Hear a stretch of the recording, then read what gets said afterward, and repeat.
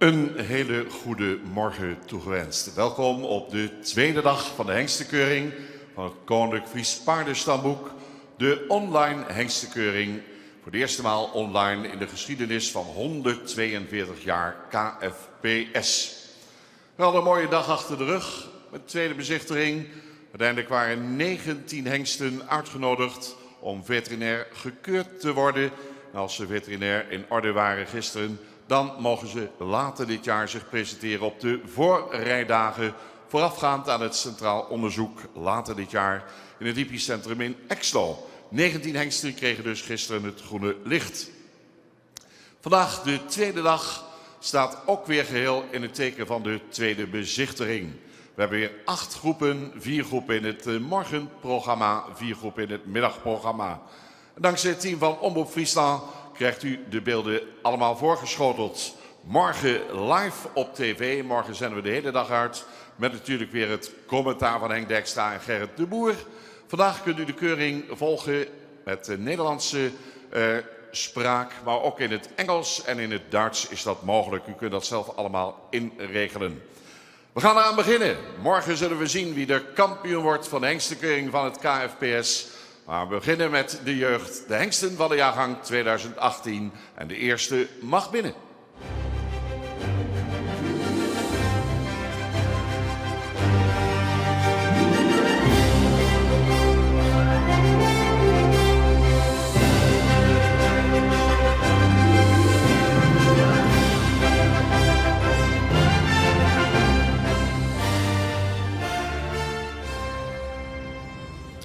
In deze presentatie aan de hand starten we vandaag met nummer 102.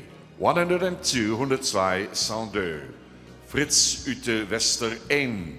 Is trouwens een hengst die een jaartje ouder is geboren op 7 mei 2017. Betreft hier een zoon van Marcus 491. Moeder is een ster sportmerrie van Vrijtse 293. Vrijtse 293 dus in de moederlijn. Gefokt bij de maatschap AFPW Kamminga in de Wester 1. En in bezit van Efton Mora Frisian Jonstorp in Zweden. Nummer 102 in de keuringsbaan.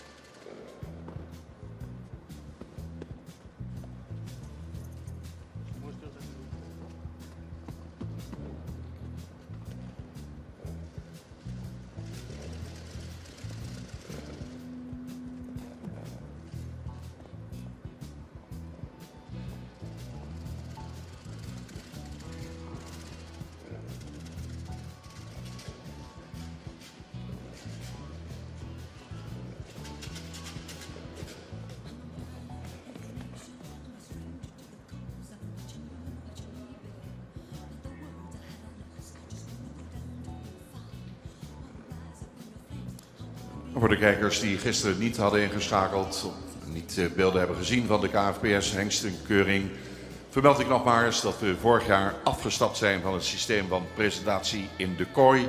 Daar werden de hengsten altijd in het los bewegen beoordeeld. Vorig jaar voor de eerste maal in deze driehoeksbaan aan de hand de presentatie. We gaan door met catalogus nummer 125. 125 wordt voorgesteld aan onze jury. Juryvoorzitter is trouwens Piet Bersma. En Piet wordt bijgestaan door Corrie Terpstra en Rijer van Woudenberg. 125 in de arena, 125, le numéro 125, Ime van Charlie Hoeve. Vader is Johannes 484, moeder een stermerrie van Sipke 450, de fokker M. Alberts in Rotstergaast en de eigenaar familie Age Okkema in Siegerswoude. In beeld ziet u de afstamming, de vakwaarde exterieur, vakwaarde beweging, verwantschapspercentage, de totaalindex en ook de stokmaat van de hengsten wordt weergegeven.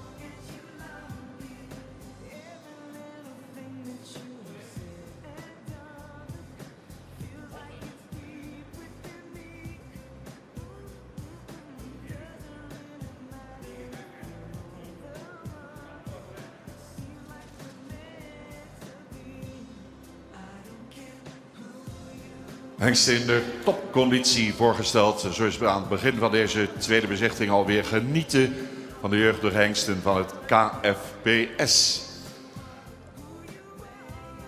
Voor hengst van 2018, en dat betreft ook de volgende hengst.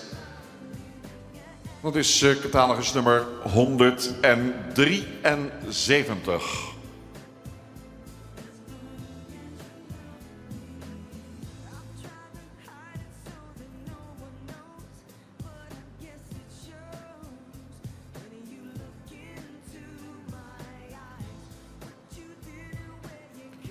Gepresenteerd wordt nummer 173, zoals gezegd. 173, 173.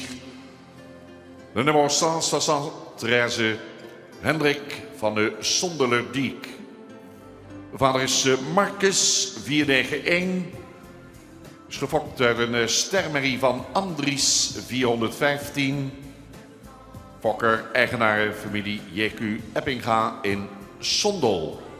Nummer 173.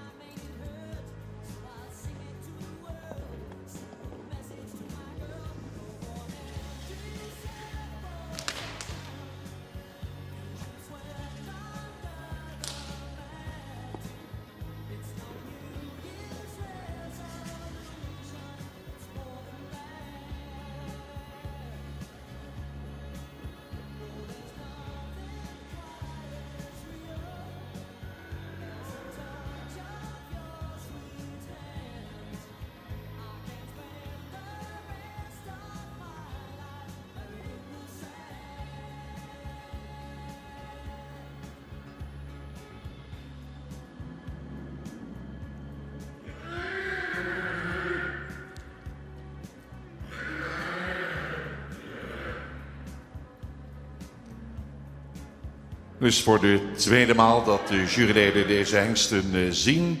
De eerste bezichtiging heeft plaatsgevonden hier in Drachten in december. Uiteindelijk waren 96 hengsten uitgenodigd om te verschijnen op de tweede bezichtiging. We gaan inmiddels naar catalogus nummer 215. Nummer 215, nummer 215, de nummer 215. Hielke G. van de Rietwij. Zijn zoon van Menne 496. Uit een sterpreferente merrie van de hengst Anton 343. Fokker en eigenaar S. van de Veen in Rottevallen.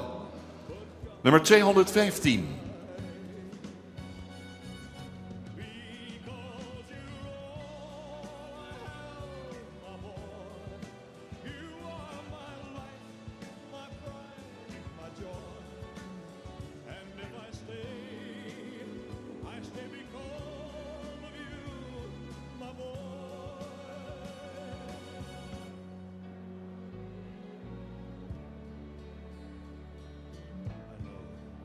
It's hard to understand, why did we ever start? We're more like strangers now, each acting out of part. I have laughed, I have cried, I've lost every game. Taken all I can take, but I'll stay here just the same.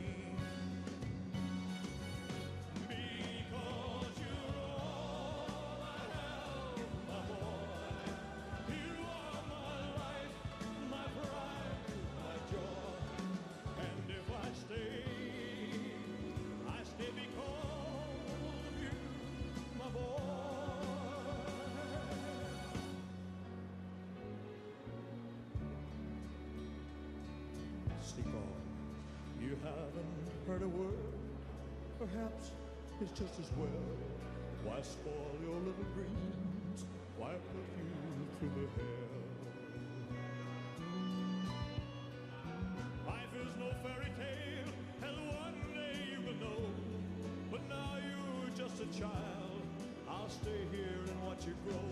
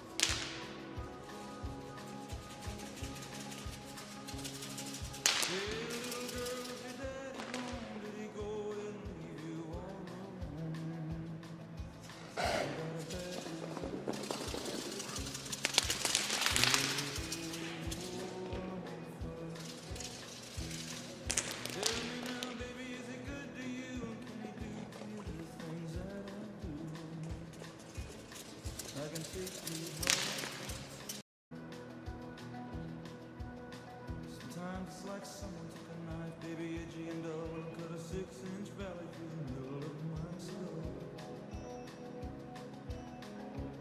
At night I wake up with the sheets soaking wet and a freight train running through the middle of my head. Only you can cool my desire.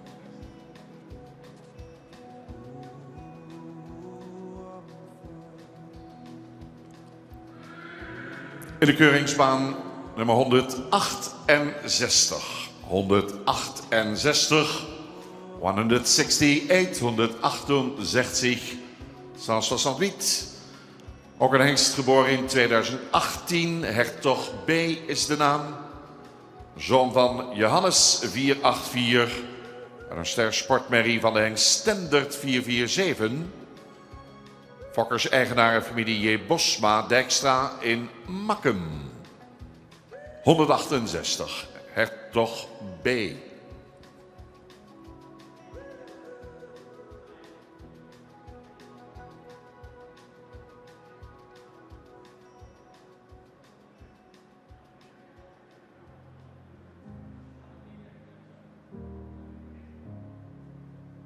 Hello, it's me. I was wondering if after all these years you'd like to go over everything. They say the time's supposed to heal ya, but I ain't done much healing. Hello, can you hear me? I'm in California dreaming about who we used to be when we were younger and free. I've forgotten how it felt before the world fell at our feet. There's such a difference between us and a million miles. Hello from the other side. I must have called 1,000 times to tell you I'm sorry for everything that I've done. You never seem to be home. Hello from the outside. At least I can say that I've tried to tell you I'm sorry for breaking your heart, but it don't matter. It clearly doesn't tear you apart anymore.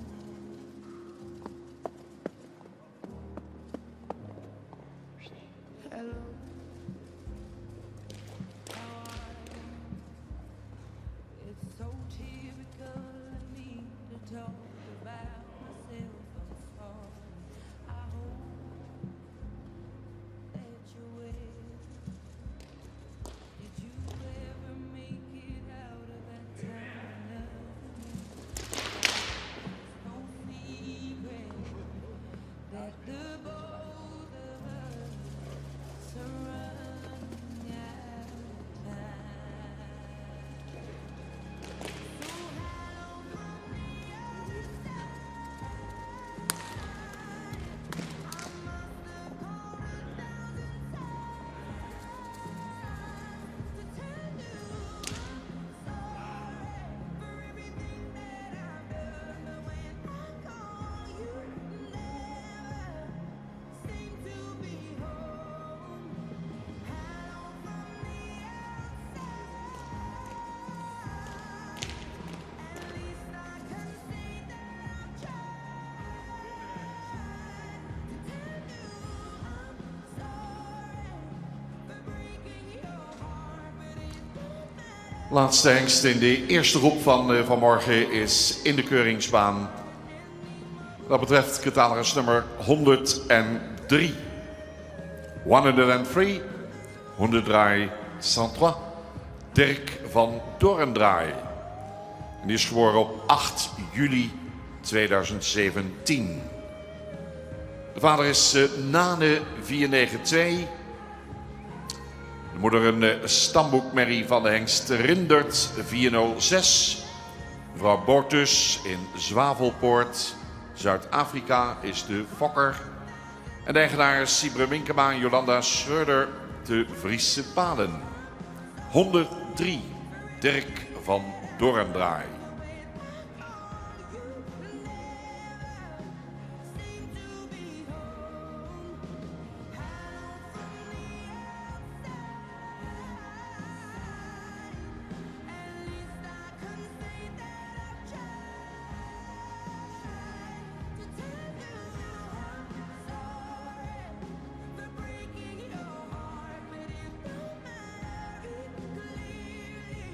Doesn't tear you apart.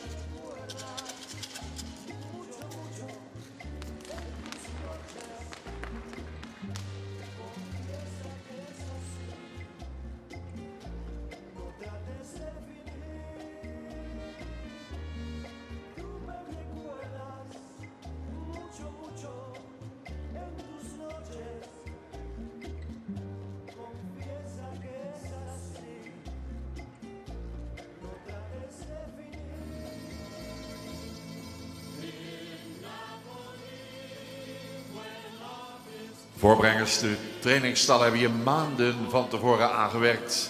De hengsten in de optimale conditie hier voor te stellen aan de jury. En dan maar afwachten of ze op het juiste moment ook de mooie dingen laten zien. De kwaliteit laten zien waarover de hengsten beschikken. Ze komen binnen. De tune van de firma Koopmans geeft altijd aan dat de binnenkomst daar is van de eerste groep hengsten.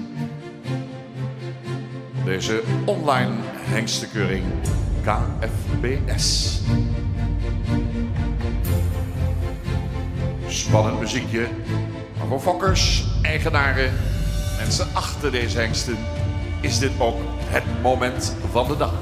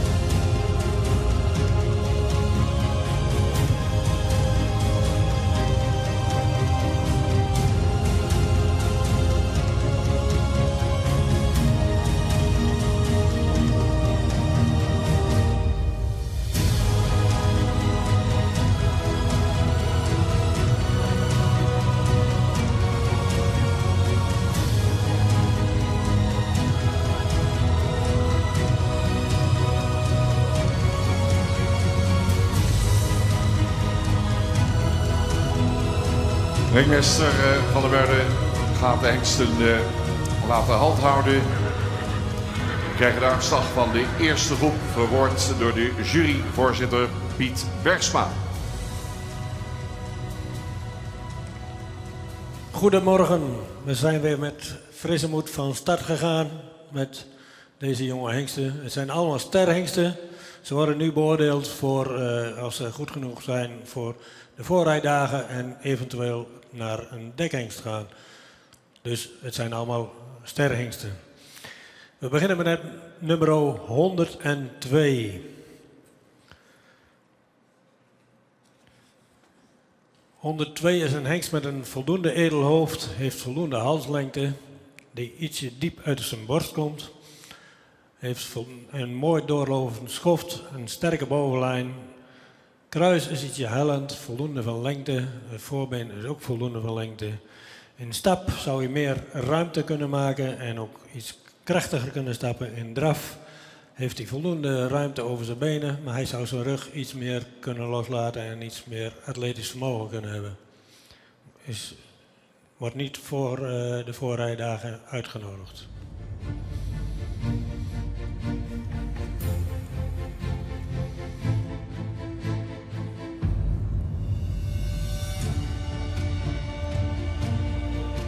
Nummer 125. Een paard wat iets edeler in zijn hoofd zou kunnen zijn. Heeft veel halslengte. Ook een schouder wat lang is. Goed doorlopend schoft.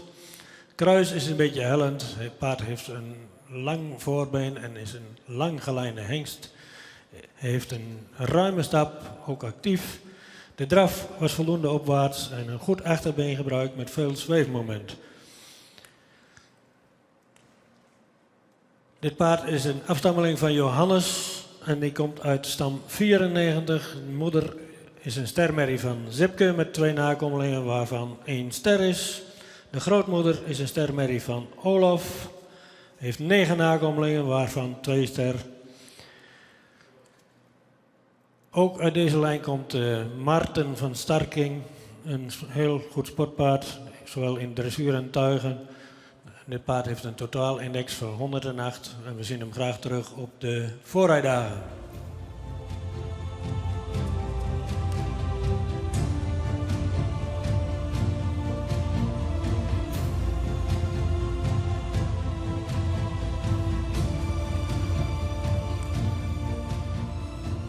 Nummer 173 is een hengst met een edelhoofd. Zou ietsje meer neklengte kunnen hebben. En ook zijn hals is voldoende van lengte, maar komt iets diep uit zijn borst. Paard heeft een goed doorlopend schoft, zou iets meer rek in zijn lijf kunnen hebben. Kruis is voldoende van lengte. Het paard is heeft een voldoende ruime stap, zou daarin iets meer kracht kunnen ontwikkelen. De draf is voldoende opwaarts, maar zou dan ook iets meer ruggebruik kunnen hebben. Paard wordt ook niet uitgenodigd voor de voorrijdagen.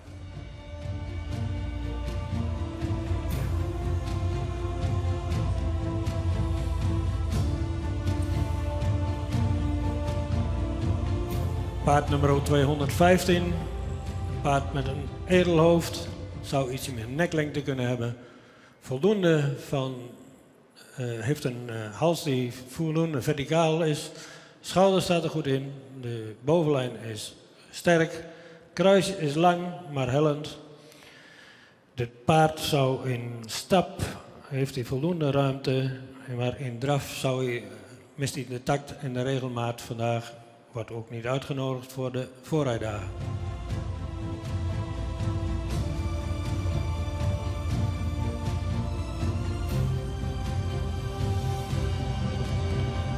Nummer 168.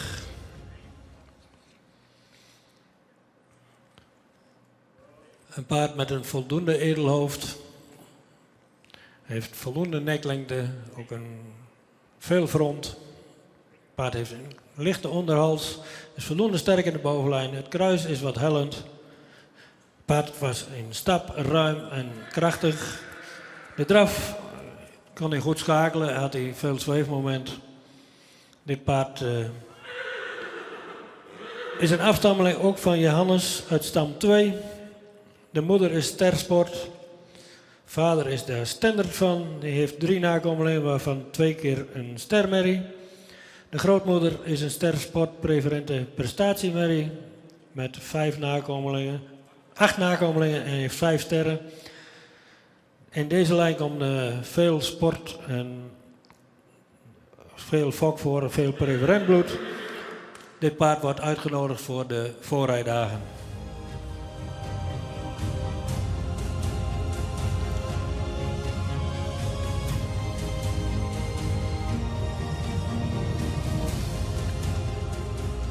Nummer 103. Een paard wat iets edeler in zijn hoofd zou kunnen zijn. Zou ook iets meer neklengte kunnen hebben.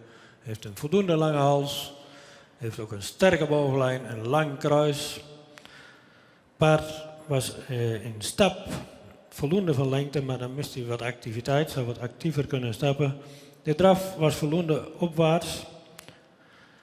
Maar zou iets meer snelheid in het achterbeen kunnen hebben. En ook iets meer ruggebruik. Paard wordt niet uitgenodigd voor de voorrijdagen. Daarmee is de uitslag van de eerste groep als volgt. Uitgenodigd voor de voorrijdagen later dit jaar. Catalogus nummer 125 en 168. Gaan we door met de tweede groep.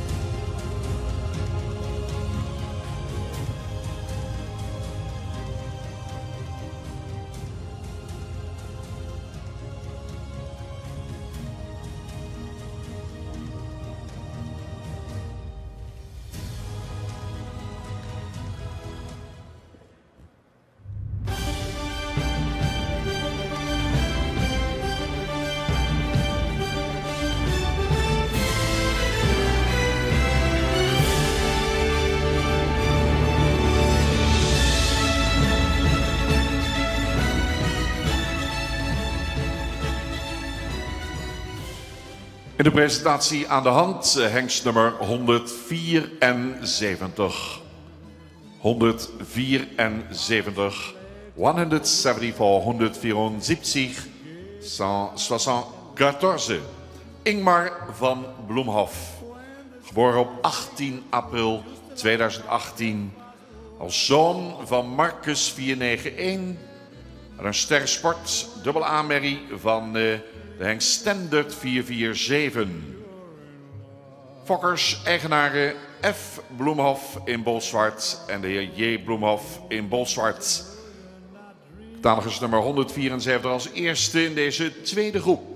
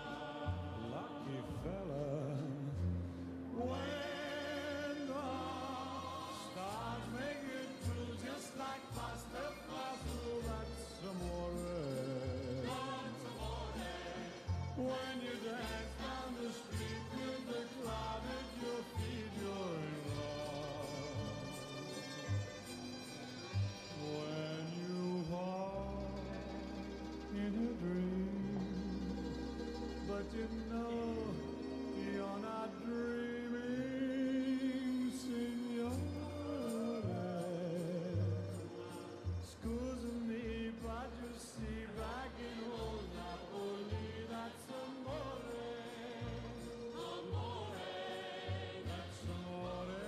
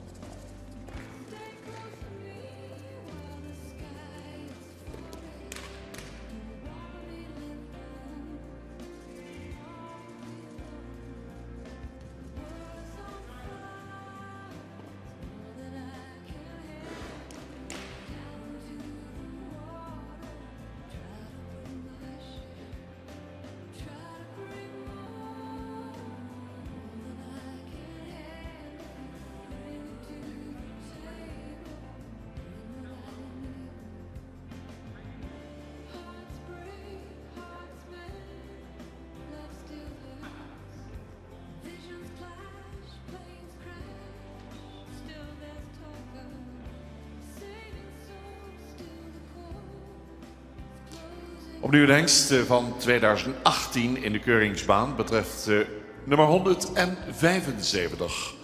175, 175, 175, Hidde van Dulve. Vader is Marcus 491, moeder Kroon Sport AA van de hengst Gjalt 426. Gefokt door mevrouw WPH van Tilborg in Wijk en Aalburg. En de eigenaar Hendrik Eppinga in Oude Mirdum. Catalogus nummer 175.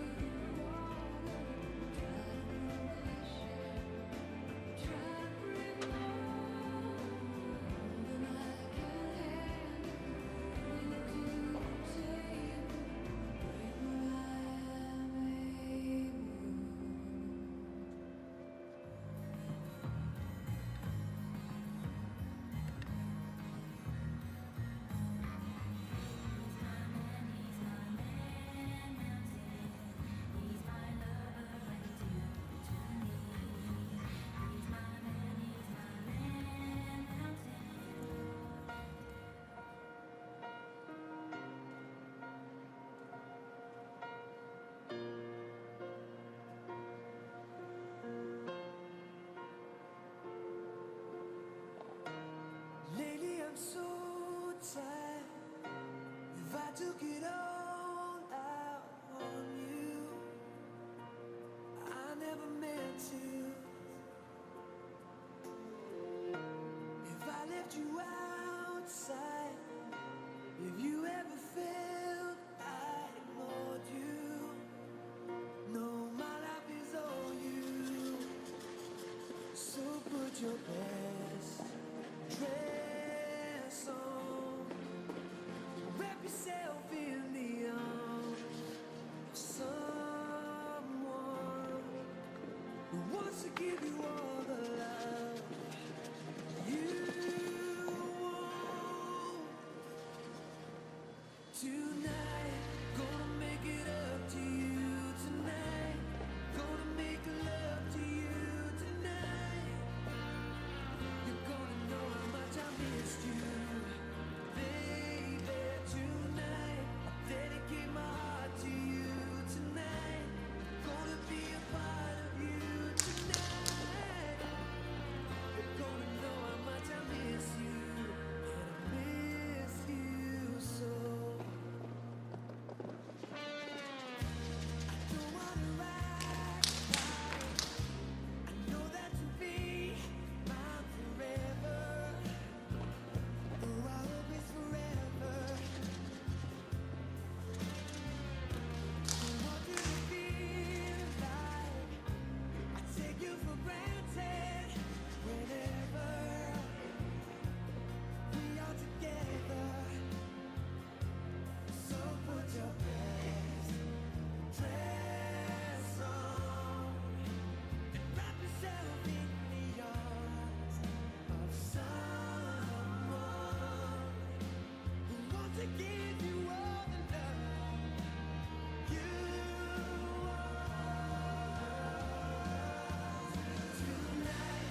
We zien de binnenkomst van hengst nummer 185. 185. Next stallion, de nummer 185. Die eerste hengst, die nummer 185. Le talon suivant, le numéro 185, Dictus HFB. Geboren op 13 mei 2017. Als zoon van Aan 416. Een sterpreferente AA-merrie van Beert 411. Fokker, eigenaar T.E. Bosma in Kollemerzwaag. Dictus HFB.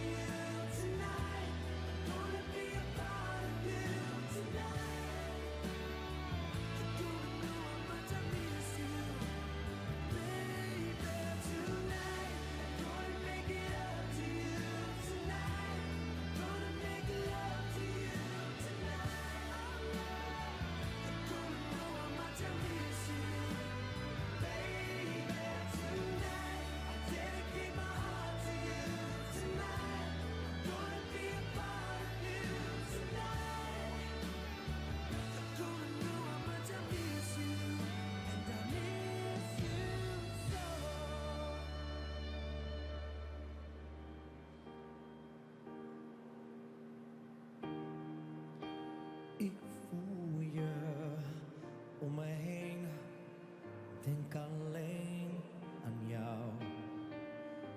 Ik hoor je stem. Ik zie je overal. Ik neem je altijd mee. Waar ik ook ben. Zo tastbaar en zo dichtbij. Hou jij je vast aan mij. Waar ik ben, daar ben jij. Je bent eigenlijk nooit ver geweest. Als een schaduw volg je mij. Door mijn huis, door mijn hoofd. Ik zou vrij zijn, maar dat ben ik niet. Het is wel over, maar nog niet voorbij.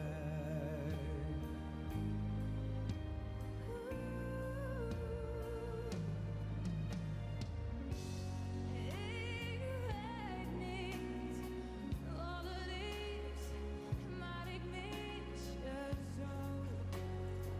Wat ik ook doe, oh yeah. Onzichtbaar, maar zo dichtbij. Hou jij je vast aan mij. Waar ik ben, daar ben jij. Je bent eigenlijk nooit weg geweest. Als een schaduw volg je mij. Door mijn huis, door mijn hoofd. Ik zou vrij zijn, maar dat ben ik niet. Het is wel over. Maar nog niet voorbij. Zijn jouw dagen zonder mij? Beter dan ons leven samen.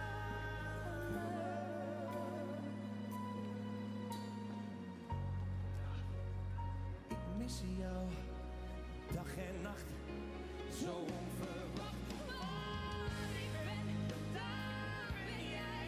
Je bent eigenlijk nooit weg geweest. Als een schaduw volg je mij. Door mijn huis, door mijn Ik hoofd. zou vrij zijn, Maar dat ben ik niet. het is wel over, maar nog niet. De entree van hengst nummer 217. 217 opgesteld voor de jury.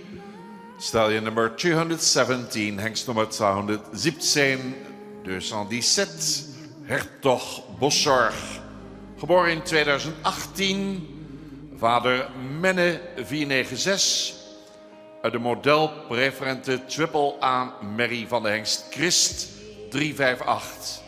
Gefokt bij Stoeterijn Boszorg BV in Sint-Antonis. In eigendom van mevrouw C. Markvoort in Langerzwaag en mevrouw W. van der Veen in Langerzwaag. 217, Hertog Boszorg. Cannot be denied.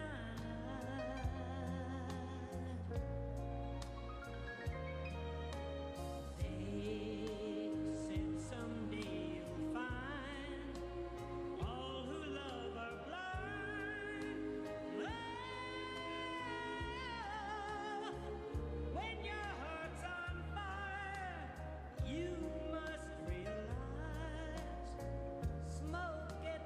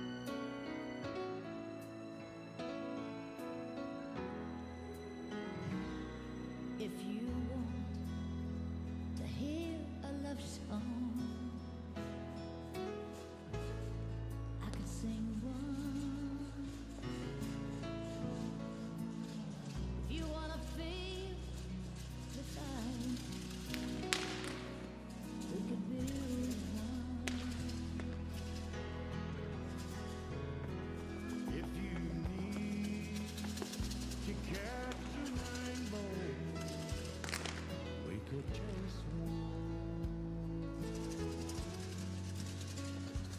If we want to be together, we could be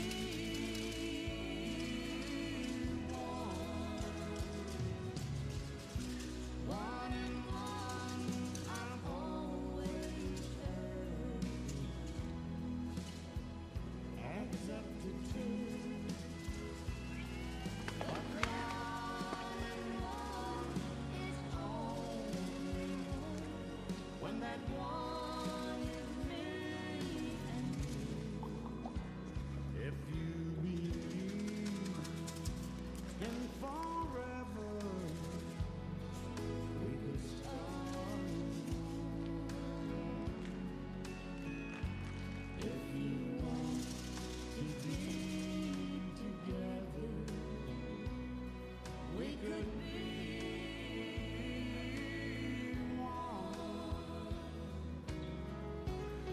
Merkt het veel rust hier bij deze presentatie aan de hand. De hengst wil graag de gangen beoordelen waarover de hengsten van nature beschikken. We gaan alweer verder. Binnenkomst van nummer 225. 225, 225, 225, Hero of Funbo. Vader is Nane 492. Komt uit een kroon sportmerrie van Uldrik 457. Gefokt door Helle Funbo in Julsminde. Ook nog altijd eigenaar tezamen met Germ Arsje Bauma Aldeborn. De nummer 225, geboren in 2018.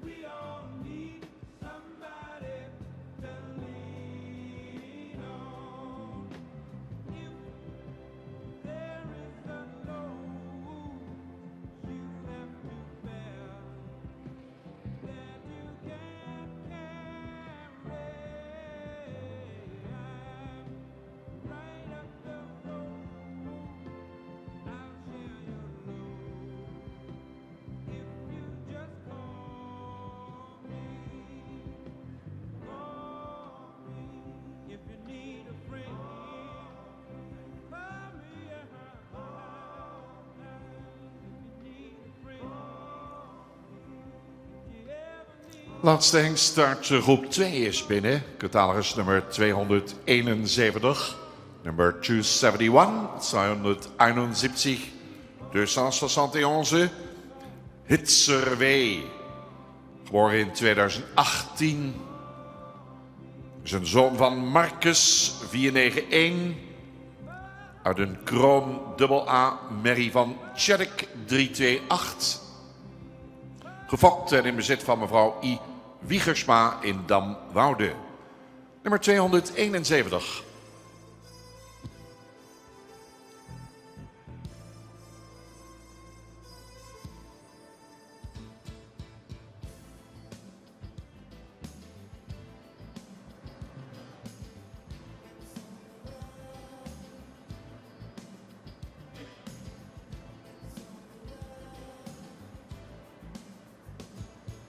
Don't be afraid to touch me, babe.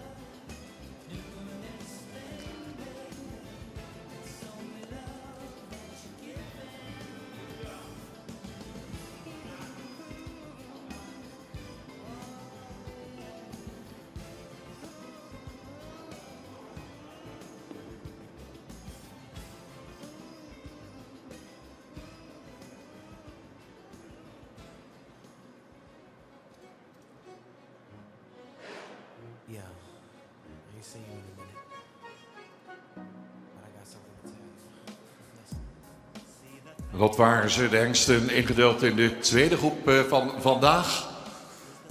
Reuze nieuwsgierig hoe de uitslag zal zijn van deze groep. De jury beraadt zich. Zodanig krijgen we het moment van de waarheid. Heel veel fokkers en eigenaren van hengsten die hier gepresenteerd worden, kijken natuurlijk via het scherm mee. Beelden gebracht door het geweldige team van Omroep Friesland. We gaan ze binnenhalen. Ik hoor de tune alweer. Groep 2, kom binnen.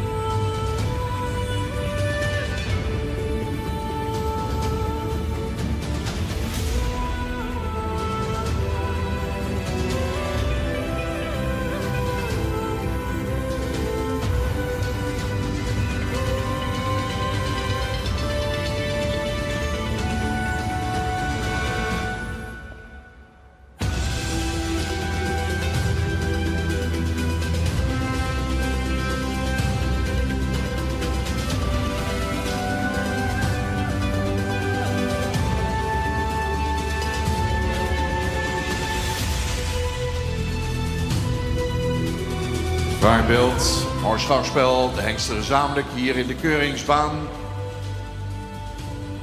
Waar de details meetellen. Waar de jury nog een bepaald aantal hengsten de stap nog een keer wil zien. Ze kijken daar nog even naar.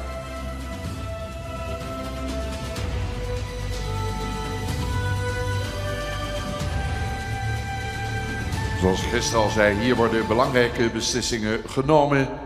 We werken hier aan de toekomst van de fokkerij binnen het KFPS. De hengsten moeten echt over extra kwaliteit beschikken om een ronde verder te gaan richting de voorrijdagen.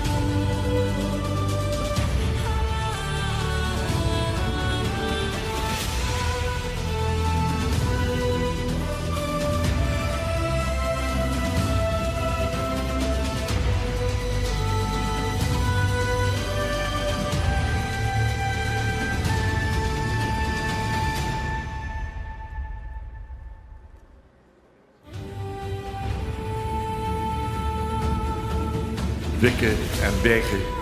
Is de stap goed genoeg? Kan het net niet? Je ziet de jury nog één keer aandachtig kijken. Houd de spanning erin.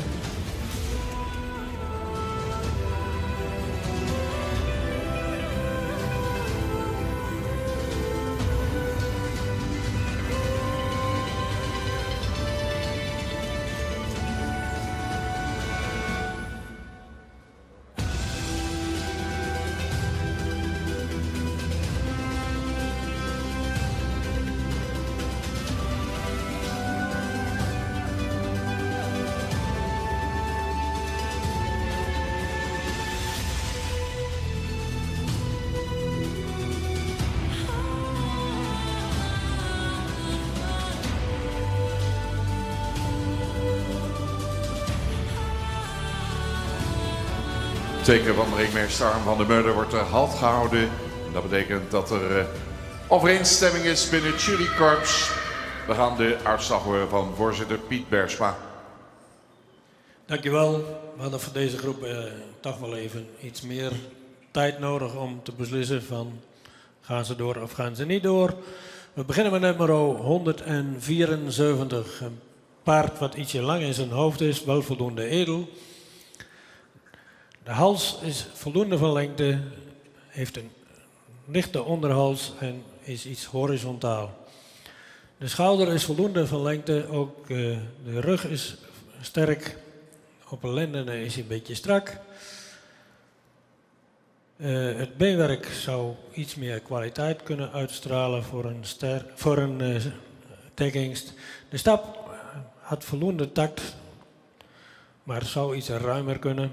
En de draf was opwaarts, had een goed voorbeen gebruikt, maar miste daarbij het ruggebruik. Wordt niet uitgenodigd.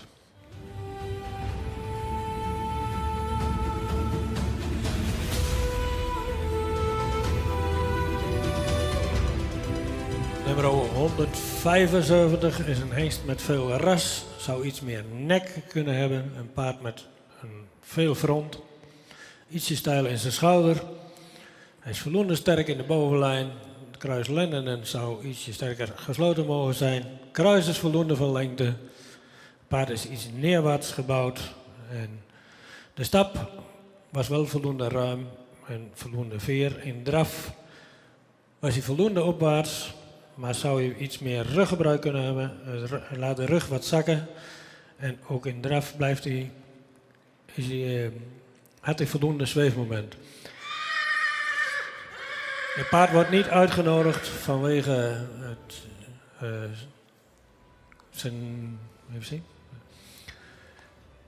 vanwege zijn draf, omdat hij dan te weinig ruggebruik heeft.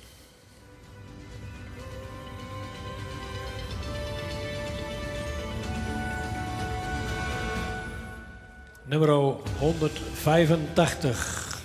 Paard zou iets heel edeler in zijn hoofd kunnen zijn. Heeft iets zwaar in zijn hals. Zou iets meer halslengte kunnen hebben. De schouder is ietsje stijl. De rug zou wat sterker mogen zijn. Vooral kruis-lenden aansluiting. Het kruis is een beetje hellend. De stap was voldoende ruim en ook voldoende krachtig. In draf blijft het paard iets neerwaarts en zou je ook iets meer zweefmoment kunnen hebben.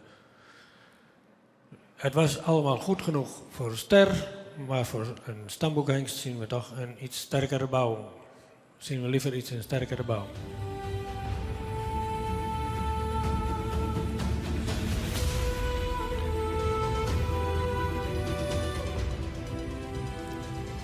Nummer 217 is een hengst met veel model en preferent prestatiebloed in zijn lijnen. Een hengst met een voldoende edelhoofd, heeft een verticale hals waarbij een lichte onderhals. De schouder is ietsje stijl, de rug is voldoende sterk en zou iets meer kruislengte kunnen hebben. In stap was hij voldoende ruim en krachtig. In draf zou hij iets meer onder moeten treden met het achterbeen, ook iets meer lossigheid in zijn lichaam kunnen hebben. En zijn manenkam begint een lichte C-lijn te vertonen. Vandaar dat de hengst niet wordt uitgenodigd voor de tweede bezichtiging. Voor de voorrijdagen, sorry.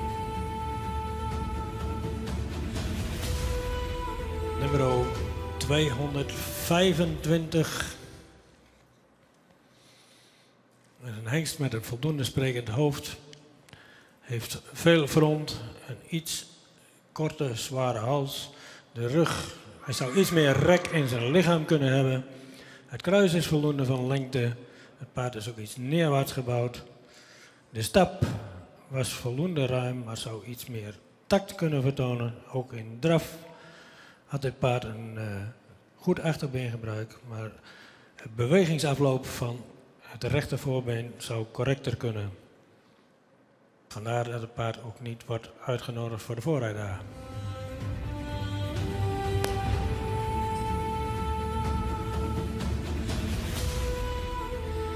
Nummer 271. Een paard met een edel hoofd, veel ras, ook een verticale hals, een goede schouderligging, ook een sterke bovenlijn, misschien ietsje strak op een lendenen. Het kruis is voldoende van lengte, heeft een lang voorbeen. De stap zou ruimer kunnen zijn, ook meer kracht kunnen hebben. In draf is het paard op de voorhand en dan zou hij een dragender achterbeen kunnen hebben. Mist ook daar het zweefmoment in en het ruggebruik. Dit paard wordt ook niet uitgenodigd voor de voorrijdagen. En daarmee is de uitslag bekend en kunnen we geen hengsten toevoegen aan de 21 hengsten die we al hebben, die uitgenodigd zijn voor de voorrijdagen. De lat ligt hoog. Ster zijn ze allemaal. Predicaat ster hebben ze al gekregen in december tijdens de eerste bezichtiging. Maar Piet Bergsma zei het al, ze moeten extra kwaliteit hebben om door te dringen tot het hengstenbestand van het KFPS. Kijk eens even naar de tijd. Het is tijd dat we beginnen aan de derde groep hengsten. De baan wordt nog even keurig netjes in orde gemaakt. En dan krijgen we zo dadelijk de binnenkomst van de eerste hengst in groep 3. Het blijft uitermate spannend. Het blijft uitermate boeiend. Hengsten laten zich goed zien. Maar de selectie, dames en heren, die is niet mis. Heel veel aspecten die een rol spelen bij de verdere verwijzing naar de voorrijdagen voor de jeugd. De jeugd van 2018, die hier aan ons wordt voorgesteld. We gaan weer verder. Groep 3, eerste kan binnen zo dadelijk.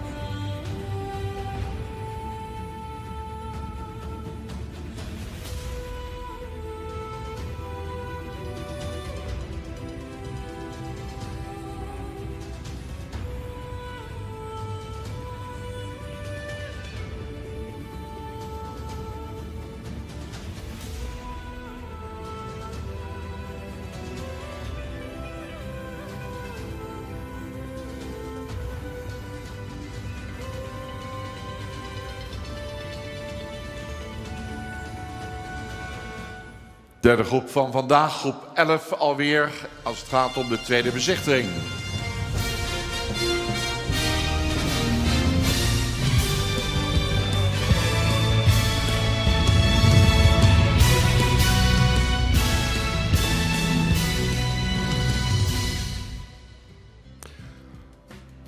Dan treed in de keuringsbaan van de hengst nummer 181.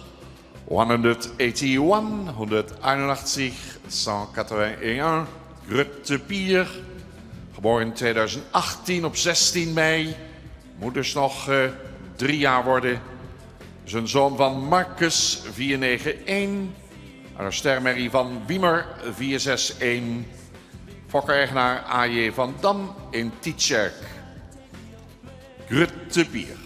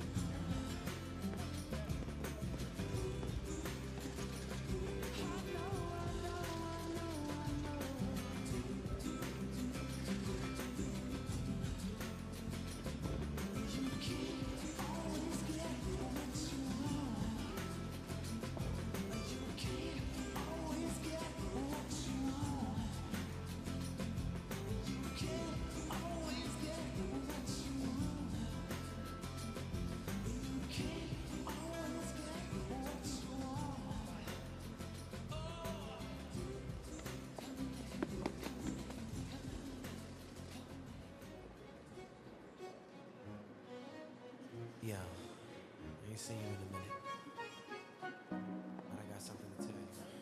Listen. See the thing about you that caught my eye is the same thing that makes me change my mind. Kinda hard to explain, but girl, I'll try. You need to sit down, this may take a while. See this girl, she sorta looks just like you. She even smiles just the way you do. So innocent she seemed, but I was fooled. I'm reminded when In de volgende presentatie gaan we kijken naar hengst nummer 231. 231.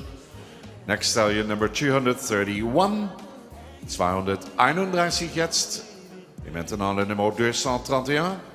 Imte RS van Top en Trail. Is geboren in 2018. Vader Marcus 491. Moeder is een preferente Mary van Brandes 345. Gefokt door Erschra en A. Winia in Oppenhuizen. In bezit van Vriesenstal Manel Sint-Johannesga. De nummer 231.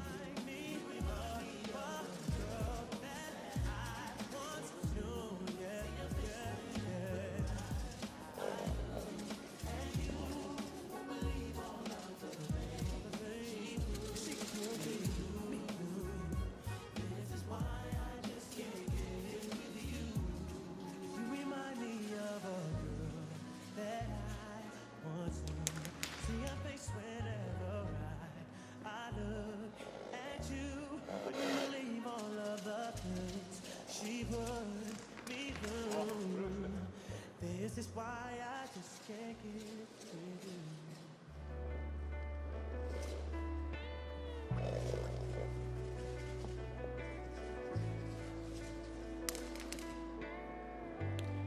I've got a right to be wrong.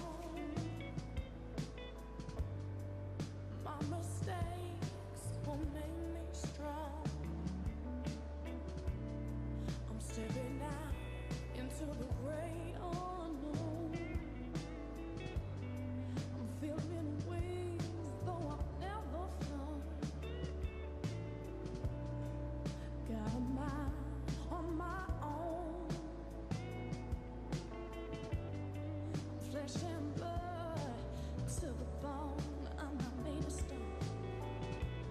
Binnenkomst van hengst nummer 236.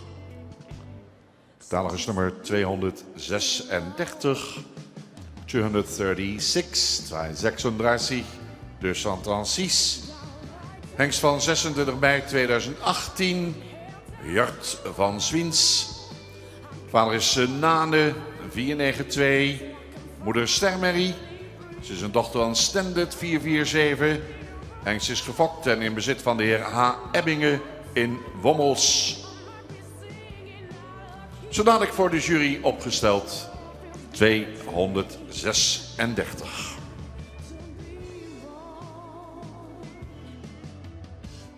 So just leave me alone.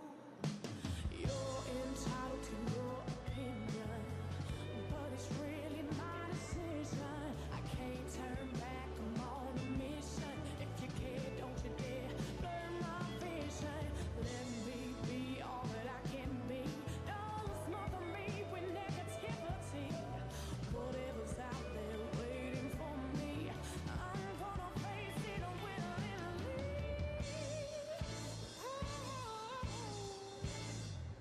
Got a right to be wrong.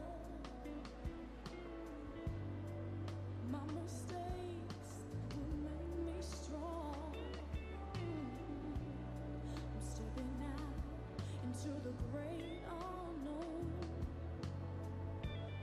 I'm feeling wings, though I've never flown. I got a mind on my own. I'm flesh and blood to the bone. See, I'm not made of stone. Got a right to be wrong. So just leave me alone.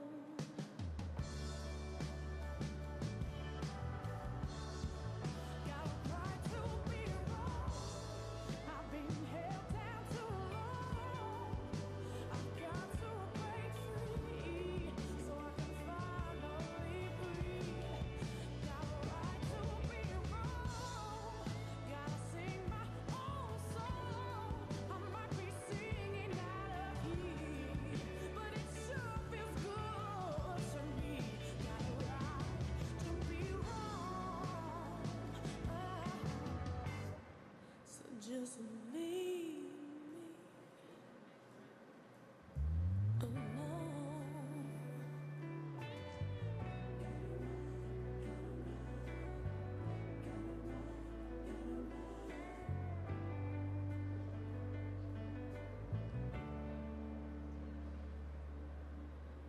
Is there anybody going to listen to my story?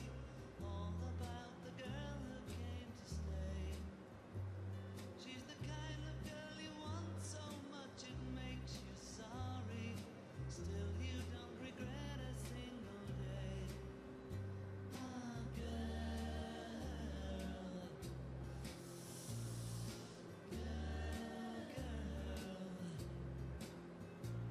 when I think of all the times I've tried so hard to leave her, she will turn to me and start to cry. And she promises the earth to me and I believe her. After all this time I don't know why. Ah,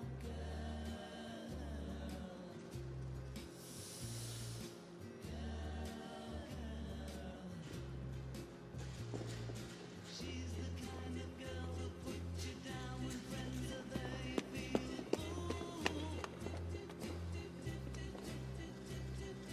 When you say she's looking good, she acts as if it's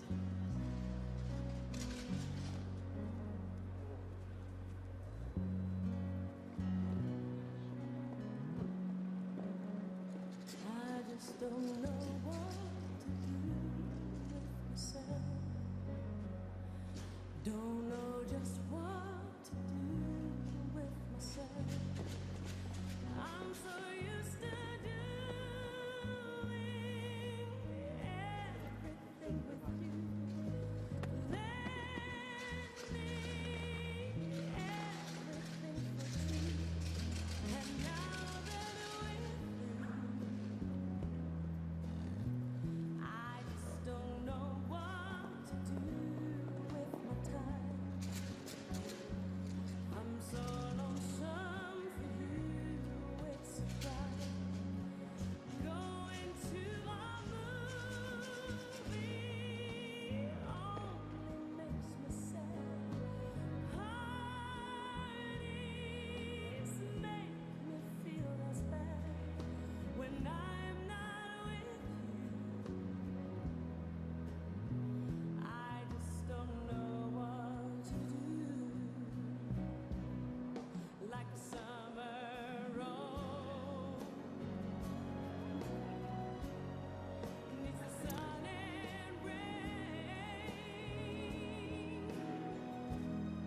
Vandaag ook weer veel kijkers, veel belangstelling. Het was gisteren ook het geval op de eerste dag van de KNFPS Hengstenkeuring 2021. Online hengstenkeuring. Waar we inmiddels gaan kijken naar catalogus nummer 275. Nummer 275, nummer 275, de nummer 275, Hidde F. Vader is Rommert 498. Moeder Ster A-Merrie van Torben 466. Hengst werd gefokt door W. Fopma, Noordburgum. En is in bezit van de maatschap AFPW Kamminga uit de Wester 1. De nummer 275. En is de presentatie aan de hand. I just don't know what to do.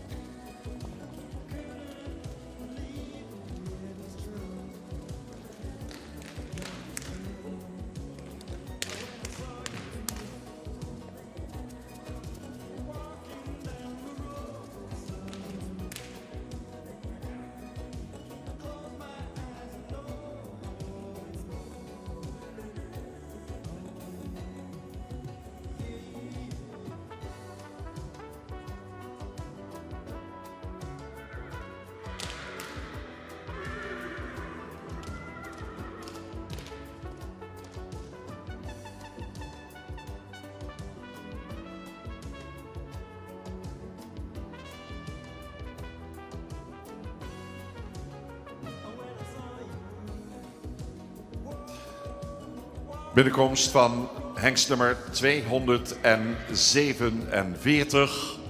Kijk nog altijd naar de hengsten van de jaargang 2018. 247, 247, 247, 247, Gerben W. Vader is de hengst Vonger 478. Fokt werd een sterpreferente merrie van Fabe 348.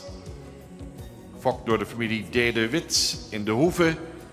En de eigenaar J. Mulder uit Emmen, Gerben W.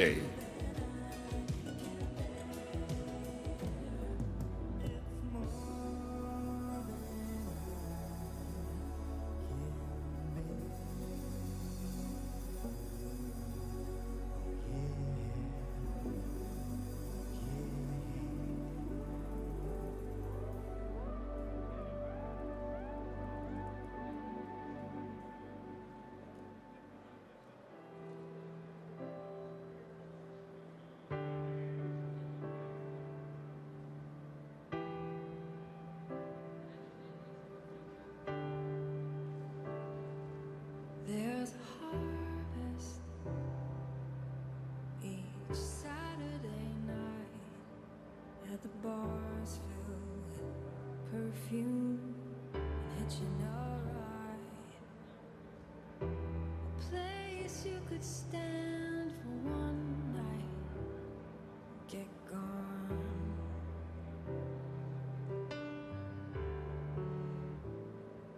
And it's clear this conversation ain't doing a thing, 'cause these boys only listen to me when I sing,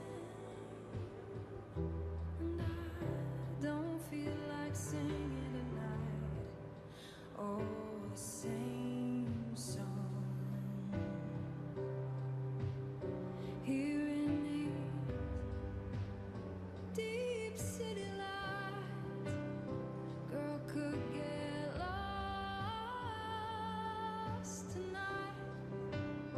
I'm finding every reason to be gone. There's nothing here to hold on to. Could I hold you?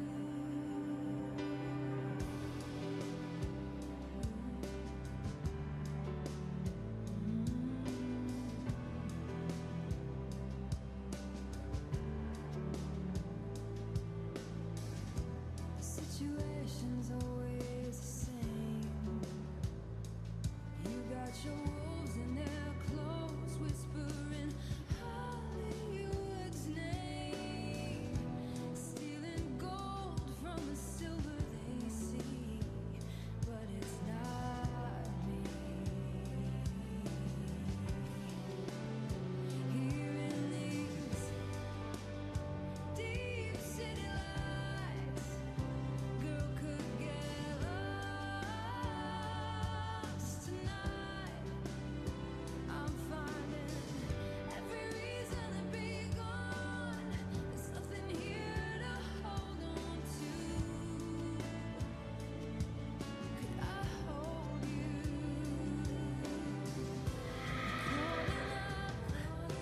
Somebody save me, I feel like I'm fading away. Am I gone? Calling out, somebody save me, I feel like I'm fading.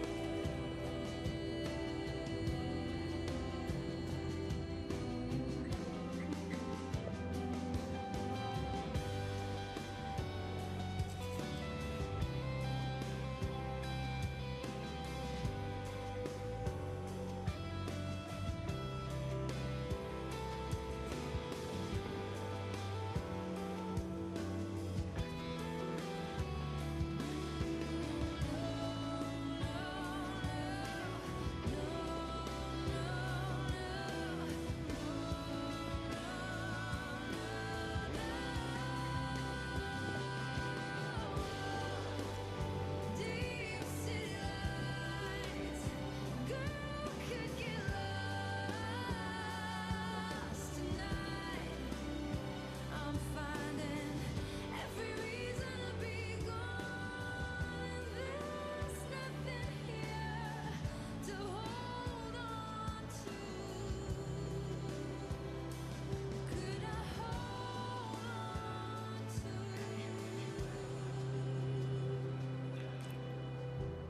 In beeld gebracht is de laatste hengst in groep 11, catalogus nummer 277. Number 277, Nummer 277, le numéro 277, Gurben B. Geboren op 28 maart 2018 als zoon van Rommert 498 en een stermerrie van Onne 376. Fokker en eigenaar A. Brandsma in Witmarsum. De laatste nu in deze groep. In other words, hold my hand. In other words, baby, kiss me. Fill my heart with song and let me sing forevermore. You are all I long for, all I worship and adore. In other words, please be true. In other words, I love you.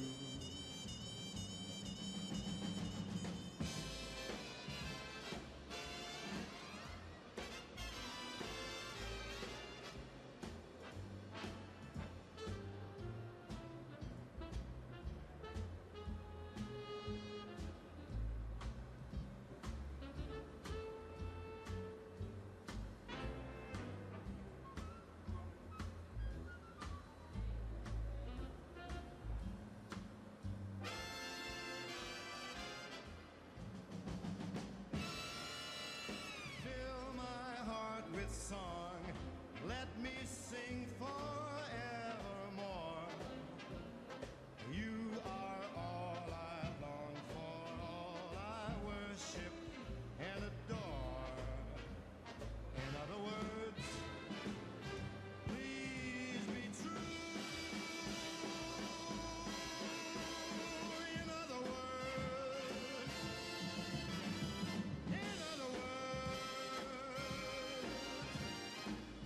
I love.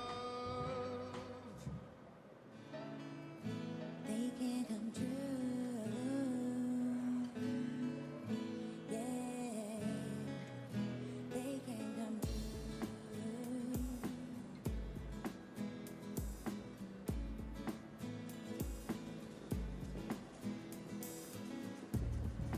Feel a step closer.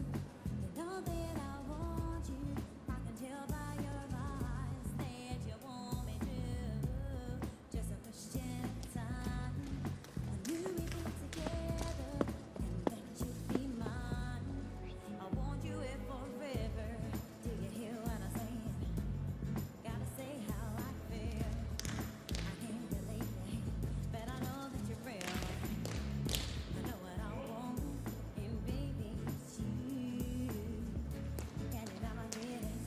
Because they are true, yeah. Dreams can come true. Look at me, babe, I'm with you. You know you got to have hope. You know you got to be strong. Dreams can come true. Look at me, babe, I'm with you. You know you got to have hope. You know you got to be strong. I see you sometimes on your own and you cry. I knew I had to have you. My heart's in the meantime. Now you're by my side, and I feel so good. I'm nothing to hide, don't feel that I ever could. Do you hear what I'm saying? Mooi. Dat waren ze alweer. De Hengst ingedeeld in groep 11. Het loopt mooi op tijd vandaag ook weer. En zo dadelijk met muziek de binnenkomst van de hele groep. Mooi die collectie nog eens een keer bij elkaar te zien. De verschillen nog eens een keer van de Hengst te bekijken. Sommige details worden door de jury nog bekeken als ze in de groep binnen zijn. Dan zal de jury toch weer tot een eindoordeel moeten komen. Het is slechts een stapje verder in uiteindelijke eventuele goedkeuring. Alleen de allerbeste hengsten worden ingeschreven als stamboekhengst bij het KFPS. Ze komen binnen.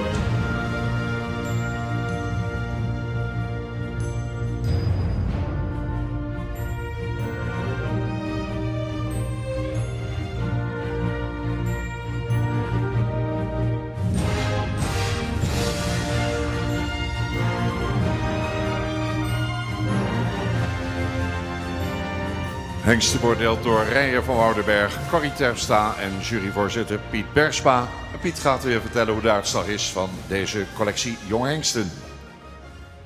Dankjewel. We beginnen met nummer 181. Een hengst met een edelhoofd.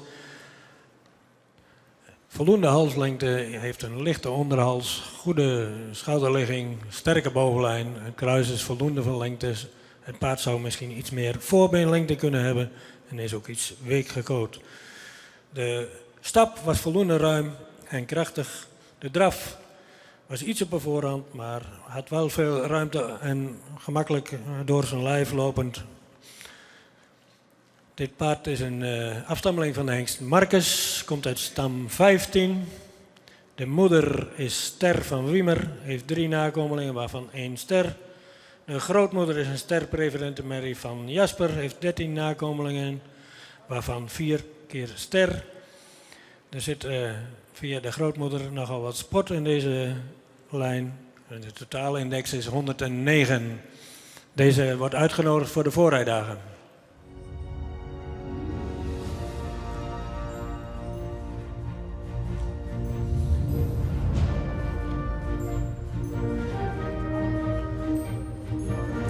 Nummer 231. Een hengst met een voldoende edel hoofd. Zou iets meer neklengte kunnen hebben. De hals komt ietsje diep uit zijn borst. Wel voldoende van lengte. Schoft loopt mooi door in de rug. Hij is ietsje strak op de lendenpartij. Kruis is voldoende van lengte. Heeft een goede ligging. Het paard is iets week gekoot. De voorbeenstand zou ook iets correcter mogen zijn. De stap is voldoende ruim en heeft af en toe wat moeite met tact. In draf heeft het paard voldoende souplesse, maar zou meer tot dragen kunnen komen. Wordt niet uitgenodigd voor de voorrijdagen vanwege de correctheid van voorbeen en de draf zou meer moeten dragen. Nummer 236. Het paard heeft een iets lang hoofd, wel voldoende edel, heeft een voldoende neklengte. Een hals zou ietsje langer mogen zijn, heeft ook een lichte onderhals. Het paard is voldoende sterk in de bovenlijn, zou iets meer kruislengte kunnen hebben. Het paard heeft een iets kort hol voorbeen en is voor iets week gekoot en achter staat hij iets stijl gekoot. De stap is actief, maar zou wat meer ruimte kunnen hebben. De draf is was voldoende opwaarts, kwam goed te dragen, maar zou iets meer snelheid, of had iets hoger ritme. Het paard komt niet in aanmerking voor de voorrijdagen vanwege het weekgekoten en het stijlgekoten.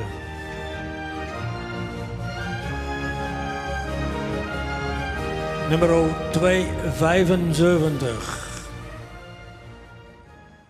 Een hengst met een voldoende edel hoofd, een lange hals, goede schouderligging, een rug is iets gezonken, goede aansluiting kruislendenen, kruis is voldoende van lengte.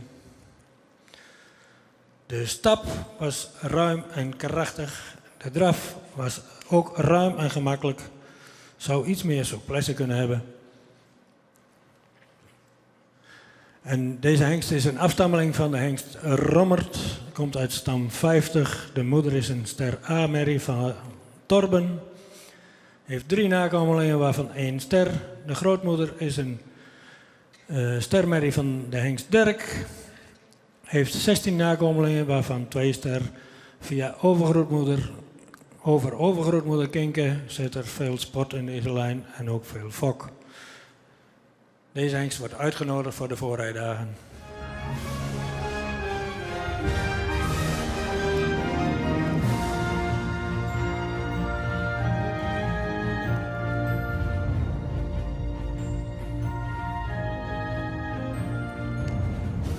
Nummer 247. Een paard met een voldoende edel hoofd.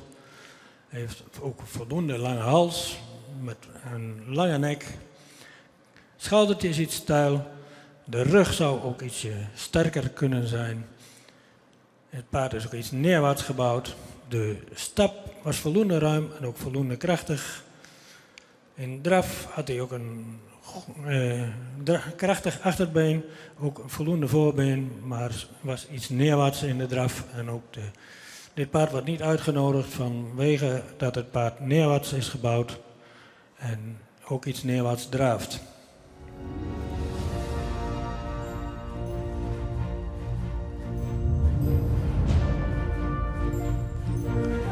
Ten slotte van deze groep nummer 277.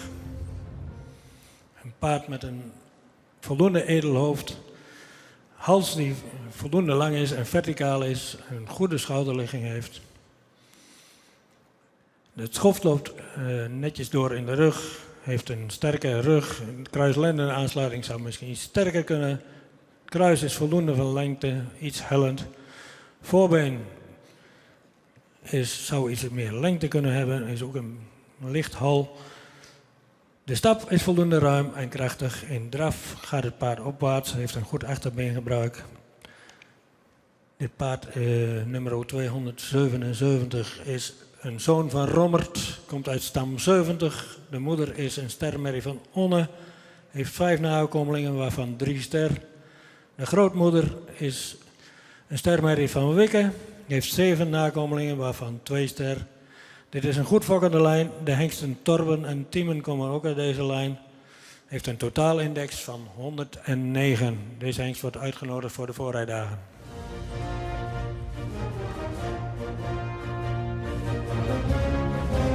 Proficiat Fokkers, eigenaren achter de 3 hengsten die doorverwezen zijn naar de voorrijdagen. We halen de nummers nog een keer. 181, 275 en 277. Proficiat. En daarmee zitten we nu op een totaal van 24 hengsten geselecteerd voor de voorrijdagen. Hengsten moeten vandaag nog wel veterinair gekeurd worden. We gaan naar de laatste groep van het morgenprogramma. En de eerste is alweer paraat bij de ingang van de ring. We beginnen met nummer 182.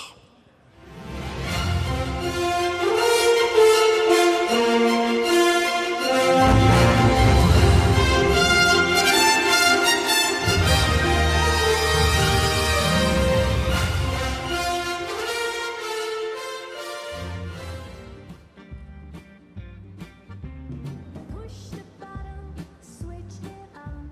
You lost the frequency and now I'm gone. What's your favorite? Ook in dit blok beginnen we met de hengst van de jaargang 2018. Totaalig nummer 182, 182, 182, 182. Haaien van Redlum. Vader Marcus 491. Moeder is een sterpreferente merrie van Volkert 353. De fokker en eigenaar J. Mulder uit Emmen. In your car, supermarket in the bar. Turn, turn, turn, turn me on. Turn, turn, turn, turn me on. I can whistle, I can sing for you. I can listen, listen to. Every night until the morning dawn. You just have to turn, turn me on.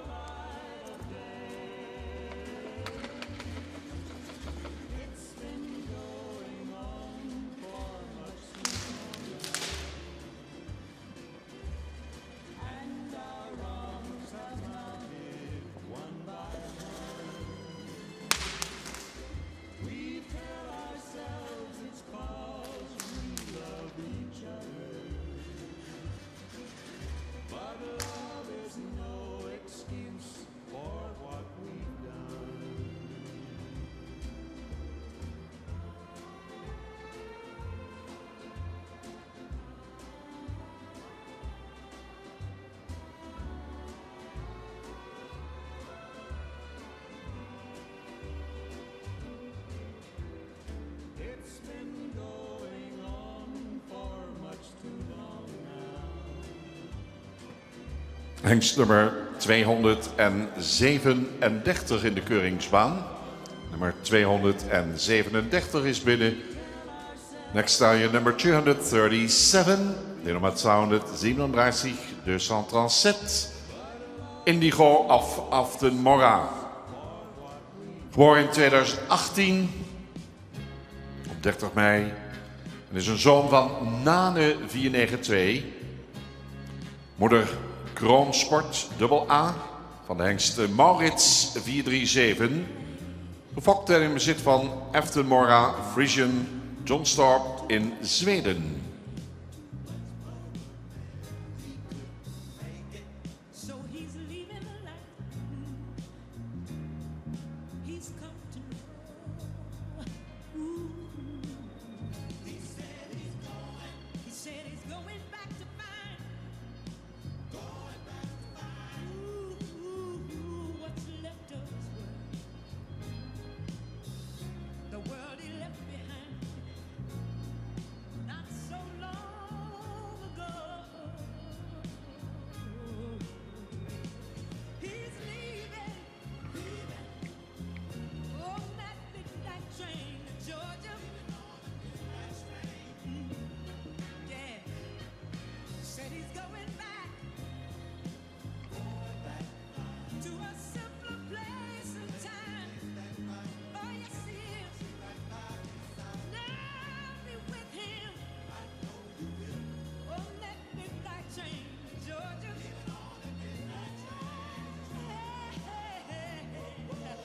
I'd rather live in his world than live without him in mine.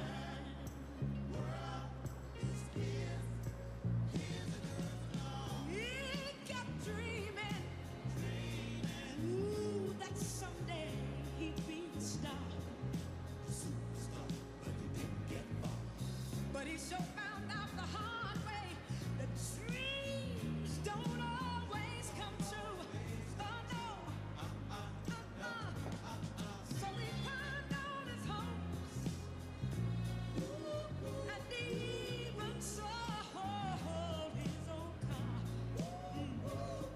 Bought a one-way ticket back to the life he once knew. Oh yes he did. He said he would. I know he's leaving on that midnight train to Georgia. Yeah, said he's going back to find a simpler place and time. Oh, yeah, not gonna be with him on that midnight train to Georgia. I'd rather live in his world than live without him in mine. He's leaving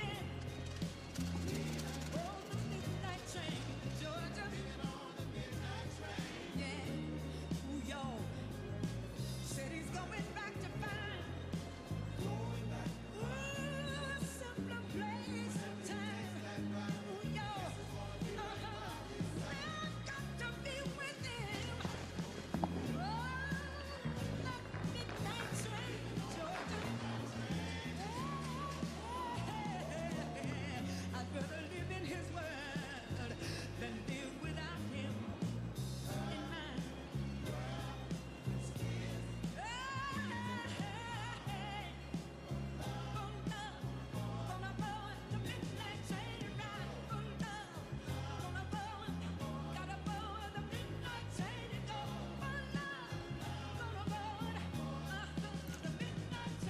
Jeugdige hengsten in de baan, maar ook jeugdige voorbrengers, monsterknechten. U weet het, wie de jeugd heeft, heeft de toekomst. Dat was het begin alweer van deze 12e groep. Laten we doorgaan met nummer 270. Derde hengst in deze groep 12, nummer 270. De nummer 270, 270, 270. Gijs van de Kadiek. Zoon van Marcus 491. Moeder sterpreferent van Jasper 366. Fokkereigenaar H. de Boer in Sint-Johannesga. Hengst geboren op 1 mei 2018, nummer 270. Hey, brother, what's going on? It's all right. He's got his woman over there. But my eyes at home. What time is it? Damn, it's 12:45. I think I'm gonna walk up here and see what's going on in this discotheque. There's always something going on in there. What becomes of a broken heart?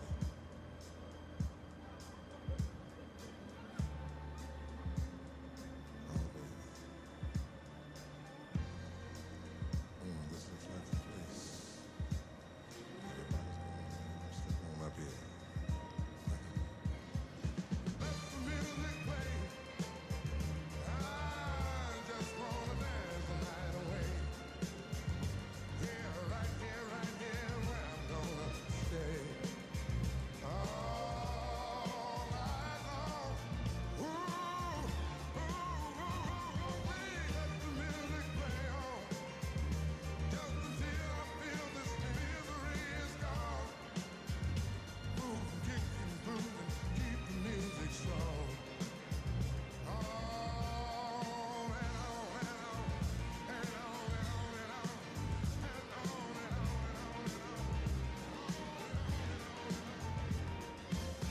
I'm out here dancing and still I can't erase the things I feel. The tender love we used to share seems like it's no longer there. I've got to hide what's killing me inside. Let the music play. I just want to dance the night away. Yeah, right here is where I'm gonna stay. All night long. Let the music play on. Just until I feel this misery is gone. Move and kick and groove. Keep the music strong. Let it play on and on. Let it play on and on and on and on and on. Think I'm gonna be alright if I can make it through the night. Oh Lord, I'll just believe she's here with me. I close my eyes, her face I'll see. I know it's make believe, but it's the only hope for me. Let the music play. I just wanna dance the night away. Right here where I'm gonna stay.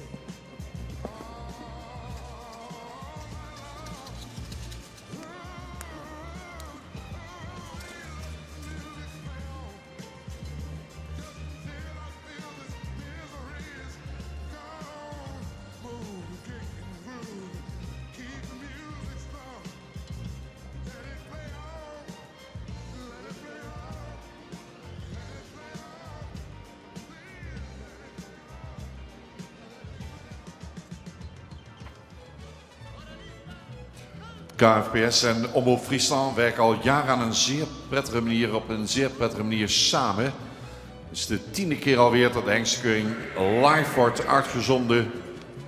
En we kunnen wel stellen dat het evenement mede door Omroep Friesland is uitgegroeid tot wat het nu is. Maar niet alleen de Hengstekeuring, ook producties als de Frisian Proms, de Stormruiter en documentaires als Het Zwarte Goud worden geregistreerd en uitgezonden door Omroep Friesland. Morgen dus ook live beelden. En zaterdagavond, maar ook zondag kunt u op Omroep Friesland televisie en internet nog eens nagenieten van deze speciale online editie. Voor de jury aanwezig, hengst nummer 287, 287, 287, Hidde AR.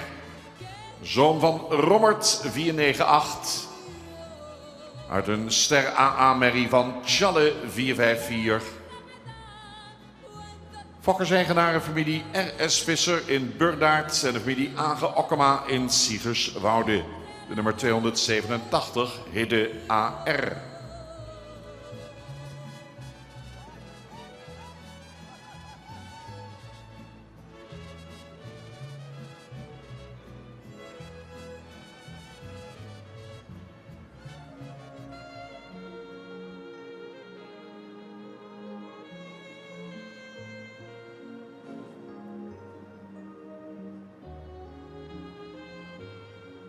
If I had to live my life without you near me, the days would all be empty. The nights would seem so long. With you I see forever oh so clearly. I might have been in love before, but I never felt this strong. Our dreams are young and we both know they'll take us where we want to go. Hold me now, touch me now. I don't want to live without you. Nothing's gonna change my love for you. You wanna know by now how much I love you. One thing you can be sure of, I'll never ask for more than your love. Nothing's gonna change my love for you. You wanna know by now how much I love you. You wanna change my whole life, but nothing's gonna change my love for you. If the road ahead is not so easy, our love will need a way for us. Like the guiding star, I'll be there for you if you should need me. You don't have to change a thing. I love you just the way you are. So come with me and share the view. I'll help you see forever too. Hold me now, touch me now. I don't want to live without you. Nothing's gonna change my love for you. You wanna know how much I love you. One thing you can be sure of, I'll never ask for more than your love. Nothing's gonna change my love for you. You wanna know how much I love you. You wanna take my whole life, but nothing's gonna change my love for you. Change my love for you. You wanna know how much I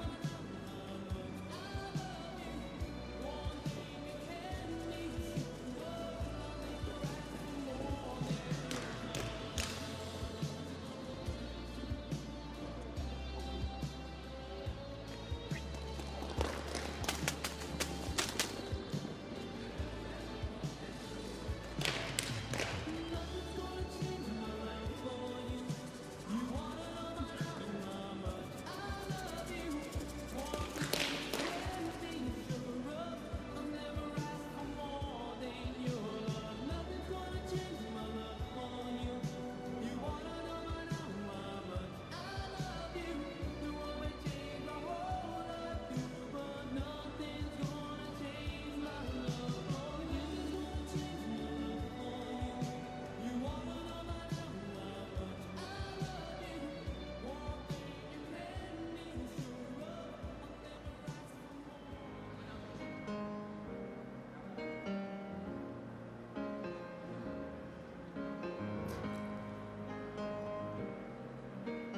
Nummer 281 maakt zijn opwachting in de keuringsbaan. Nummer 281 nu. Nummer 281.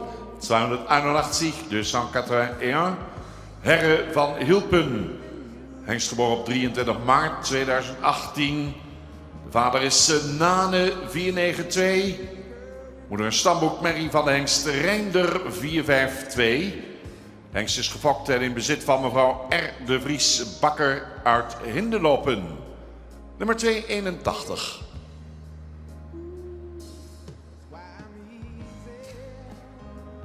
Prachtig beeld. Cameramensen doen super hun best. Het hele team van Omroep Friesland brengt de mooiste beelden. En naast het hoofd van dit paard ziet u dan ook de afstamming nog eens een keer in beeld gebracht. De vakwaarde, exterieurbeweging, verwantschapspercentage, totaalindex en de stokmaat. Het is dan maar een keer gezegd.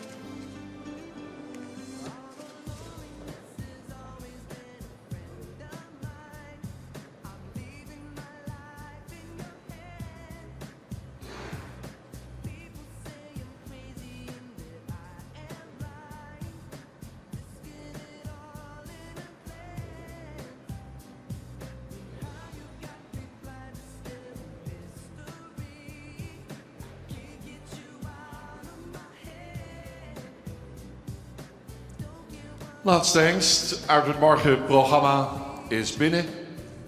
Treft getalgers nummer 288, nummer 288, nummer 288, le numéro 288. Hielke van Starking, hengst van 19 mei 2018. John van Rommert, 498. Een stermerrie van Sape 381. Fokkers, eigenaren Starking BV in Spannen. De laatste nu.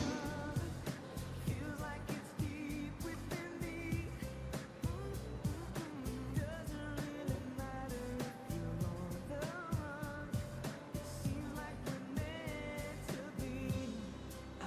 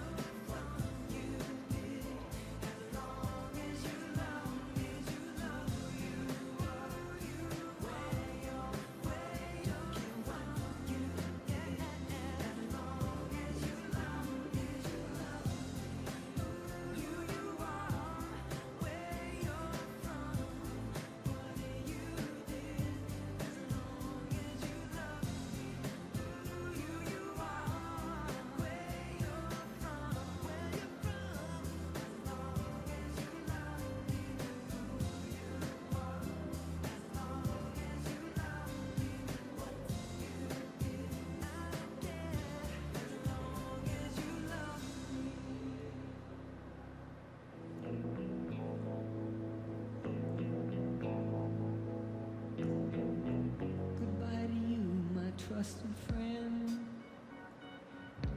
We've known each other since we were 9 or 10. Together we've climbed hills and trees,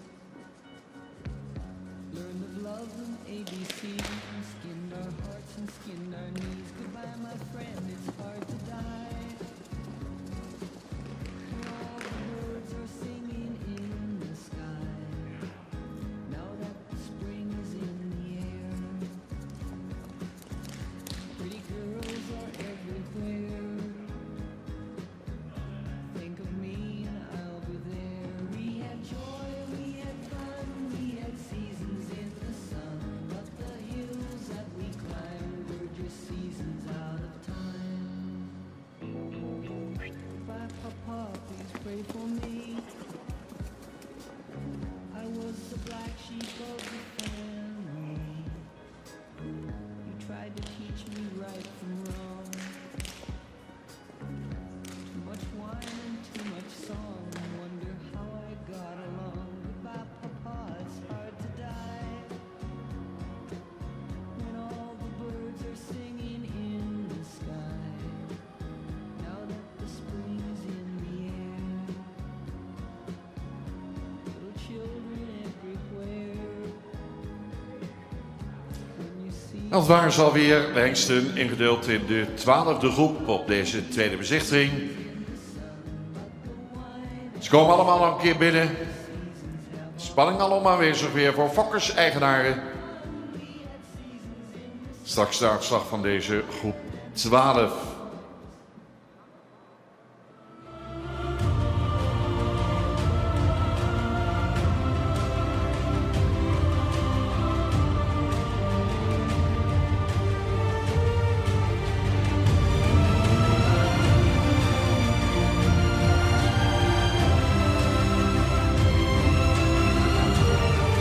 Mooi overzicht van de hal hier. Er is veel werk aan besteed.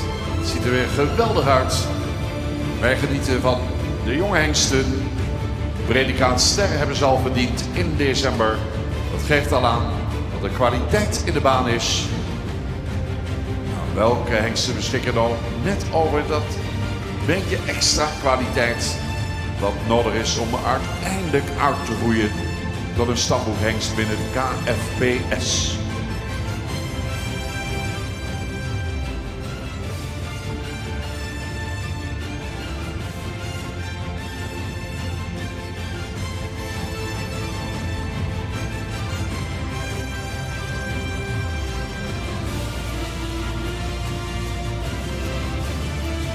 Hengsten die voor de voorrijdagen worden uitgenodigd, zien we dus later in het jaar terug onder het zadel, dan wel aangespannen of beide.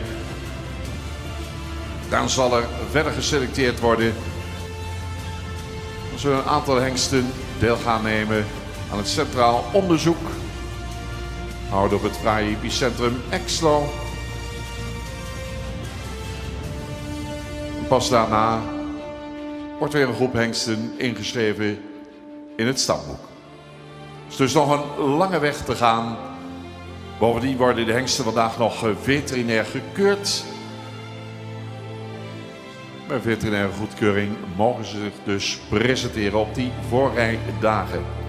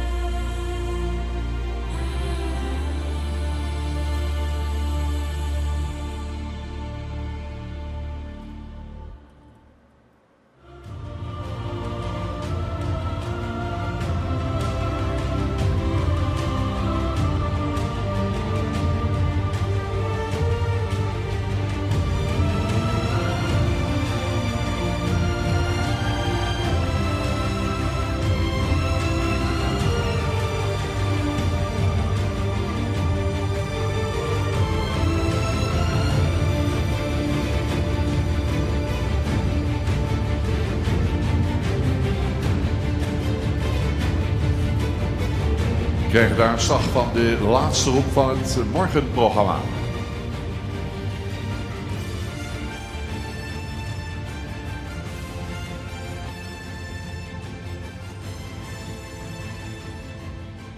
De laatste groep van deze morgen. We beginnen met nummer 182.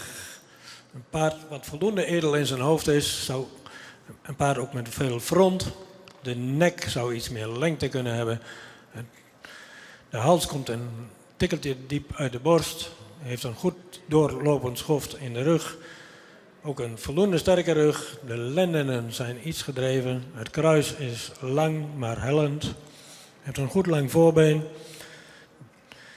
Hij zou iets langer gelijnd kunnen zijn. De stap is voldoende van lengte, maar heeft af en toe wat moeite met de takt. De draf is voldoende, mist wat een dragend achterbeen, heeft voldoende ruimte. Vanwege de stap gaat het paard niet verder naar de voorrijdagen.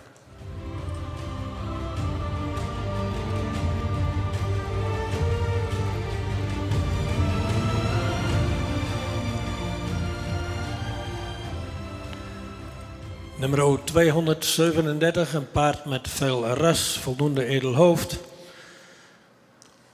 Heeft een lichte hoofd-halsverbinding. Heeft een lange hals. Maar de schouder is ietsje steil. De rug zou ietsje sterker mogen zijn. Ook een aansluiting kruis-lenden zou iets sterker mogen zijn. Het kruis is voldoende van lengte. Het voorbeen zou iets meer lengte kunnen hebben. Het paard heeft een ruime en een krachtige stap, een goede stap. De draf is iets op de voorhand en zou ook iets meer tot dragen kunnen komen. Dit paard wordt niet uitgenodigd voor de voorrijdagen vanwege de bouw. Het zou iets sterker in zijn rug moeten zijn en we zien graag iets meer kwaliteit in de benen.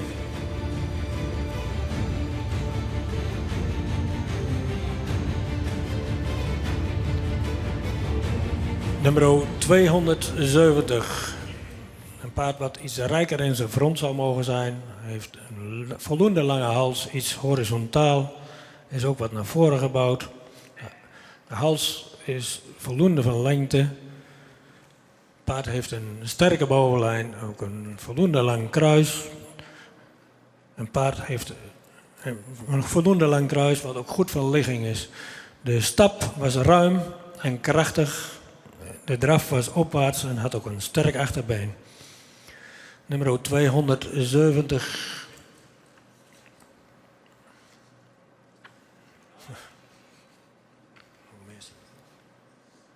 Is een zoon van Marcus, komt uit stam 201. De moeder is een sterpreferente merrie van Jasper. Heeft 9 nakomelingen, waarvan 5 stermerries. De grootmoeder is een stamboekmerrie. Die is sport en preferent. De vader is Erik. Deze merrie heeft 12 nakomelingen, waarvan 3 ster en 1 ster preferente merrie en 1 kroonmerrie. Hier komen nogal wat paarden op het zetniveau uit. En ook via mennen en ook via de dressuur. De spreiding van dit paard is 102 en heeft een totaalindex van 110. Wordt uitgenodigd voor de voorrijdagen.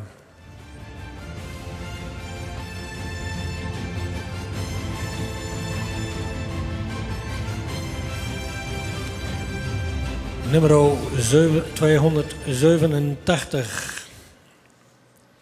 Een paard met een voldoende sprekend hoofd. Heeft een voldoende lange hals die ook verticaal is geplaatst. Schuine schouderligging. Het paard is ietsje neerwaarts gebouwd. Zou ook iets sterker in de verbindingen boven kunnen zijn. Hij heeft een voldoende lang kruis wat iets hellend is. Het paard had een ruime stap. Voldoende krachtige afdruk. De draf was ruim en had veel atletisch vermogen, maar bleef wel iets neerwaarts. Nummer 287 is een zoon van Rommert uit stam 28. De moeder is een ster AA-merrie van Tjalle. Heeft 4 nakomelingen, waarvan 1 ster. De grootmoeder is een ster preferente prestatiemoeder van Nikkelen. Heeft 19 nakomelingen, waarvan 7 keer ster en 1 keer stersport elite. 2 keer een kroonmerrie met sport AA, 1 keer een kroonmerrie met sport A, de triple A. De grootmoeder is een volle zus van de dekhengst Ilke. En de totaalindex is van deze hengst 107, wordt uitgenodigd voor de voorrijdagen.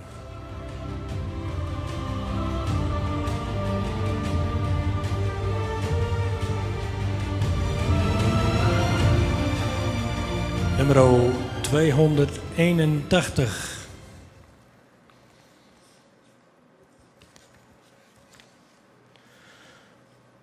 Een hengst met een sprekend hoofd. Hoofd-halsverbinding is een tikkeltje zwaar. Hals is voldoende van lengte, die ook verticaal geplaatst is. Goede schouderligging. De rug is ietsje gezonken. De kruis-lenden-aansluiting is voldoende sterk. Kruis zou ietsje meer lengte kunnen hebben. De stap was voldoende ruim en krachtig. En in draf was het paard voldoende opwaarts, had ook voldoende souplesse. Nummer 281 is een zoon van Nane. De moeder is een stamboekmerrie van Reinder, heeft 2 nakomelingen, waarvan 1 ster. De grootmoeder is een model sportmerrie, vader is Onne. Die heeft 6 nakomelingen, waarvan 1 ster AA.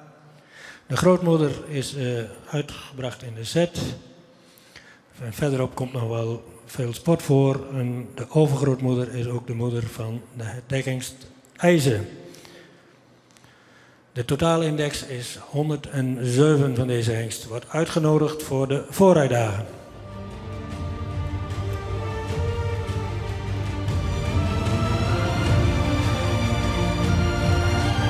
Nummer 288.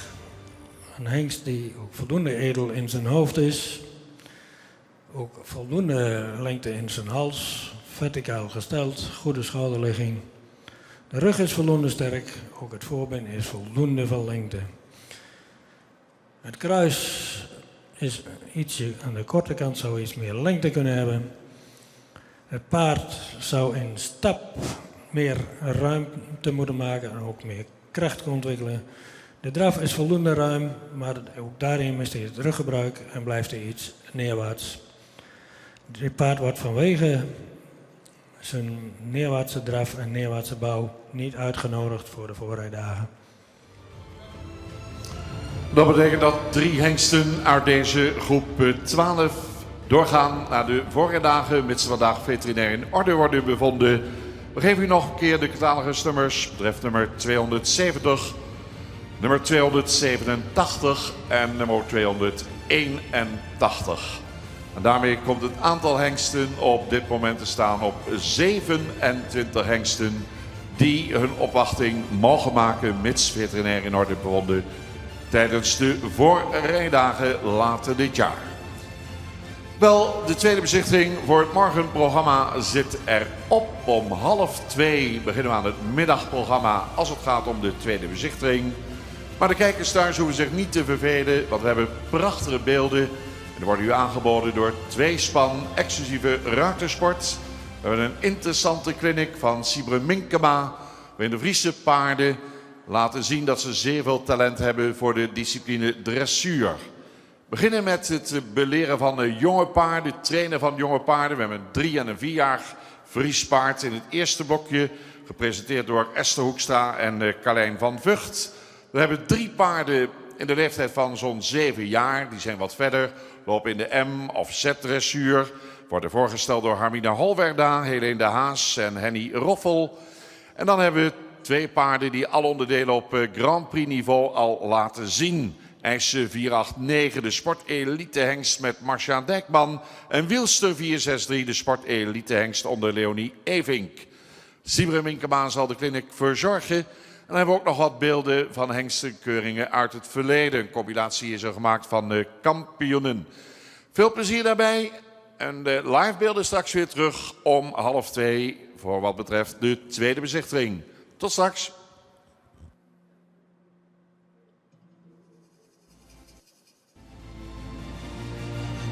Het Friese paard Steeds meer en meer dringen Friese paarden door in de dressuursport tot op het allerhoogste niveau, de Grand Prix.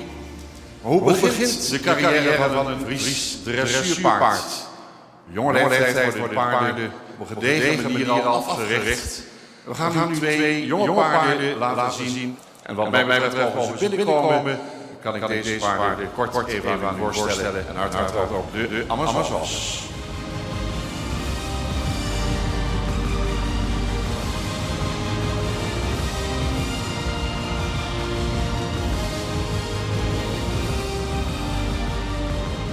Ja, je ziet het meteen al, deze Friese paarden die stralen veel ras, veel kwaliteit en schoonheid uit. Ze zijn nog heel jong, 3,5 en 4,5 jaar, staan ze aan het begin van wellicht een glansrijke carrière. We gaan ze kort even voorstellen. Want de eerste Amazones noemen Esther Hoekstra. Esther, zwaai eens even. Esther die rijdt als tweede.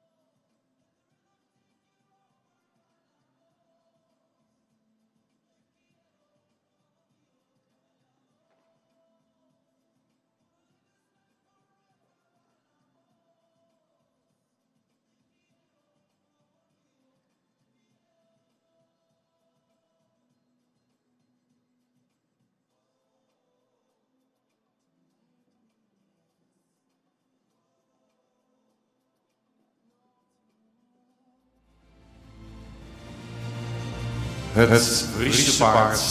Steeds meer en meer dringen Friese paarden door in de dressuursport tot op het allerhoogste niveau, de Grand Prix. Hoe begint de carrière van een Fries dressuurpaard? Jonge leeftijd worden de paarden op een gedegen manier al afgericht. We gaan nu twee jonge paarden laten zien. En wat mij betreft, als ze binnenkomen, kan ik deze paarden kort even aan u voorstellen. En uiteraard ook.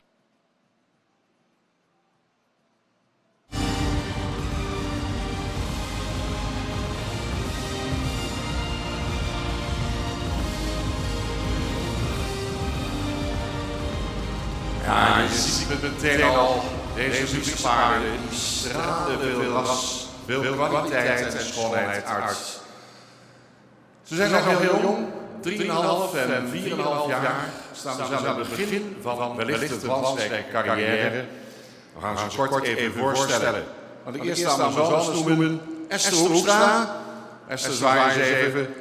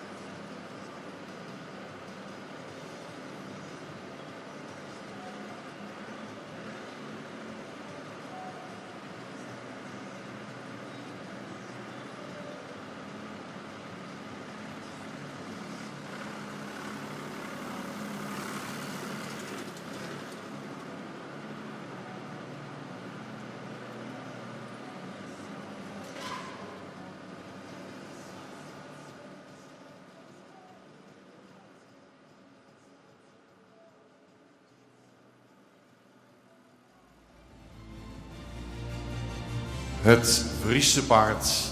Steeds meer en meer dringen Friese paarden door in de dressuursport tot op het allerhoogste niveau, de Grand Prix. Maar hoe begint de carrière van een Fries dressuurpaard? Op jonge leeftijd worden de paarden op een gedegen manier al afgericht. We gaan nu 2 jonge paarden laten zien. En wat mij betreft mogen ze binnenkomen. Dan kan ik deze paarden kort even aan u voorstellen. En uiteraard ook de Amazones.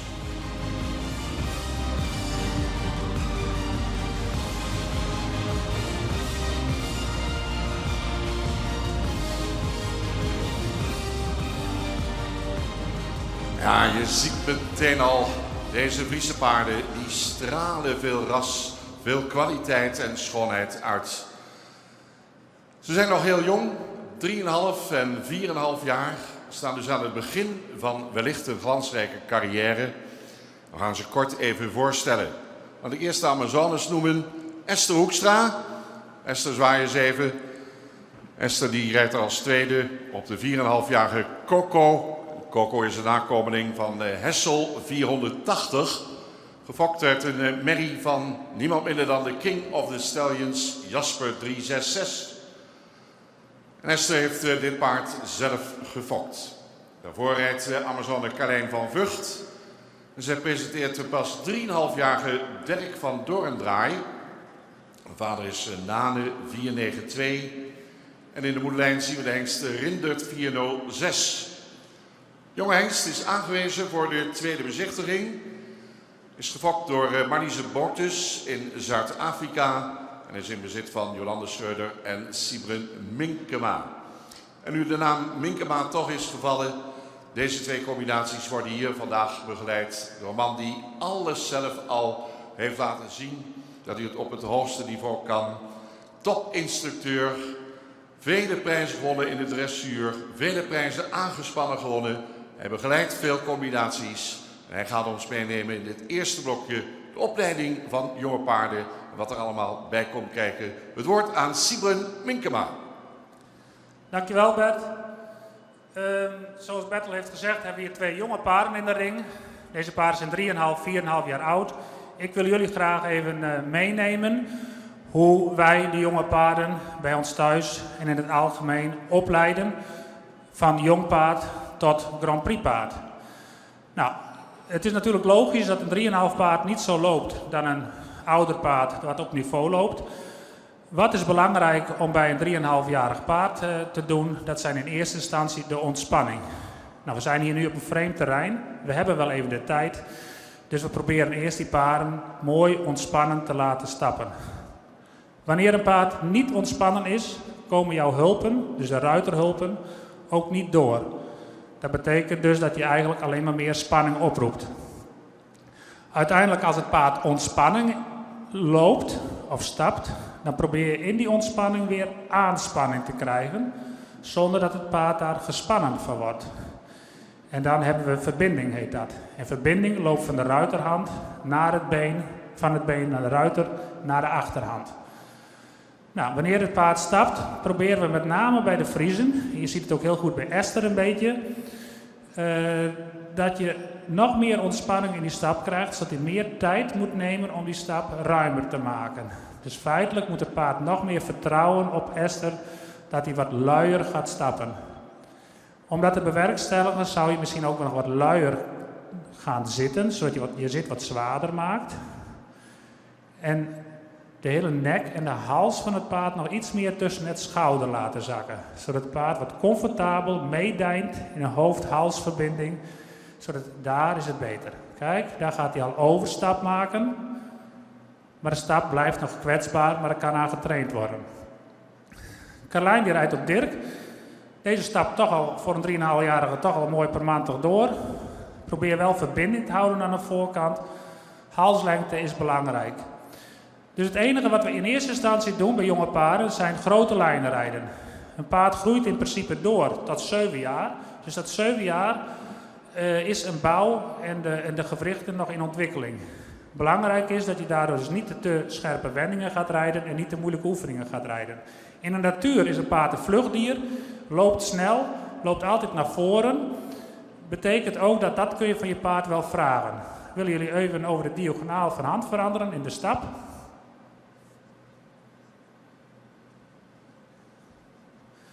Dus een voorwaartse beweging, dus dat betekent dus een beenhulp naar voren toe, is een pre bij de scholing van het paard.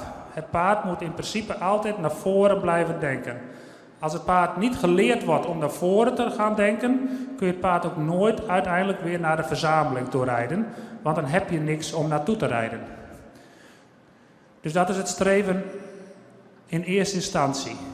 Nou, deze paarden, moet ik eerlijk zeggen, doen super hun best hier in deze piste. Nou, verkennen we nog even 1 rondje op de rechterhand in de stap. Dat ze mooi ontspannen stappen op 2 teugels. Nou, het tweede, we hebben dus verschillende begrenzingen. De eerste is de begrenzing in de hand.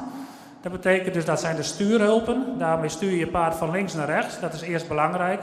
De tweede begrenzing is je been. Een paard weet in principe niet wat beenhulpen zijn. Maar als je een paard al goed opleidt van begin tot eind.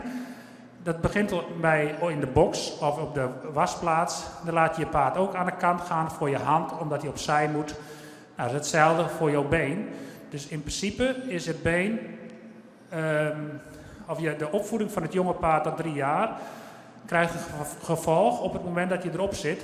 Want uiteindelijk geef je dezelfde hulpen. Het paard mag niet te snel. En als het naar rechts gaat, dan moet je hem aan de linkerkant begrenzen. En als het naar links gaat, aan de rechterkant. Goed zo. Gaan we even, als jullie klaar zijn, even draven. Nogmaals, hier is het ook belangrijk dat het paard altijd naar voren blijft denken. Grote lijnen rijden en een jong paard in principe nog niet te veel terugrijden. Dus Esther, probeer maar een beetje met je hand naar voren te gaan. Probeer hem ook het vertrouwen te geven dat jij het paard vertrouwt. Goed zo. Teugels niet te lang, Carlijn. Ik heb liever de hand iets meer naar voren, dat je onderarm wat richting de mond gaat. Goed zo. En hier probeer je dus bij een jong paard je balans en ritme op te zoeken. Dat is vaak heel moeilijk van een jong paard, omdat een jong paard groeit nog, is groot, zoekt vaak nog steun. Nou, aan de ene kant mag je het jonge paard wel helpen, maar je mag uiteindelijk niet die steun geven die het paard graag wil, want dat betekent dat het paard eigenlijk vals speelt. Dus zodra jij voelt dat het paard meer op je linkerhand leunt dan op je rechterhand, dan laat je je linkerhand wat losser. Leunt hij meer op je rechterhand, dan laat je je rechterhand wat losser. Hij moet op zijn eigen benen lopen, in balans, op 2 teugels. Daarbij moet je als ruiter midden boven je paard blijven zitten, evenveel druk op je linker en rechter stijgbeugel, zodat je het paard ook helpt om in balans te blijven. Maken we alle 2 weer even een overgang naar de stap.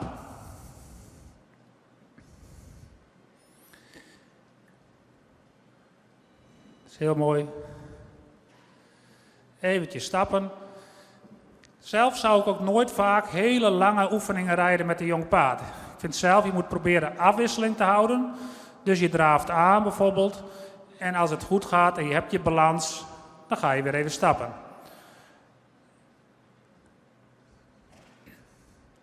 En wanneer het weer goed voelt en je bent zelf weer mooi onder controle bij jezelf, je hebt weer een mooie verbinding, ga je weer aandraven.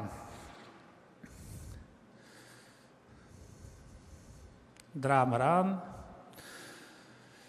Wat ik zelf vaak doe is bij de jongere paarden dat ik op de lange zijden vanuit de bocht vaak even naar voren rijd met het paard. Dat ik weet dat het paard al voor mijn been naar voren is. Dat kun je beginnen hier, Carlijn. Altijd wat naar voren, goed zo. En dan weer rustig opvangen zonder eigenlijk aan de teugels te trekken.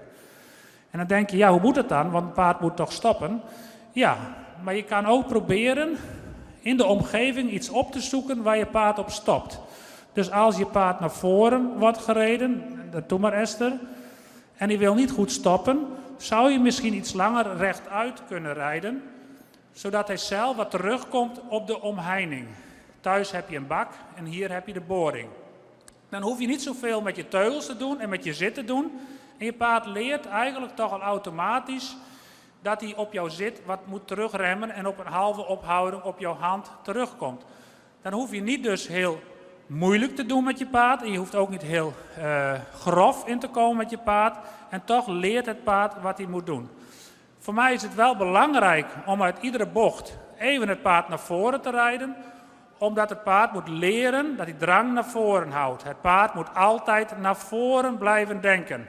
Dus feitelijk uit alle 4 hoeken die je komt, moet het paard wel weer naar voren denken. En dan zegt jouw hand even, nee, je hoeft niet naar voren. Zo krijg je dus meer aanspanning in je paard, waardoor het paard uiteindelijk meer gedragen gaat lopen. En dat hoeft natuurlijk nog niet bij zo'n jong paard, maar de basis moet daar wel zijn.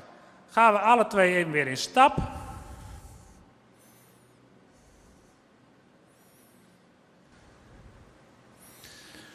Dan gaan we even over de diagonaal, Esther, en dan ga je het paard de hals laten strekken.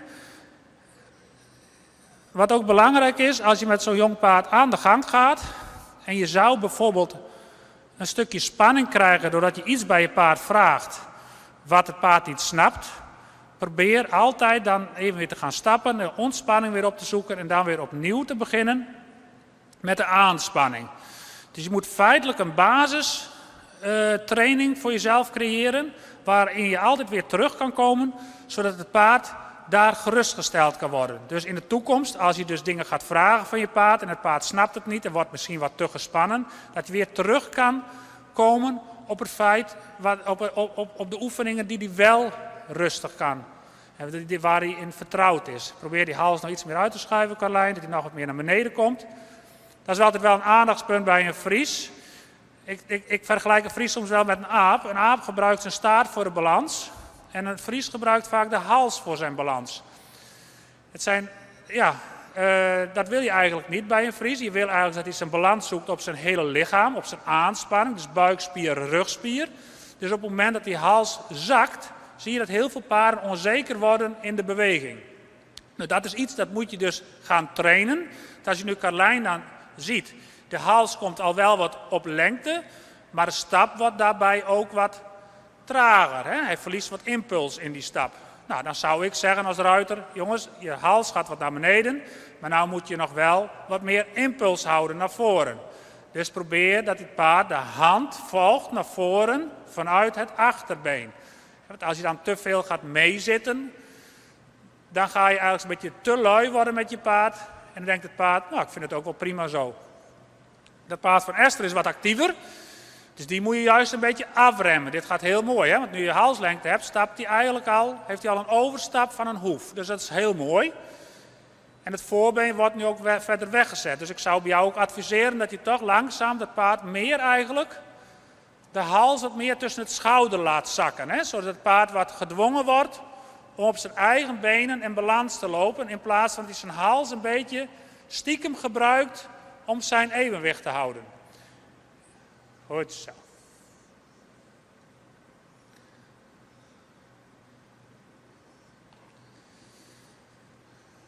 Nou, dan gaan we straks even een grote volte rijden. Dat doen we even op deze kant. Volten zijn bedoeld om al een begrenzende hulp aan je paard te geven met je buitenbeen en buitenteugel. Je mag aandraven, Carlijn, en Esther volgt. Hou de grote volte voor mij langs. Dus dan leer je het jonge paard langzaam op grote lijnen al een begrenzing te accepteren op je buitenbeen en je buitenteugel. Dus je drukt als het ware een beetje met je binnenbeen het paard in de buiging. Dat doet nou dit paard van Carlijn heel mooi. En op het moment dat hij buigt, probeer je weer te ontspannen in die hand, zodat hij op zijn eigen benen de volte door blijft lopen. Je krijgt natuurlijk iets meer druk op het binnen- en achterbeen. Nou, dat wil je ook al een beetje, want het is een jong paard, maar je wil hem al langzaam een beetje gewicht op het binnen- en achterbeen over laten nemen. Je buitenbeen begrenst dat hij niet naar buiten uitzwaait. Je vraagt niet te veel stelling. Het paard mag wel wat buigen, maar niet te veel stelling. Want dat noemen wij verbuigen en dan lekken ze tegen de buitenteugel aan. Dus de energie die in je paard komt, moet ook tussen twee teugels en tussen twee benen blijven. Dus beide heel mooi. Gaan we een grote volte rechts over, Esther. En dan probeer je andere begrenzende hulp te geven. Buitenteugel, binnenbeen. En je probeert ruimte te creëren in je binnenhand. Dat is wel belangrijk, want ieder paard is links of rechts georiënteerd. Dat zul je als ruiter ook merken. Je moet dus de slechtere kant iets langer in je training in een frequentie trainen, om daar ook meer lossigheid te krijgen. Zodat je wat meer om je rechterbeen heen buigt, Carlijn. Iets meer op je rechterbeen, Carlijn, zodat hij uiteindelijk je rechterhand wat vrijer laat, zodat hij naar voren kan en dat hij toch blijft lopen. Goed, dat is mooi, Esther. Goed zo. Goed zo. En dan gaan we zo een overgang maken naar de stap weer. Probeer hem op de buitenteugel in de overgang te rijden. Nou, gaan we eventjes stappen. Nou, hoe vaak train je nou zo'n paard? Dat is natuurlijk ook wel belangrijk. In principe zou ik bij een 3-jarig paard niet vaker dan 3 keer in de week rijden. Liefst 2 keer en daarbij nog 1 of 2 keer longeren. Omdat namelijk, ook al heb je nog zo'n goede ruiter, op het moment dat je het paard rijdt, belast je het paard wel. En het paard heeft wel moeite met zijn balans, met zijn horizontaal evenwicht, maar ook met zijn verticaal evenwicht. Dus iedere ruiter die op zo'n paard zit, verstoort in principe de balans. Een paard moet sterker worden. Dus voor een 3-jarig paard, die net zadelmak is gemaakt, vind ik zelf 2 keer rijden meer dan voldoende. Ook met name om het te onderhouden, want je wil niet het paard 3 keer opnieuw zadelmak willen maken. Maar daarnaast zou ik hem dan wel nog op een grote cirkel longeren, zodat ze wel sterker worden. Een 4-jarig paard zou voor mij al richting 3-4 keer in de week rijden en sowieso 1 keer blijven longeren. Longeren is goed voor de souplesse en het is een oefening die onbelast kan plaatsvinden. Dus je longeert ze in een bepaalde houding, maar het paard heeft geen last van het ruitergewicht. Nou, gaan we even een halt houden. Probeer mooi te ontspannen. Ik sta verbaasd van hoe die paarden hier zo mooi lopen. Dat is prachtig. Goed, dus gaan we zo eventjes aangalopperen. Dat doen we hier op de volte. Grote volte hier. Gaan we voorwaarts in stap.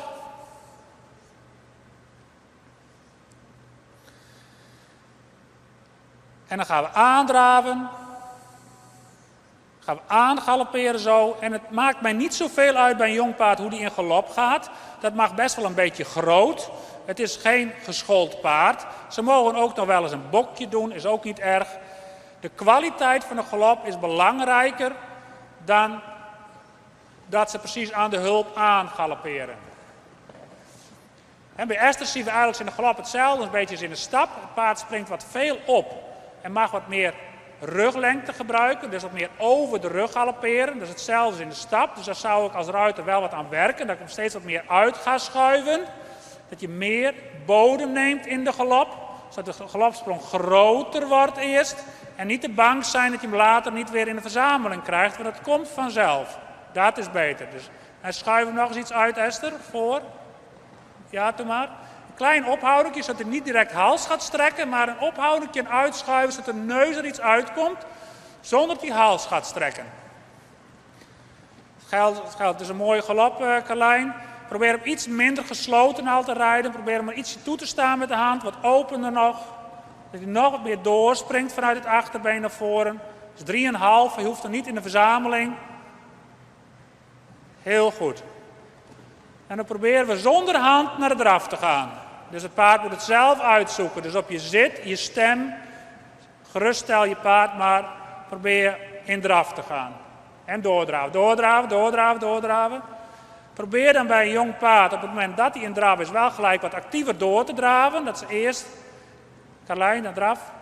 Goed, en draaf door, draaf door. Kijk, paarden vallen snel een beetje stil dan. Hè? Gaan we even een overgang maken naar de stap. Nou, je ziet bij jou wel duidelijk dat die rechtsom ietsje minder mooi makkelijk is als linksom, Carlijn. Ik denk dat galop voor jou, Esther, wel een heel goede oefening is om wat meer over de rug te krijgen. Ik zou misschien de frequentie... Ik zoek zelf altijd op welke gang je het paard het beste kan trainen.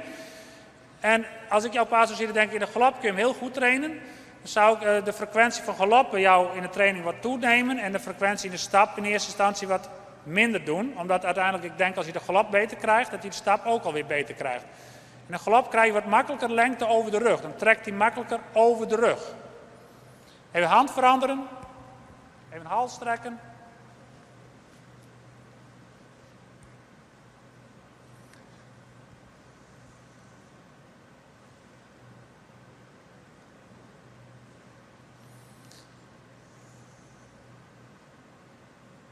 Zo stapt hij al heel mooi, hè? Nu stapt hij al een 1,5 hoef over, Esther. Dat is mooi. Goed zo. Het voorbeen wordt nu ook verder weggezet. Probeer die voor jou wel actief te houden dan. Hè? Als hij je hals trekt, dan denkt jouw paard misschien ook wel een beetje van, nou, we zijn klaar. Als hij thuis was geweest, had hij misschien al klaar geweest inderdaad. Maar ja, we zijn niet thuis, dus we moeten nog even door.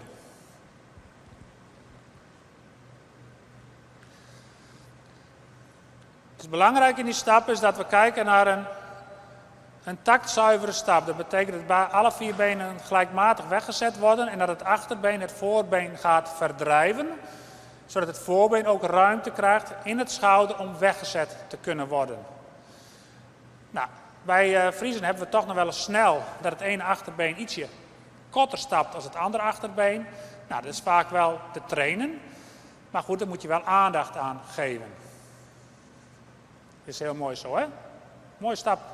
Esther, nou is het mooi. Goed zo.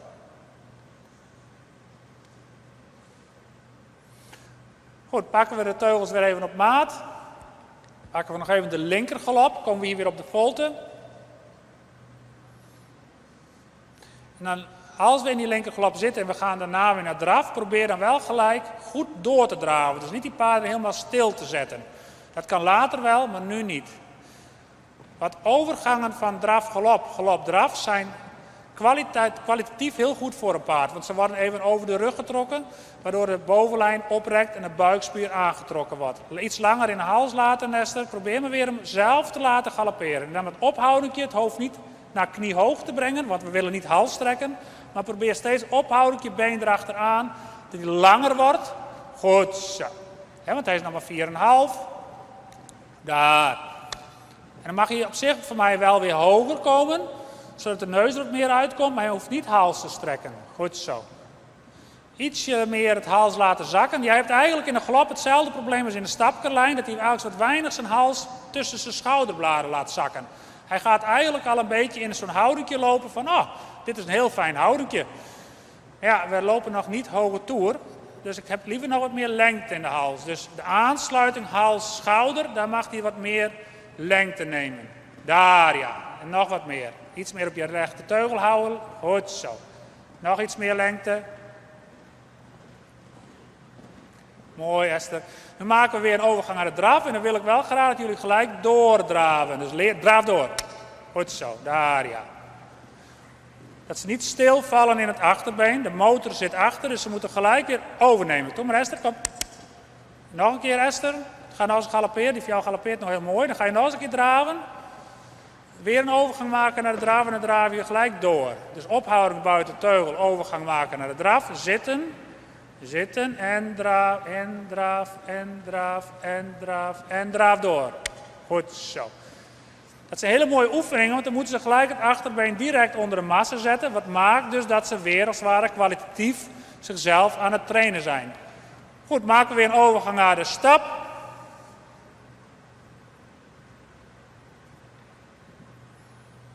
Even lange teugelstappen.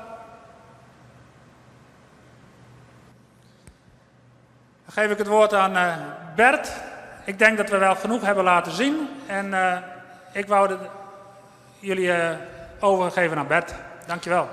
Bedankt Sibren Minkema van het tweespan, natuurlijk ook bekend. En Sibren, dames en heren, heeft een prachtig begin gemaakt aan deze clinic opleiding jonge paarden. We gaan de beide Amazones vragen om zich even op te stellen. We hebben een kleine attentie voor hun deelname hier aan de KFPS Hengstenkeuring 2021. Ringmeester Rijn Hettinga zal een bloemetje overhandigen aan de dames. Misschien dat jullie even andersom gaan opstellen richting de lounge deze kant. U kijkt naar de 3,5-jarige Dirk van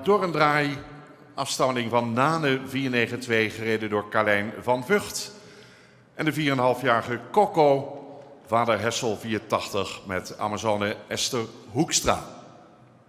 We zijn dus echt met 2 hele jonge paarden begonnen. Bloemetjes worden overgenomen door Sibren Minkema, want de paarden moeten nu nog even de kans krijgen zich te laten zien op een mooie eerronde. We gaan in stijl afsluiten met een stukje muziek erachter, maar eens even kijken of ze dat kunnen verdragen. En daar komen ze nog 1 keer. Esther Hoekstra met Coco en Carlijn van Vught met Dirk van Dorrendraai.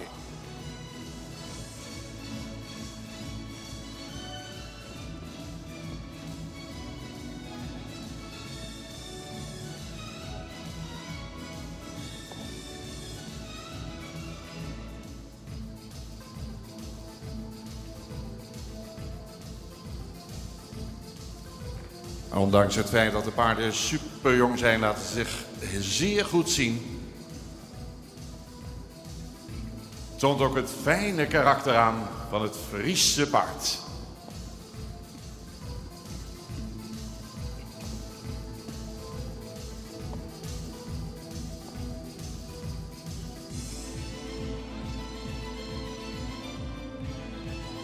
Imponerende gangen.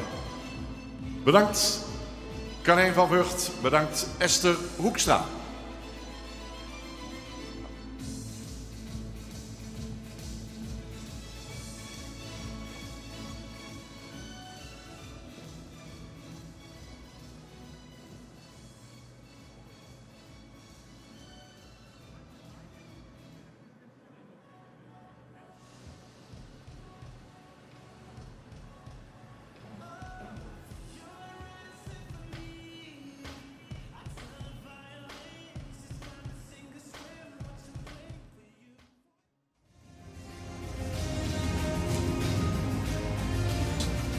We gaan de 3 paarden aan u voorstellen, gereden door 3 Amazones. We gaan de ringmeester vragen om ze binnen te laten rijden.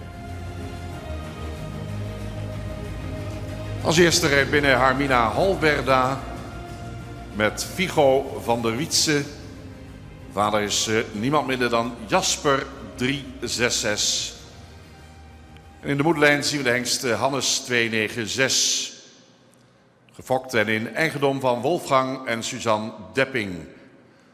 Figo van der Wietse. Dan Helene de Haas als tweede binnengekomen met Wolkje T van de Boppelanen. Dan zijn nakomelingen van de hengsten Beert 411. Beert is op zijn beurt weer een zoon van Jasper 366. En dan zien we Fabe 348 in de afstamming. Wolkje is gefokt door Roelof en Joukje Tiertsma. En is in eigendom van de Amazone Helene de Haas. Als derde is binnengekomen Henny Roffel. En zij presenteert Heukers BV Willem. Vader Hette 481. En de moeder is een nakomelinge van Maurus 441. Heuker BV Willem had dus als stamboeknaam Willem van Hakkenveld. En is gefokt bij de familie Bouwman in Wijk en Aalburg. Maar is nu in bezit van Marcel Heuker uit 1. Paarden die dus al wat meer kennen. En dan zal de opleiding ook anders ervan uitzien. Andere oefeningen. En de man die dat op perfecte manier weer weet te begeleiden. Waar ambassadeur is van het Friese paard is Sibren Minkema. Dankjewel Bert. Ik heb de eer en de mogelijkheden om hier weer in het midden te staan om deze 3 Amazones, deze 3 kwaliteitsvolle Amazones te begeleiden. We hebben eerder al een groepje jonge paarden gehad, 3,5, 4,5-jarige paarden. En nu hebben we een groepje paarden 5, 6, 7 jaar. En als ik het goed begrepen heb, zijn deze paarden allemaal 7 jaar. Waarom heb ik liever dat verschil eventjes? Omdat namelijk van een 7-jarig paard of 6-jarig paard ga je alweer heel anders trainen dan een jong paard van 3,5 of 4,5.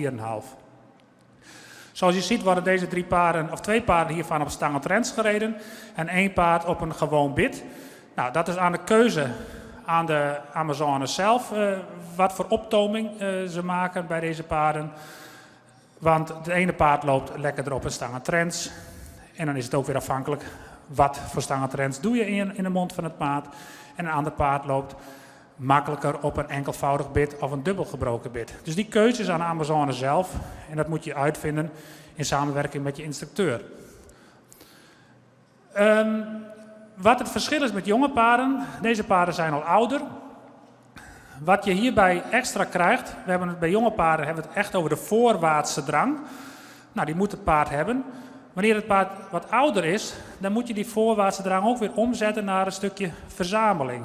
Dus het betekent dat het paard eigenlijk dezelfde activiteit houdt van de voorwaartse drang, maar niet meer zo snel mag.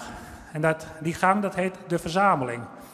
Dat is wel een lastige oefening, want dat betekent dus dat ze de begrenzende hulp van de teugel, van je hand, dus moeten accepteren en tot de activiteit van het been om moeten zetten richting de hand. Dus dat is een beetje tegenstrijdig, want je geeft aan de ene kant been en aan de andere kant zeg je ho.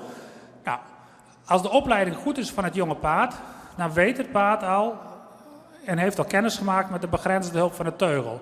Dus wanneer je dat een beetje meer uitbouwt, dan kun je dat dus nu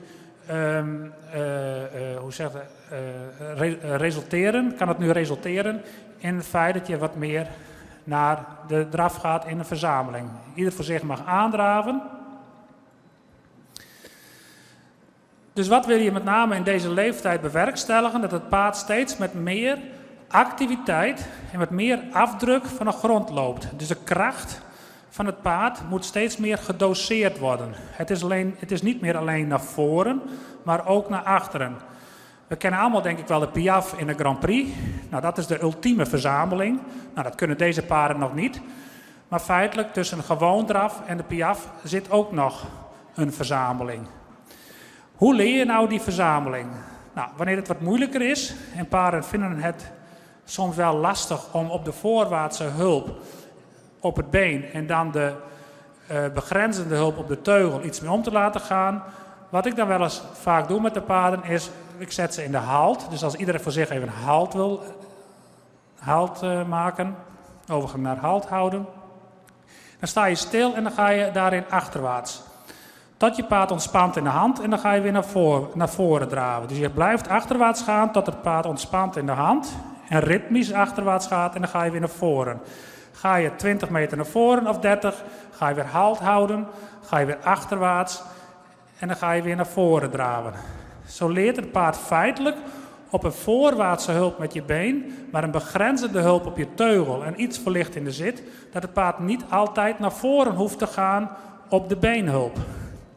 Nou, dit is natuurlijk een oefening die best eerst wel lastig is om te oefenen.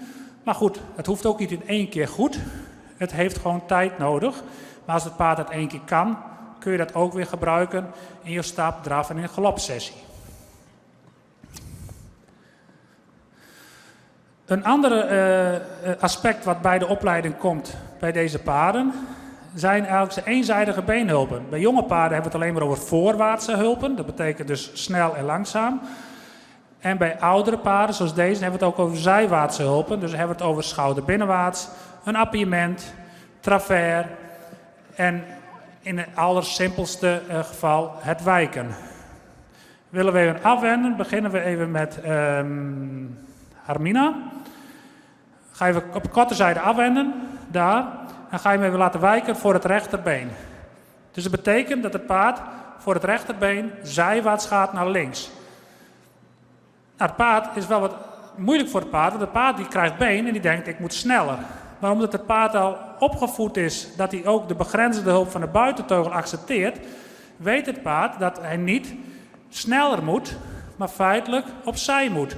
Want de energie die je in je paard stopt, moet ergens heen. Als je niet naar voren mag en je verlicht je zit een beetje op de buitenkant, dus op je linker zitbeen, dan weet het paard, oh, ik moet die kant op, want daar krijg ik ruimte. Dus feitelijk heeft het hele paardrijden te maken met daar waar ik ruimte krijg, mag ik heen. Daar waar ik begrensd word, moet ik weg. Dus je begrenst hem op je binnenbeen en je geeft het binnenbeen en begrenst hem op je buitenteugel. Nou, dan gaat de paard van Henny een beetje over het schouder weg. Dus feitelijk accepteert hij de begrenzing op de buitenteugel net wat te weinig. Dus hij zou in principe ietsje rechter moeten in zijn hals en ietsje meer buigen in zijn lichaam. Dat is eerst wat lastig. Dit is eigenlijk de meest simpele manier van een eenzijdige beenhulp. Als ze dit één keer kennen, dit moeten ze als 4, 5-jarig kennen. Dus je gaat op rechts zitten en je laat linker zitbeen omhoog. Dat is heel mooi, Helene.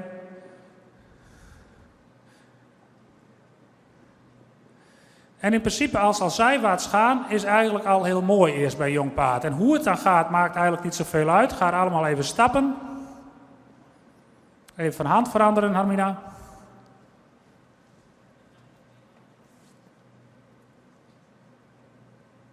Tussendoor gewoon even weer lange teugels stappen. Dat het paard ook weer weet van een aanspanning mag weer ontspanning komen.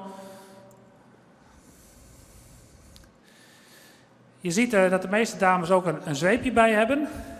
In het algemeen is het zo dat je vraagt eerst heel voorzichtig met jouw been. Dan komt er nog een zithulp bij. Je mag eventueel thuis in de training wel eens een stemhulp gebruiken. En luisteren ze niet, dan kun je een correctiehulpje geven met de zweep. Een toucherend hulpje om te zeggen, daar wil je wat meer activiteit hebben. Goed, maak de teugels weer op maat. Zo is het hier ook. Ieder paard is rechts of links georiënteerd. Nou, we gaan nu ook weer even wijken. Dan gaan we weer aandraven, vanaf de korte zijde weer afwenden. Dan gaan we wijken voor het linkerbeen. Nou, het zou best zijn dat één paard misschien makkelijker deze kant op wijkt. We gaan even naar Henny kijken, die gaat nu afwenden. Die gaat wijken voor het linkerbeen, dus drukt haar linkerbeen aan, begrenst op de rechterteugel. Hij mag niet sneller, de energie moet ergens naartoe. Nou, feitelijk kun je ook zien dat hij op deze kant makkelijker wijkt dan op die andere kant. En die houdt meer ritme, denk wel aan halslengte.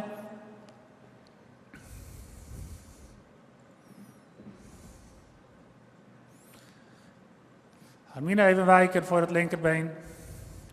Dus je rechter zitbeen komt wat omhoog, je linker zitbeen drukt in. Goed zo.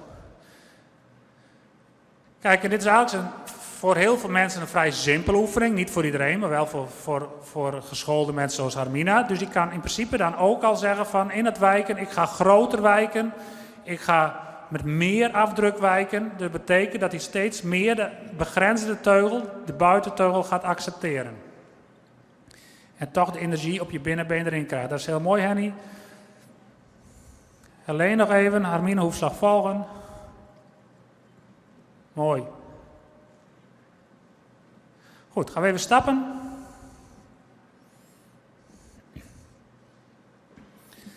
En de volgende oefening die best wel moeilijk is om het goed te rijden, is de schouderbinnenwaarts.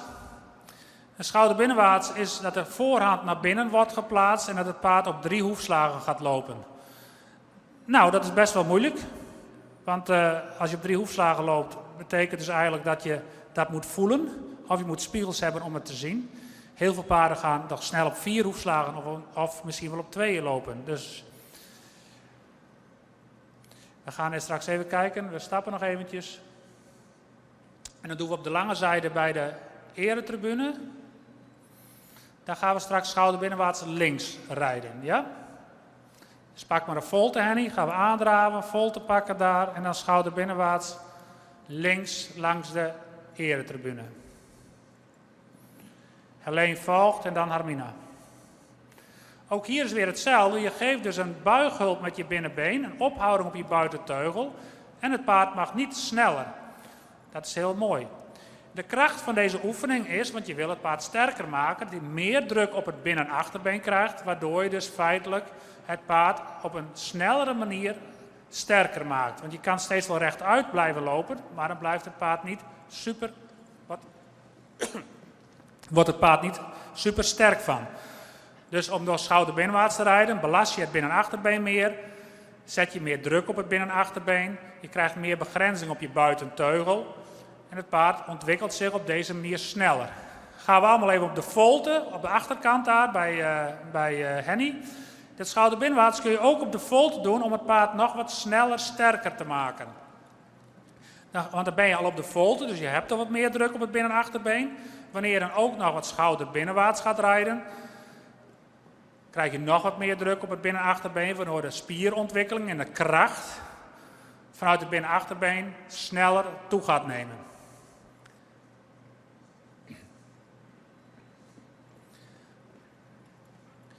Nou, als ze dan bijvoorbeeld niet willen luisteren, wat ik dan vaak eens doe, dan ga ik over gaan maken naar de stap en dan druk dan het paard als het ware even om voor mijn linkerbeen, zodat het paard dan zeker weet dat hij wat meer reactie krijgt. Dat hoeft niet iedereen te doen, maar dat kun je doen. Druk maar eens schenkel dan maar een wending om de voorhand maken. Maak maar een wending om de voorhand. Druk maar om. Druk eens om. Juist. Goed zo. Oh, wat gaan jullie nu doen? Het lijkt wel carousel. En als je dan wel de reactie krijgt die je graag wil hebben, en op deze manier werd het allemaal nog wat te groot, dan ga je weer aandraven, dan ga je weer verder in de schouder voor. Dat is heel mooi alleen. Goed zo, ga je weer aandraven, hoefslag volgen. Een andere oefening die erbij komt kijken is de travers. En het zijn allemaal oefeningen die uiteindelijk vanuit de verzamelde draf gereden worden. Dus de beenhulp die je geeft, is een beenhulp die niet moet resulteren in een sneller paard, maar in een paard met meer afdruk of een paard wat meer zijwaarts gaat. Travers links, Armina. Een travers moet eigenlijk op 4 hoefslagen gereden worden. Dus het hoofd moet naar links gesteld blijven en de achterhand moet ook naar links gesteld zijn. Zodat het paard over 4 hoefslagen gaat lopen.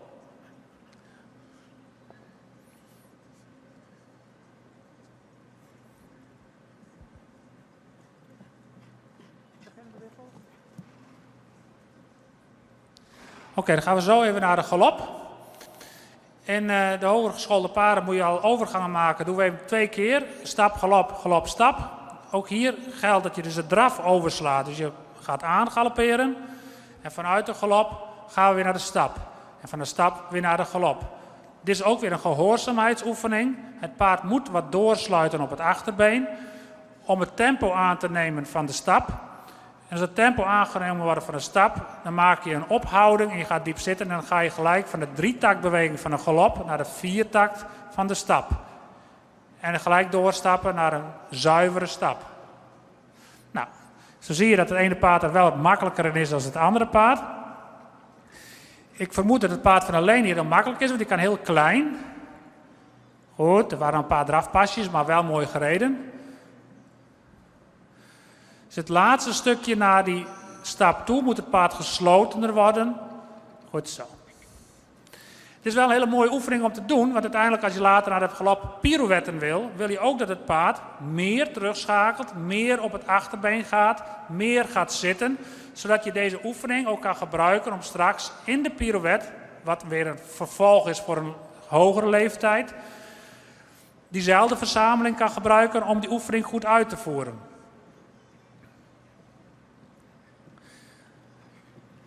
Soms is het zo, dan denkt het paard al te veel terug. En dat doet Hermine wel goed, dan wil hij zelf wel gaan. Maar dan hou je hem dus weer naar voren in de galop. Goed zo. En gelijk lengte in de stap, dat hij ook zuiver gaat stappen. Je ziet dat hij van Henny nog lang zo klein niet kan galopperen. Is ook dezelfde leeftijd. Maar die is dan niet zo ver in de scholing. Dus dat kun je ook nog niet forceren. Die moet eigenlijk veel galop draf doen. Galop draf en daarin de rust bewaren. Het paard moet ook nog meer door de hals komen. Moet ook nog meer aan het been zijn, aan de teugel, aan de hand. Zodat hij wat makkelijker op eigen benen kan galopperen. Feitelijk is het paard wel een leeftijd 6, 7, maar die past meer in een leeftijd van 4, 5. Zoals hij hier nu draaft. Gaan we je hand veranderen? Draf is mooi, Henny, zo hoor. En draf heeft wel heel veel kwaliteit. Maar de oefeningen moeten nog wat meer geschoold worden. Goed, als hij eerst al hier het zelfbalans heeft, het dragend vermogen heeft van zichzelf, komen die oefeningen straks vanzelf wel. Gewoon ook maar even naar de stap, Henny.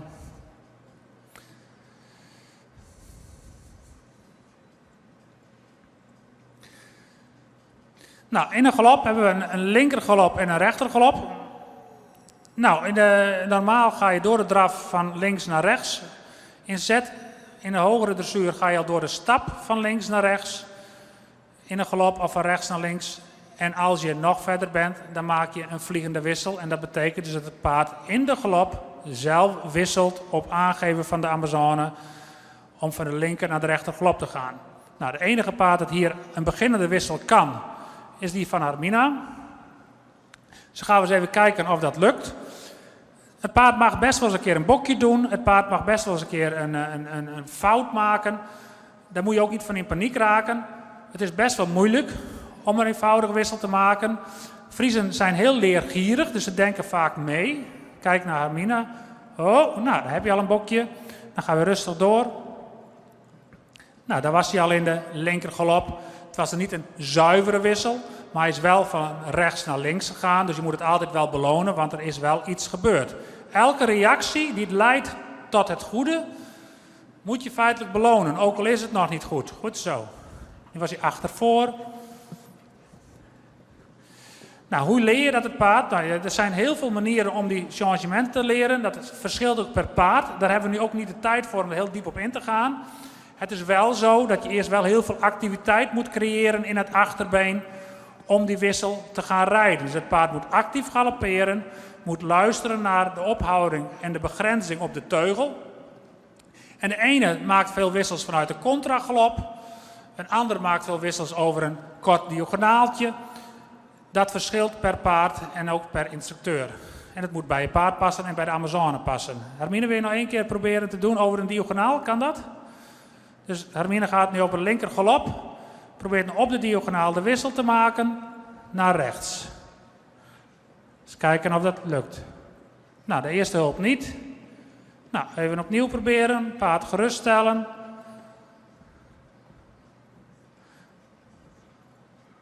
Nou, dus je voor wel en achter niet. Even naar de stap. In principe moet je nooit te lang doorgalopperen, want uiteindelijk dan raak je de impuls kwijt. En als je de impuls kwijtraakt, gaat de wissel überhaupt niet goed. En weer terug naar de stap. Kijk, de paard vindt deze wissel naar rechts dus veel moeilijker als die naar links. Nou, in principe moet je dan niet doorvragen. Je kan beter eerst even terug en weer klein aangalopperen. Want als je klein aangaloppeert en het paard gesloten houdt achter, zal hij sneller achter ook omspringen. Als hij op een gegeven moment te lang wordt, goed zo, kijk eens. Dat was heel mooi gereden en heel mooi gedaan. Dus dat benadrukt ook weer dat je niet ellenlang door moet galopperen, want dan wordt het paard feitelijk raakt zijn aanspanning kwijt. En als de aanspanning van het paard kwijt is, dan zal een wissel niet meer lukken. Ik hoop dat deze wissel erop staat, want dat is was een mooie wissel, Hermina. Mooi gereden. Goed, kun jij een appiëment doen in de galop, Helene? Vanaf korte zijde eerder tribune? Daar, ja, afwenden. Appiëment doen we in draf, maar kunnen we natuurlijk ook in galop doen. Hetzelfde verhaal. Galop is wat moeilijker voor Friezen in het algemeen.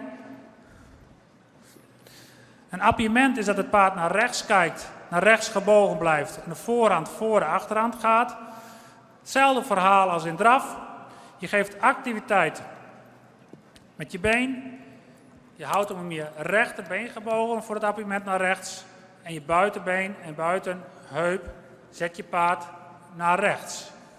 Je houdt hem om je rechterbeen gebogen.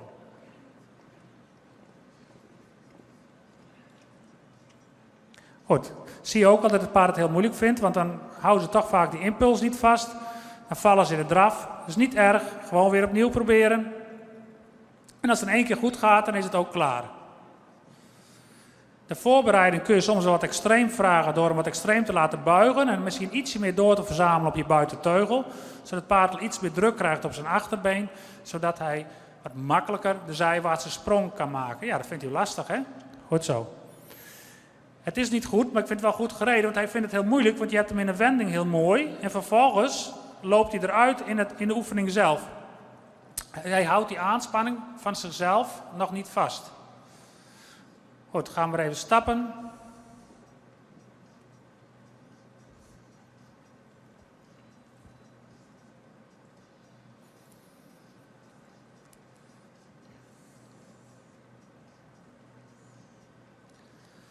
Nog even een stukje uitstrekken doen, of zijn ze daar te moe voor?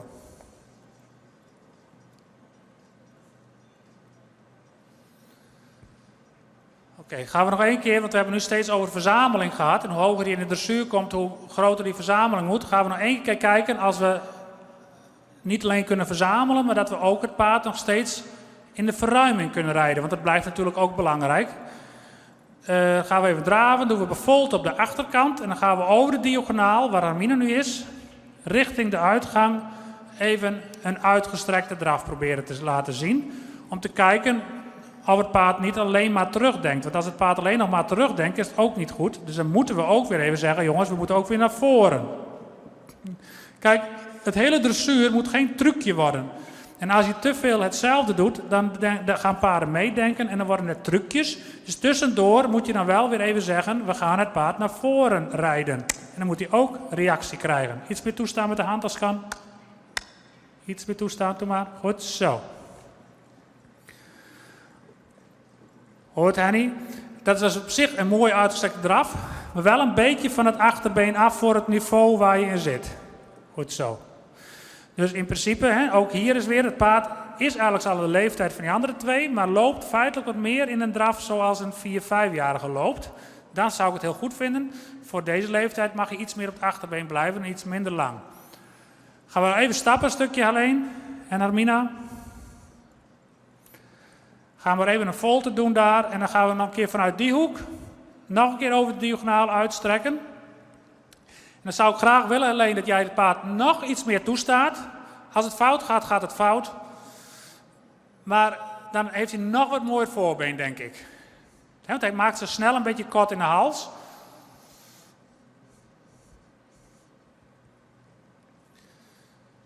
Gelukkigerwijs was het wel zo te zien dat alle paarden nog steeds voorwaarts zijn. Dus niet alleen terugdenken, want dat is wel het gevaar als je op een gegeven moment in een hogere dressuur komt. Dat je alleen maar aan terug aan het rijden bent en dat je niet meer de voorwaartse drang hebt.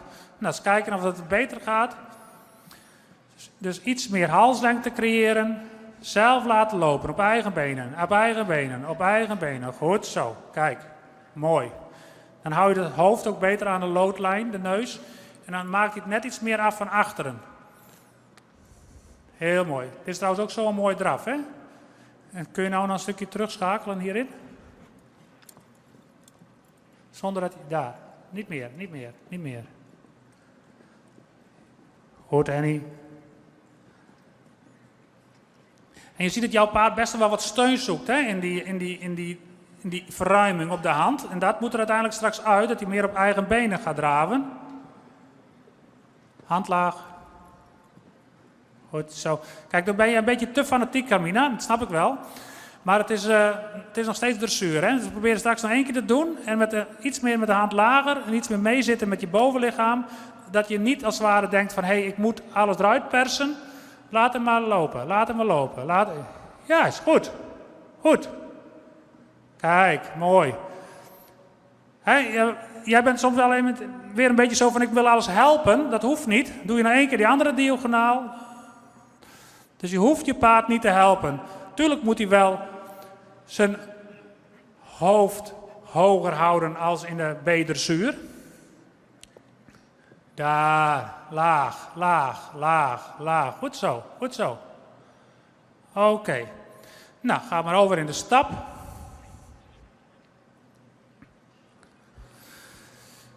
Nou, zoals je gemerkt hebt, gaan we niet overal heel gedetailleerd op in. We hebben getracht om verschillende oefeningen uit de dressuur van een 5, 6, 7-jarig paard aan u te laten zien. Ook een beetje van hoe wij als instructeur ernaar kijken en hoe wij het in de opleiding willen. We hebben niet zo heel lang tijd, dus ik denk dat dit wel voldoende is. En dan geef ik de microfoon over aan Bert. Bedankt, Sybren. We gaan dames en heren eveneens vragen zich op te stellen op de AC-lijn. Geweldig dat ze hier op de KNVPS Hengstenkeuring 2021 met hun paarden naartoe zijn gekomen. U ziet, dames en heren, het komt aan op de details. Iedere keer de oefeningen verder verfijnen. Wat is het dan mooi dat je zo'n man als Sybren Minkema hier in de piste hebt staan om al die tips mee te geven. Ik zie de ringmeester alweer aankomen met een bloemetje.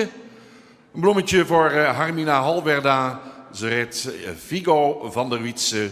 Vader Jasper 366, Helene de Haas met Wolkje T, een dochter van Beert 411 en Henny Roffel met Heuker BV's Willem, vader Hette 481. Hier komen ze nog een keer, Hermina Halverda, Helene de Haas, Henny Roffel.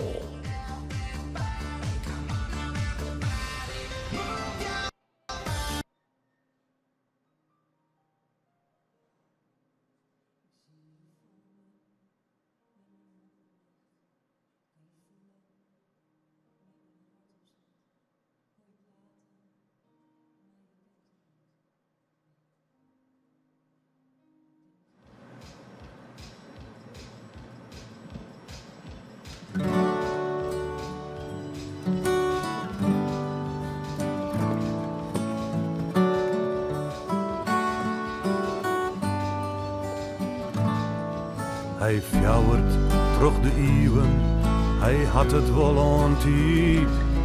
Hij sjocht de meisken skreppen in haar hele wijze strijd. En dat het wel verandert, maar geen grissel beter wordt. Want we roppen en we razen en de tijd die gaat zo hard. Maar de hinders zullen draven, trof de grijden van uw loon. Zoals de wagen nieuwe gralje, uit onmetelijke stroon. En de dichter die bloedt ziekjen, naar de budden van het lied. Want het gaat zwart kloosje wonder, nou meer rillen als verdriet. Die gallops through the ages, through centuries of time. And the poet keeps on searching to find the words that fit the rhyme. And the painter, he will suffer, all that beauty makes him mad. That much grace without mercy, he will lose and shake his head.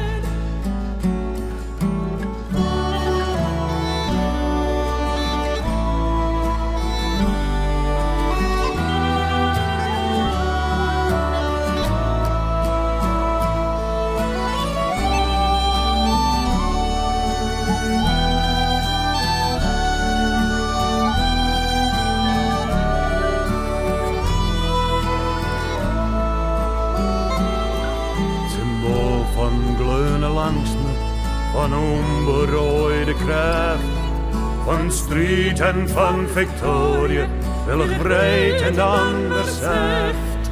Van de onberangen leefde het vlamjend hitte vuur, de rijkdom van de koning, de hartstocht van de boer. En onze zwarte paarden draven, was voor alle tijden heen. En de dichter die blijft graven, zoekt naar woorden, vindt er geen. Want de gratie is ongrijpbaar, niet te vangen in dit lied. Zwarte kunst en eeuwig voorjaar, zoals je alleen in Friesland ziet. Maar Friesland is verrode, verflijne romantiek. In zijn bergen roe, in bussen bereik. In Zwiedrok meer van rippe, op een stille simmerjong. In kei meer in de grijnen, en dat je tiet het Friesland voelt. Maar uw zinders zullen draven, trof de grijden van uw sloon. Zoals de wegen uw gralje, uit onmetelijke stroon. Van onberangen leefde het vlamjend hitte vuur. De muze van de koning leefde van de boer.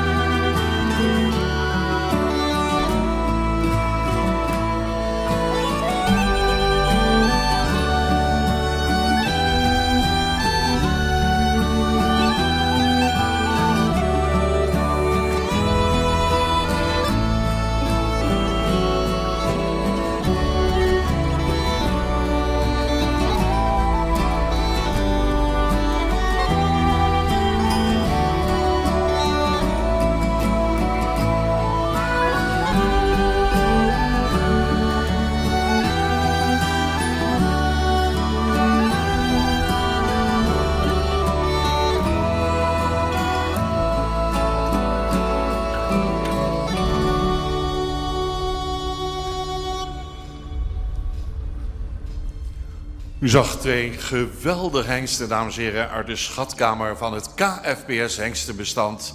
Gepresenteerd werden de sportelite hengst Wielster 463 van stal Henswoude, gereden door Leonie Eving. En u zag de sportelite hengst IJsse 489 in bezit van stal Chardon, hier gereden door Marcia de Vries Dijkman. We gaan afsluiten met een laatste eerronde. Nogmaals dank aan Tweespan, Exclusive Ruitersport. Hier zijn nog een keer Wielster 463 en IJsse 489.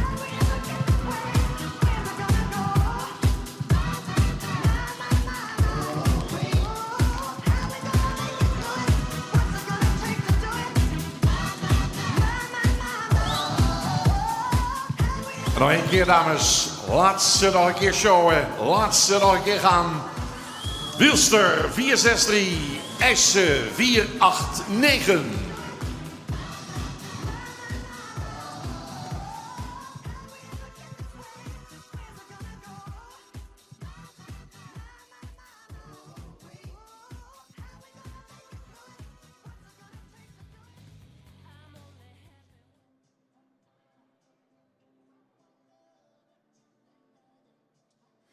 U zag prachtige beelden van de hengsten IJsse 489 en Wielster 463. Het is nagenoeg 1:30. Dat betekent dat we beginnen aan het middagprogramma. Tweede bezichtiging. Nog 4 groepen hengsten te bewonderen.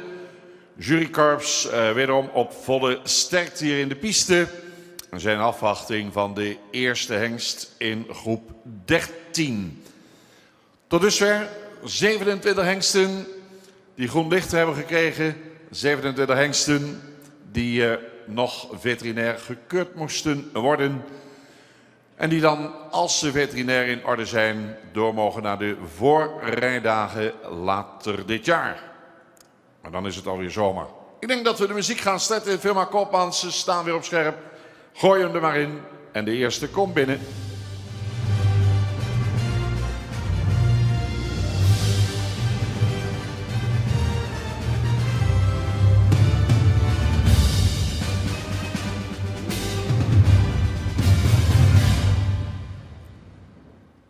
Mooi totaaloverzicht van de hal. En u ziet de binnenkomst van de hengst onder catalogus nummer 100. Next Stallion, number 100. Die eerste hengst in nummer 100. De nummer 100. Hidde MH. Geboren op 16 maart 2018. Betreft hier een zoon van de Hessel 480. Met een sterrenmerrie van Onne 376. Fokker-eigenaar J.H. van Manen uit Kesteren. De nummer 100 in de keuringsbaan. Opgesteld voor de jury staan het Corrie Terpstra, Rijer van Woudenberg en juryvoorzitter Piet Bersma.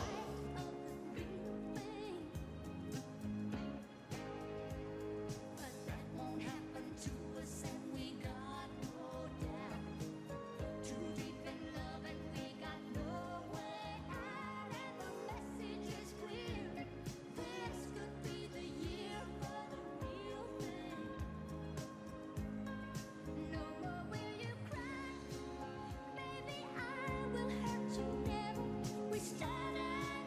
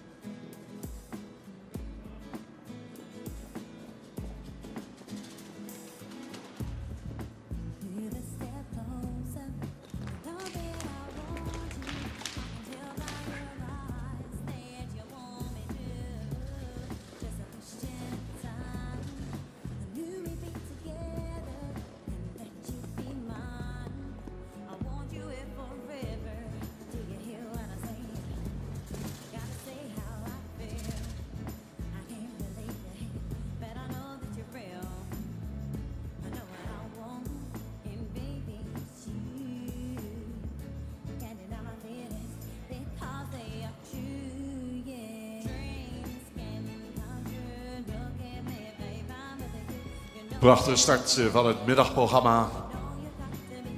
Hengsten, dames en heren, hebben er zin in. U ziet dat. Deze hengsten presenteerden zich op prachtige wijze aan de jury. We gaan door met catalogusnummer 153. 153, 153, le nummer 153. Eveneens een hengst uit 2018. Hibbe van IJsinga Staten is de naam. Zoon van Jurre 495. En de stermerrie van de hengst Reinder 452. De fokkers A en J. de Boer Baarda in Winsum. Hengst is in bezit van Hans-Jürgen Niemeyer uit Bremen in Duitsland. Catalogusnummer 153 in deze presentatie aan de hand.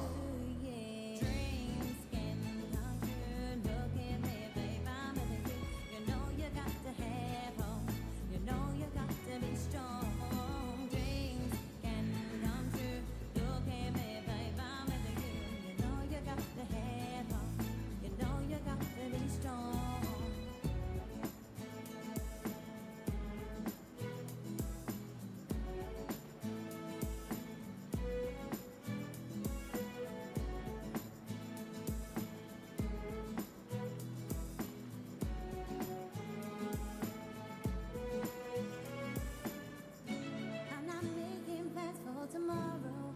Let's live for tonight. I know I want you, baby. So hold me so tight. Put your arms around me. You make me feel so safe. Can you whisper in my ear that you're here to stay? Dreams can come true. Look at me, babe. I'm with you. You know you got to have hope.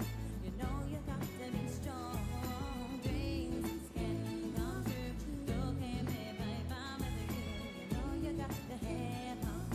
You know you got to be strong. Dreams can come true. Look at me, babe. I'm with you. You know you got to have hope. You know you got to be strong. Dreams can come true. Look at me, babe. I'm with you. You know you got to have hope. You know you got to be strong.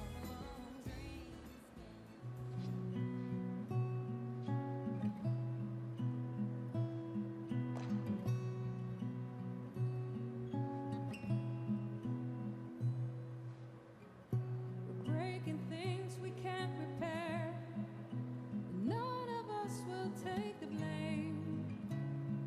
No, nothing can be done this time. All the memories that we've made, I threw them all away. There's no need to talk it over. Don't let me get you down. Let's just move on. I am setting you free. 'Cause I don't wanna hurt no more. No, I don't wanna make you go through one more rainy day. No, I don't wanna hurt no more.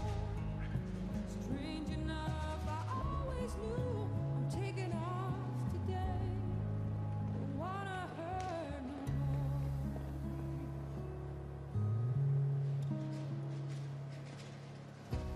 Darkness you left in my soul. Do we know how much we've lost? Will the moon be shining as bright as before? And as I'm singing the song, tears well up in my eyes, and I will always wonder why I will never have the life I wanted. Now I'm letting it go, 'cause I don't wanna hurt no more. No, I don't wanna make you go through. Volgende hengst maakt zijn opwachting in de keuringsbaan. En dat betreft hengst nummer 243. Stallion nummer 243, hengst nummer 243. De nummer 243, Ivan van het Zwaantje. Is geboren op 5 april 2018. En als vader Gerben 479. Moeder een sportmerrie van Schalke 397. Gefokt bij H. van Zeeburg Spronk in Dorenswijk. Eigenaar J.J. van de Meulen, Broek Noord. Catalogus nummer 243.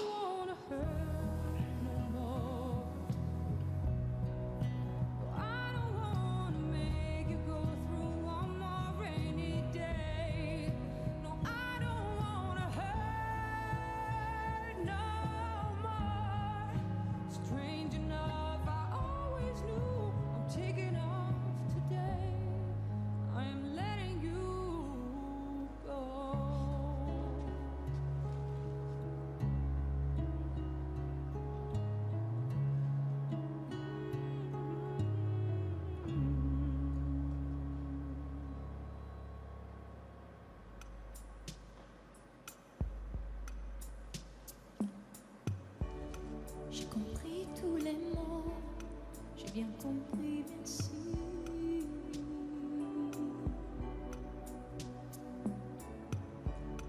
Raisonnable et nouveau, c'est ainsi par ici.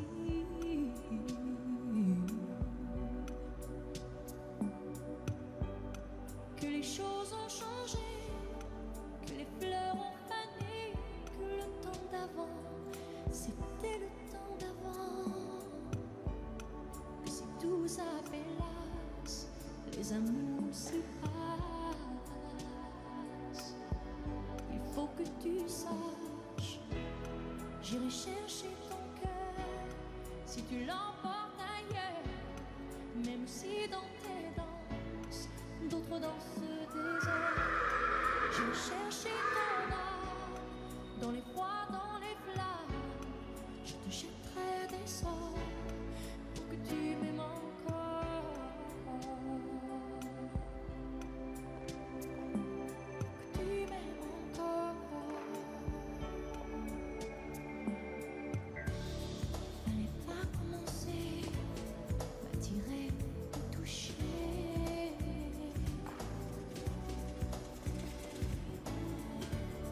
Fallait pas t'en donner, moi je sais pas jouer.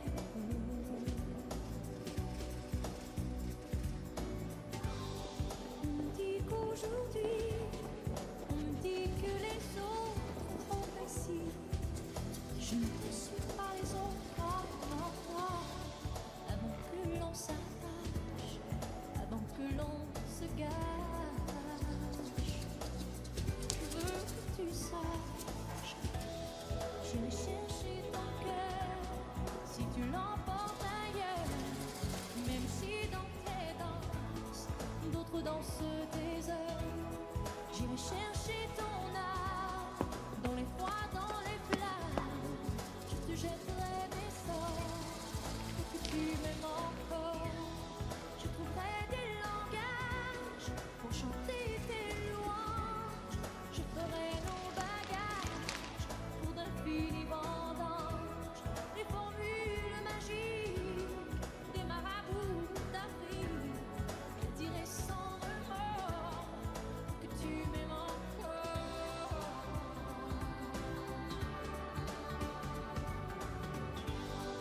U kunt genieten van de prachtige beelden dankzij het team van Omroep Friesland. Maar we kijken naar de derde hengst in het middagprogramma. En de volgende hengst alweer in de baan zien verschijnen. Catalogus nummer 245. Zag het levenslicht op 19 mei 2018. Nummer 245, nummer 245, 245. Habiba van de Meikade. Vader is Johannes 484. De moeder betreft een sterpreferente Mary van Beert 411. Hengst die we gisteravond nog in een reportage hebben gezien van Omroep Friesland. Beert, de zoon van Jasper, zelf 21 jaar. Zal er morgen op de keuring helaas niet bij zijn. Maar hier zien we dus weer Beert in de moederlijn terug. En deze hengst is gefokt en is in eigendom van W.E. Lokhorst in Ederveen.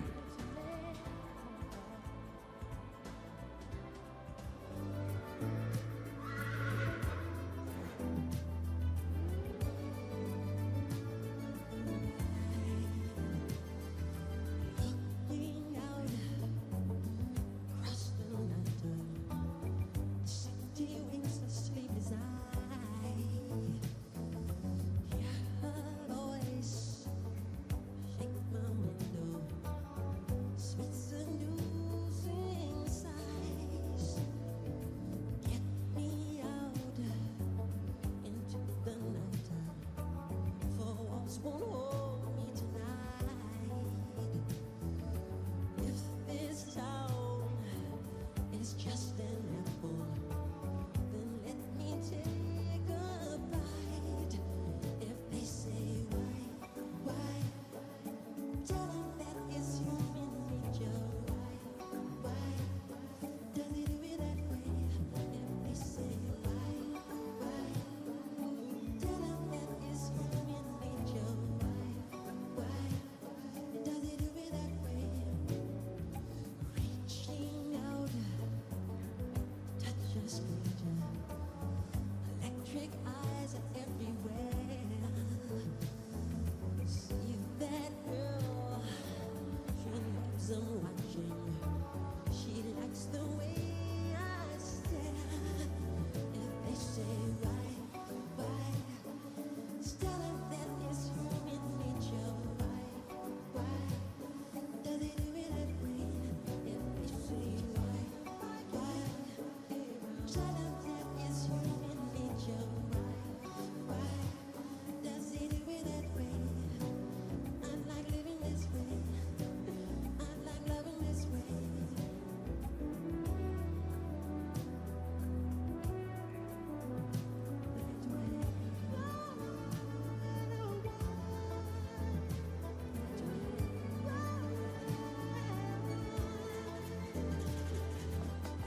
Looking out across the morning, the city's heart begins to beat.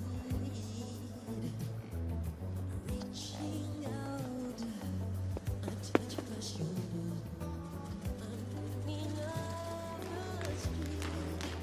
If they say why, tell them that it's human nature.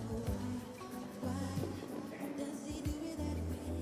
If they say why, does he do it that way? If they say does he do it that way? If they say just why,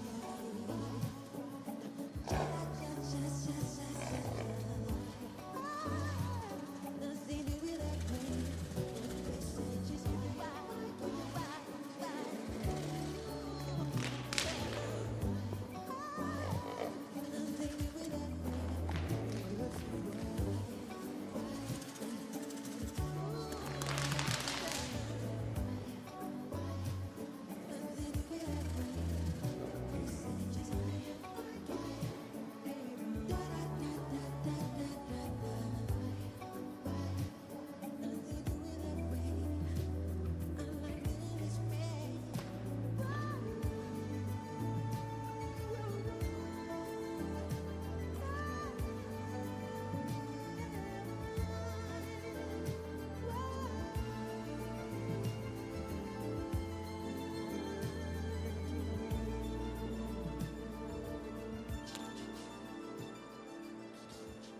En dat je kunt zien dat er veel werk aan besteed is, dames en heren, om die hengsten hier voor te brengen. Kijk eens naar de glans ook bij deze hengst. Perfecte topconditie voorgesteld. We gaan eens kijken naar nummer 250. 250, 250. Hessel V. van de Mietwij. Geboren op 15 mei 2018. Zoon van Jouwe 485. En een stermerrie van Dartsen 420. Fokker en eigenaar is R.H. Veenstra in Surhuizem. Nummer 250 nu.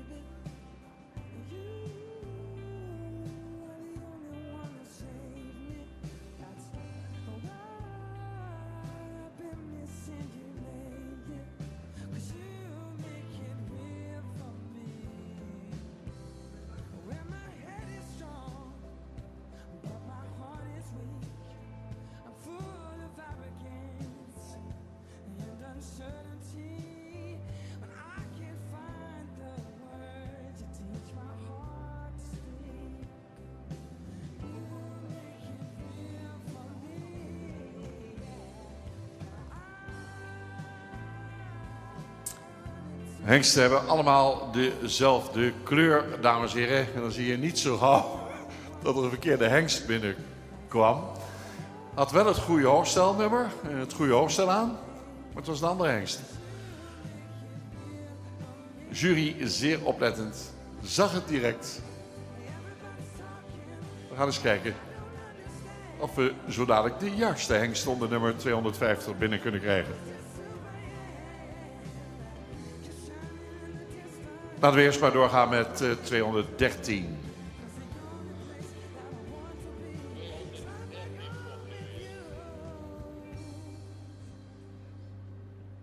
I guess there's so much more I have to learn. But if you're here, Nou, kan een keer gebeuren. Ik zag het direct al bij binnenkomst. Ik denk, dat is hij niet. you always give me somewhere. Hengst wordt opgespoord. En wie er wel is. En we hopen dat het de juiste is. 213. Ja, het is hem ook nog. Ik zie het.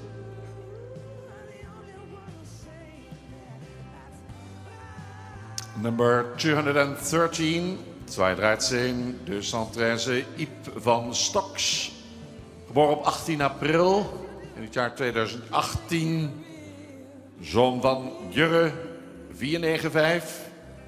Uit een kroonsport A-merrie van Harmen, 424. Gefokt door mevrouw G. Schulte-Jansen in Panningen. En in bezit van Hans-Jürgen Niemeyer uit Bremen in Duitsland. Iep van Stoks. Kiss the sun, touch the moon, but he left me much too soon. His ladybird, he left his ladybird. Ladybird, come on down. I'm here waiting on the ground. Ladybird, I'll treat you good. Ah, Ladybird, I wish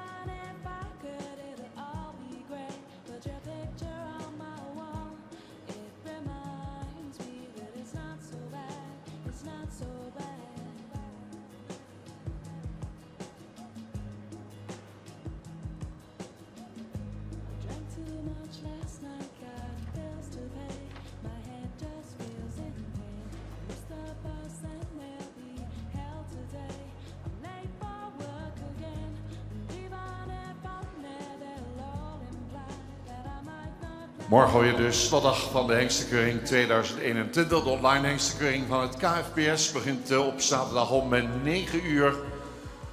We zullen heel veel kijkers hebben morgen vanuit de hele wereld. Belangstelling om de beelden te zien hier van deze prachtige manifestatie. Geheel zonder publiek dit jaar, helemaal volgens de COVID-regels.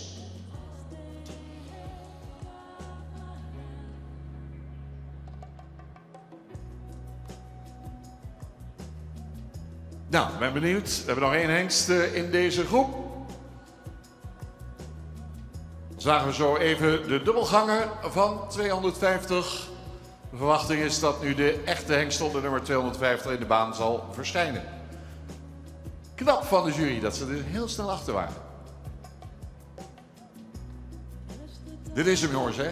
Edwin, top? Super. 250 is binnen. 250, 250, 250, Hessel V van de Mietwij. Van 2018, Jouwe 485 dus de vader.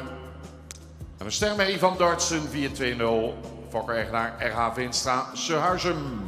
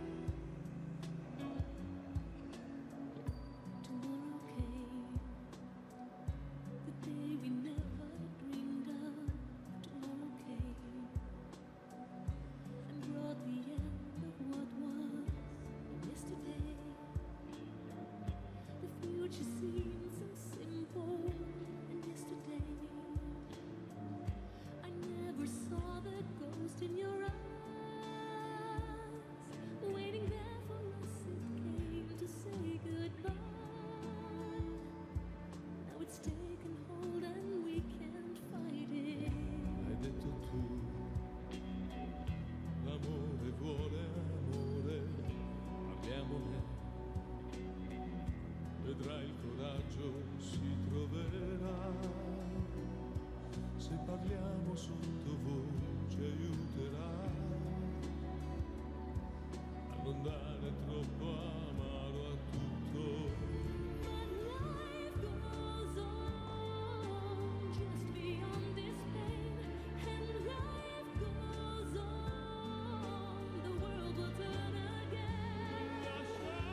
Lasciarsi andare in cose fatte mai, mai più sognare e chiedersi perché.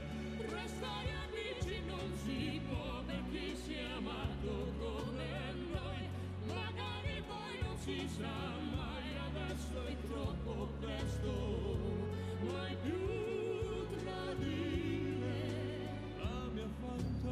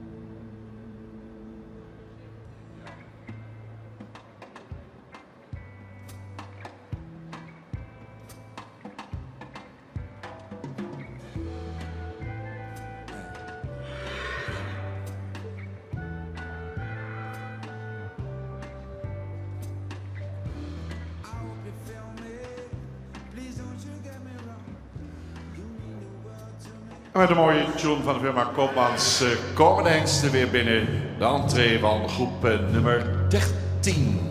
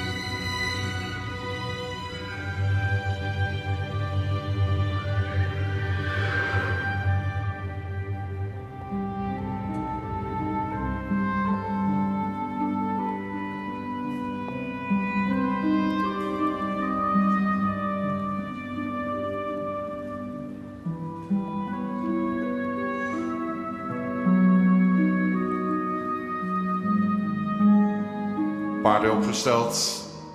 Ringmeester Arm van der Meurde. En nu de uitslag van de jury. Eerste groep naar de middag. Hier geldt het ook hetzelfde. We zijn bezig met keuren van sterhengsten. Echt goede hengsten. Maar die worden nu gekeurd op de norm dat het voor de voorrijdagen en dat ze eventueel dekkings kunnen worden. We beginnen met nummer 100. Een paard wat iets edeler in zijn hoofd zou kunnen zijn. Voldoende halslengte. Ietsje zwaar en diep uit de borst. Sterke bovenlijn. Ook sterk aangesloten kruislendenen. Kruis is voldoende van lengte. Het voorbeen staat mooi recht onder het lichaam. Het paard is licht sabelbenig en ook iets koehakkig. De stap was ruim en actief. De draf was opwaarts en had veel buiging. Het paard is een afstammeling van de hengst Hessel uit stam 2. De moeder is een stermerrie van Onne. Heeft 3 nakomelingen, waarvan 1 ster. De grootmoeder is een model AA, vader Beert. Met 3 nakomelingen, waarvan 2 keer ster. De hengst Sietse komt ook uit deze merrielijn. Heeft een totaalindex van 109. Het paard wordt uitgenodigd voor de voorrijdagen.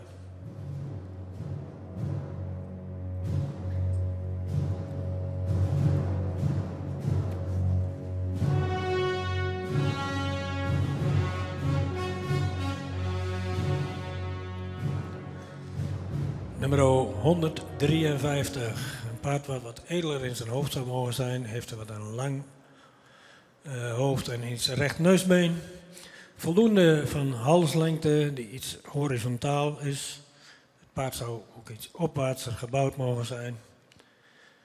De rug is voldoende sterk. De lendenen zou iets sterker aangesloten kunnen zijn. Kruis is voldoende van lengte en ook een goede ligging. De stap is ruim, maar zou iets meer tact kunnen hebben. De draf had het paard een goed ondertredend achterbeen, maar hij blijft iets neerwaarts draven. Het paard wordt vanwege ras en bouw niet meegenomen naar de voorrijdagen.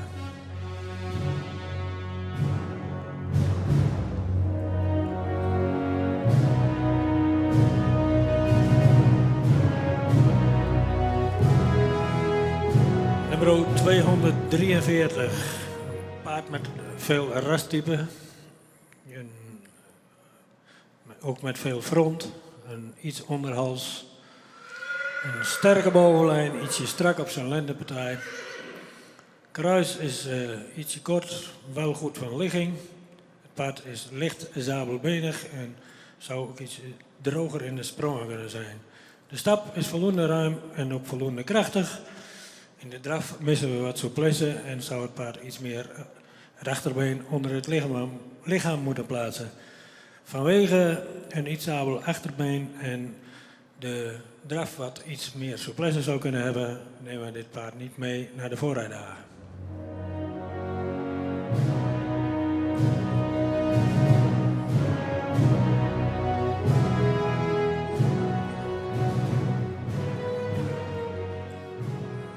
Nummer 245, ook een paard met een voldoende edel hoofd. Hij wil graag naar huis, zie ik wel. Een sterk evenredig gebouwd paard met een goede bovenlijn. Heeft ook een stap die ruim en actief is. We zouden ook de stand van het voorbeen correcter willen zien. De stap is wel voldoende ruim en actief. De draf was ook opwaarts en had veel souplesse. Maar vanwege een voorbeenstand, wat wij toch niet graag terugzien bij een dekhengst, wordt hij niet meegenomen naar de voorrijdagen.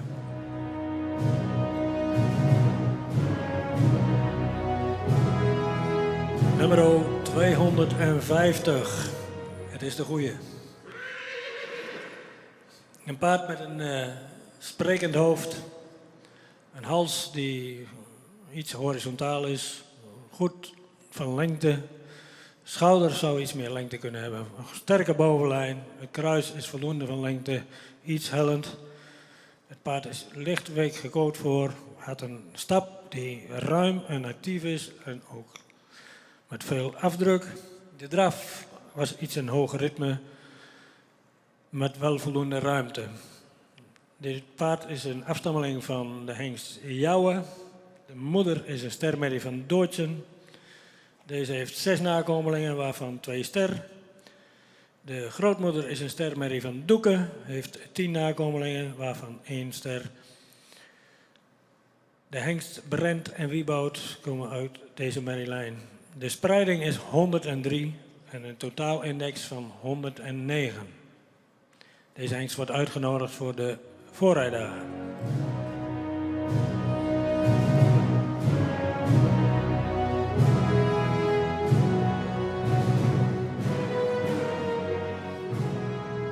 Nummer 213. Een paard wat iets gerekt is, voldoende sprekend in het hoofd. Ook een paard met veel front. Goede schouderligging. Heeft een lang doorlopend schoft in de rug. De rug zou ietsje sterker kunnen zijn, vooral lenden en kruisaansluiting zou ietsje sterker mogen zijn. Het kruis is iets kort, zou iets meer lengte kunnen hebben. Het paard heeft een goed gesteld voorbeen. De stap was ruim en krachtig. De draf was ondanks de neerwaartse bouw opwaarts en had een goed achterbeengebruik. Dit paard is een afstammeling van de hengst Jurre uit stam 24. De moeder is een kroon sport A-merrie met 5 nakomelingen, waarvan 2 ster. De grootmoeder is een ster preferente prestatiemerrie van Volken met 14 nakomelingen. 3 keer een stermerrie, 1 keer een kroonmerrie en 1 keer een model AA. De moeder zelf loopt sport Z1 met 26 winstpunten. Verderop komen er nog wat paarden voor op zetniveau. De spreiding van dit paard is 102 en een totaalindex van 109. Dit paard wordt uitgenodigd voor de voorrijdagen. Kortom, 3 hengsten uitgenodigd voor de voorrijdagen, mits vandaag veterinair goedgekeurd. Betreft hier catalogus nummer 100, nummer 250 en nummer 213. En dan zitten we in de tussenstand inmiddels op 30 hengsten die uitgenodigd zijn voor de voorrijdagen. Met nog 3 groepen te gaan. We beginnen aan groep 14.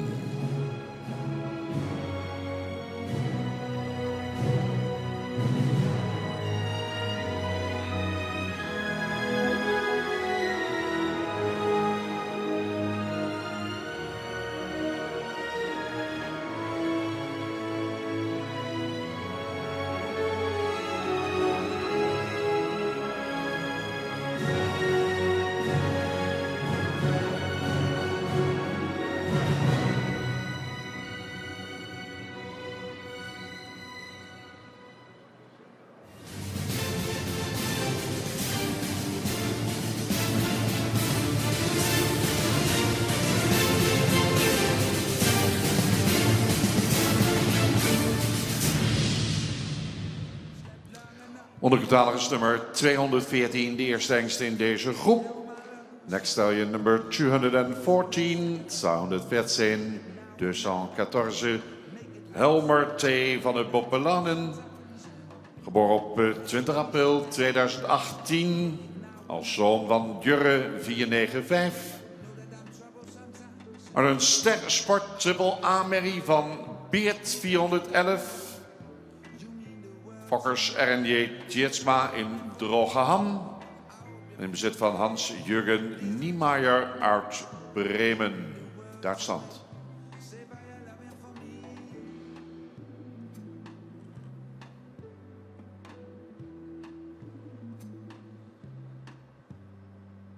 We can get hectic another perspective on how we can get along.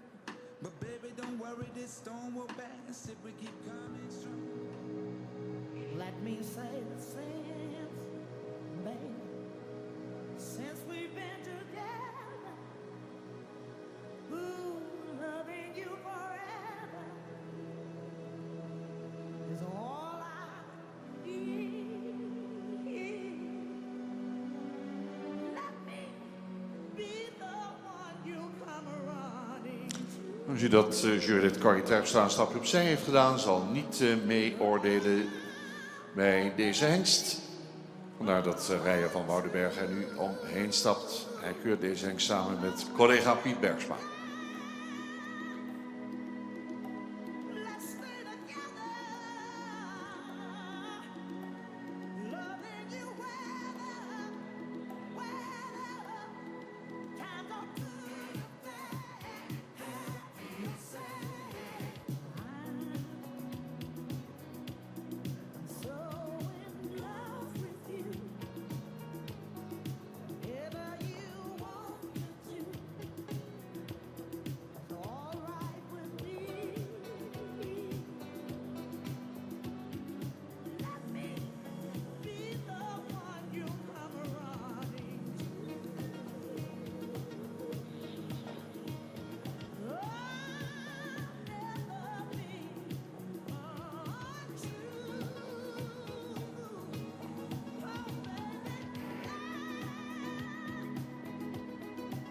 Let's stay together, loving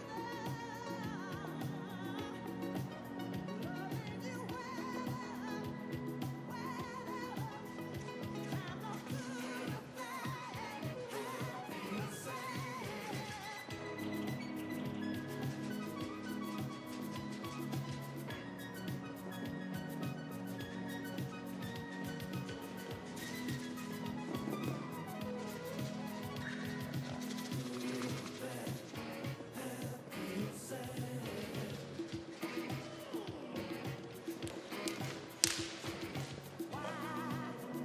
tell me, why do people break up? Oh, then turn around and make up. I just can't decide. You never do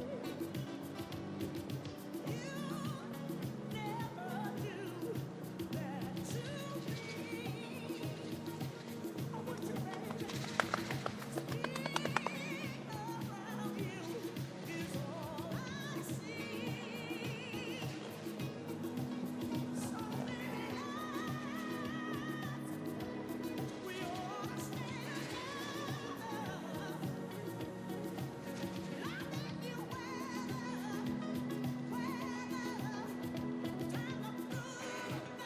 to stay together, loving you Corrie Terpstra neemt haar plaats weer in. Waren familiebanden tussen jurylid en Fokkers. Vandaar dat ze even een stapje terug deed. Binnenkomt hengst nummer 246. 246. 246. 246. Hardy van de Lietse Generaal. Is een hengst van 21 mei 2018. Zoon van Johannes 484. En een stermerrie van Beert 411. Gefokt en in bezit van mevrouw I.R. Pen uit Heelweg. Catalogus nummer 246.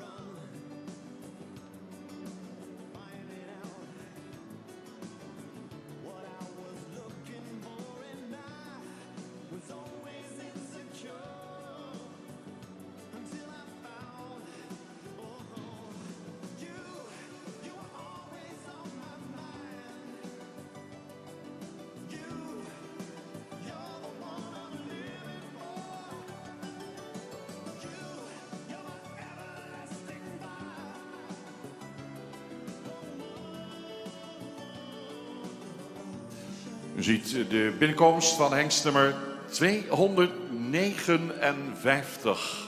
Next stallion number 259. Nummer 259, 259. Hidde van de Groene Steeg. Geboren op 26 januari 2018 als zoon van Jouwe 485 en een sterrenmerrie van Uldrik 457. De fokkers B.M. Bulthuis en B.P. van Tevelen uit Wamel. Hengst is in bezit van de familie Volmer in Lunteren en Stoeterij Galloper in Berkel en Roderijs. Nummer 259.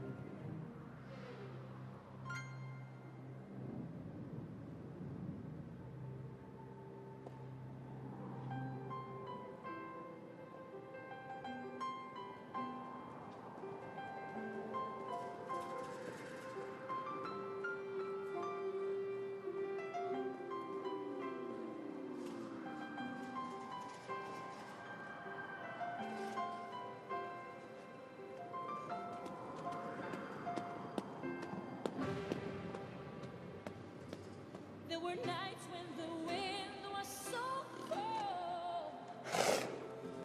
My body froze in bed if I just listened to it right outside the window.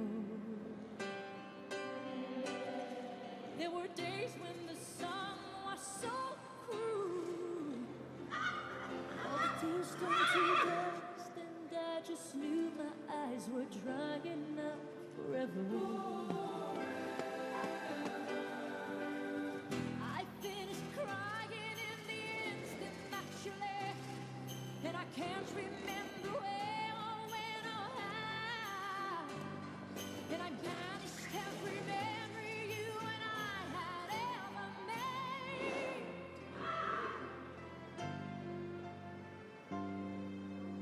When you touch me like this, and you hold me like that, I just have to admit that it's all coming back to me.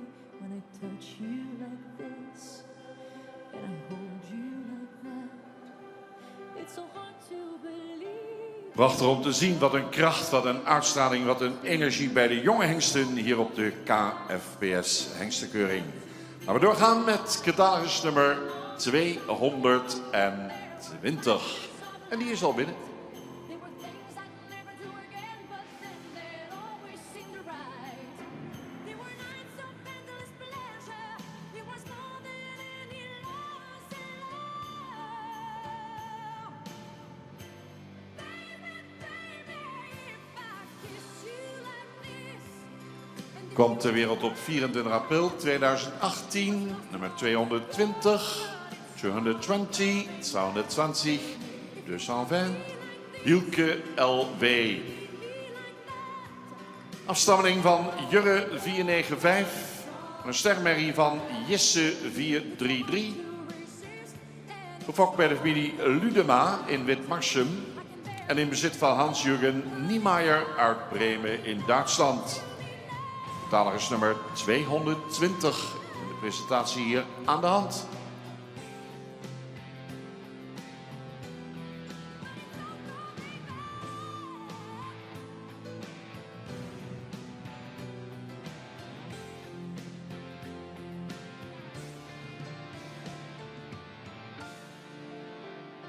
there were those empty threats and hollow lies.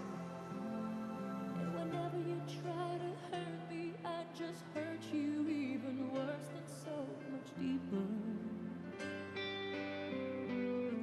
There were hours that just went on for days, when alone at last we count up all the chances that will last to us forever. But you were history with the slamming of the door, and I made myself so strong again somehow. And I never wasted any of my time on you since then.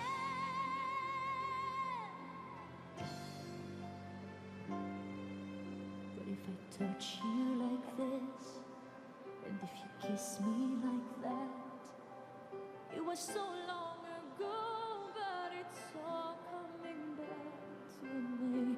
If you touch me like this, and if I kiss you like that, it was gone with the wind, but it's all coming back to me. It's all coming back, it's all coming back to me now. There were moments of gold and there were flashes of light. There were things we'd never do again, but then they'd always seem right. There were nights of endless pleasure. It was more than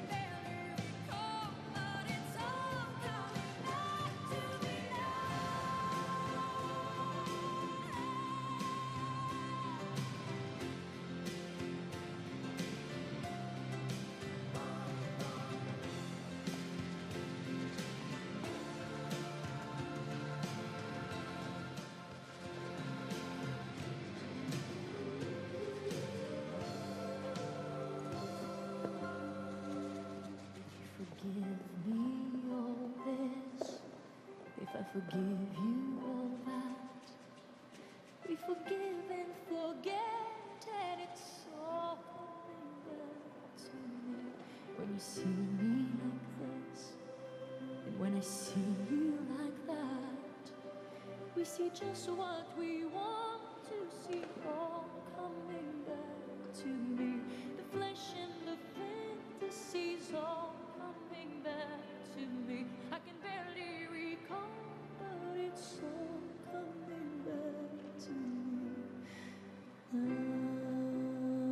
It's all coming back to me now.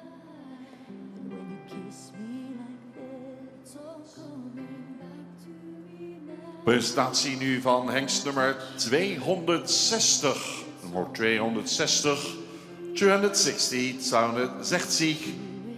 De 160. Hengst Hopper.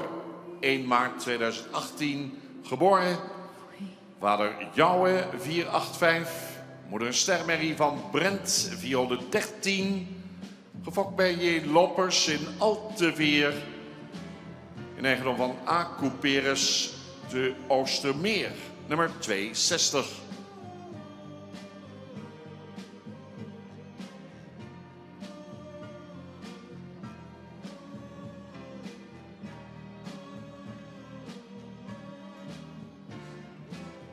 As I walk this land of broken dreams, I have visions of many things, but happiness is just an illusion, filled with sadness and confusion. What becomes of the broken-hearted who had love that's now departed? I know I've got to find some kind of peace of mind, maybe. The roots of love grow all around, but for me they come a tumbling down. Every day heartaches grow a little stronger. I can't stand this pain much longer. I walk in shadows, searching for light, cold and alone, no comfort inside, hoping and praying for someone who cares, always moving and going nowhere. What becomes of the broken-hearted who had love that's now departed? I know I've got to find some kind of peace of mind. Help me, please. I'm searching though I don't succeed, but someone's love there's a growing need. All is lost, there's no place for beginning. All that's left is an unhappy ending. Now what becomes of the broken-hearted who had love that's now departed? I know I've got to find some kind of peace of mind. I'll be searching everywhere just to find someone to care. I've been looking every day. I know I'm only miles away.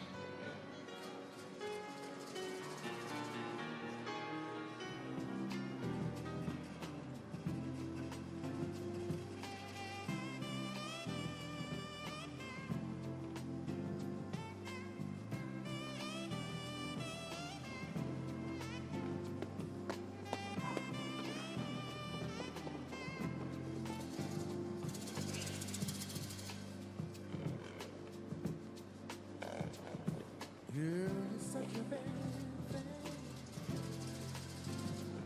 standing there all alone,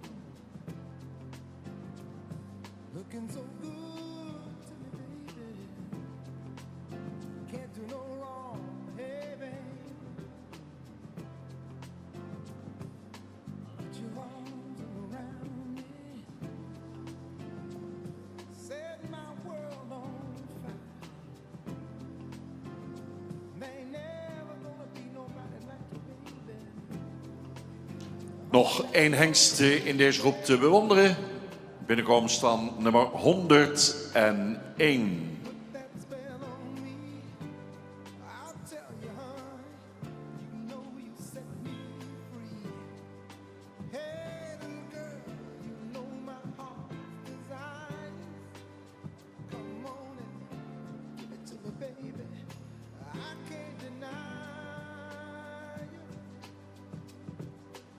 Geboren in april 2018, de nummer 101, 101, It's van de Cressers.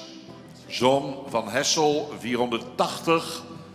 En een ster triple A-merrie van Bartele, 472. Fokker en eigenaresse mevrouw Estergaaf Bredhouwer in Westendorp.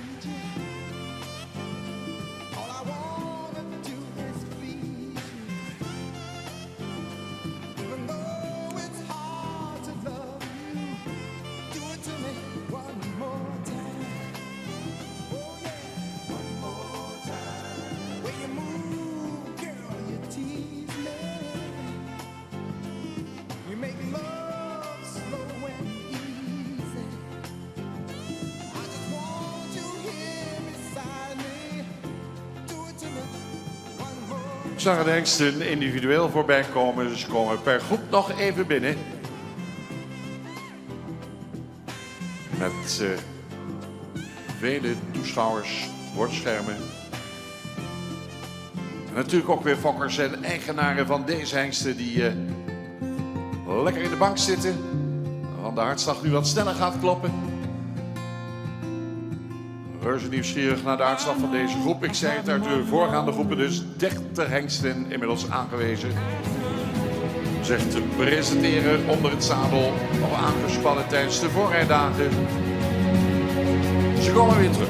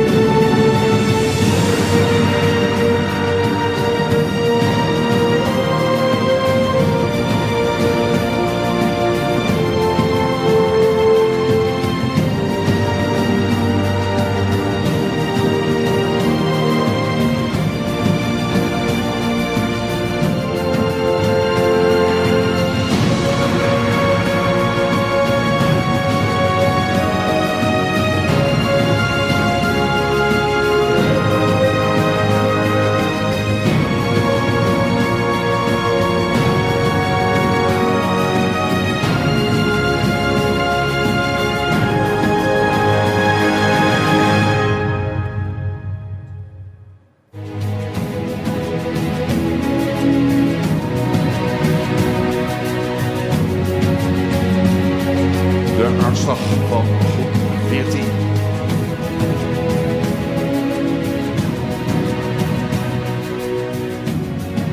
We gaan luisteren naar juryvoorzitter Piet Bergsma. Nummer 214. Een paard met een voldoende edelhoofd. Zou ietsje meer nek kunnen hebben. Wel een voldoende halslengte. Schouderligging is goed. Heeft een sterke bovenlijn, misschien ietsje strak op een lendenpartij. Kruis is voldoende veel lengte, het voorbeen is goed gesteld en ook een goed gesteld achterbeen. De stap was ruim en ook heel krachtig of heel actief. De draf had hij veel buiging en was hij ook een sterk ondertredend achterbeen.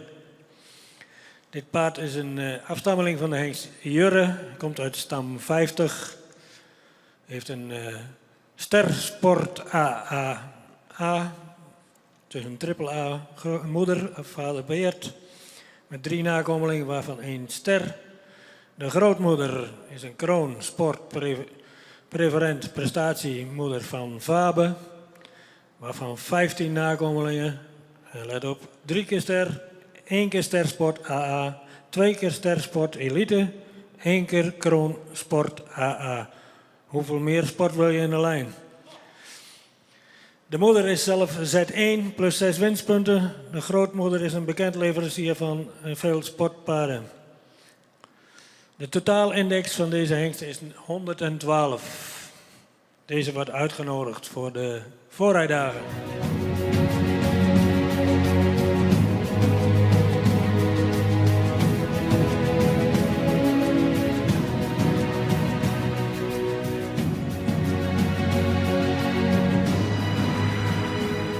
Nummer 246.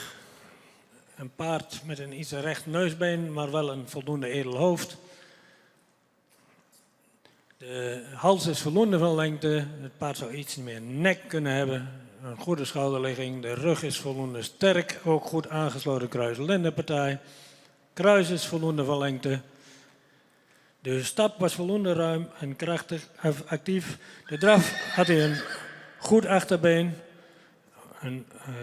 Veel ruimte in het voorbeen. Nummer 246 is een afstamming van de hengst Johannes. Stam 15. Moedervader is Beert met 9 nakomelingen. 1 keer een ster en 2 keer een kroon AA en 1 keer een kroon triple A. De grootmoeder is een sterpreferente merrie van Wieger, die 9 nakomelingen heeft, 3 keer een stermerrie en 1 keer een ster sport elite. De moeder loopt zelf, heeft 1 nakomeling die in de set 1 loopt. De grootmoeder heeft een nakomeling met ZZL. Er komen wat tuigpaarden die veel gepresteerd hebben in de sport en heeft een totaalindex van 111. Dit paard wordt ook uitgenodigd voor de voorrijdagen.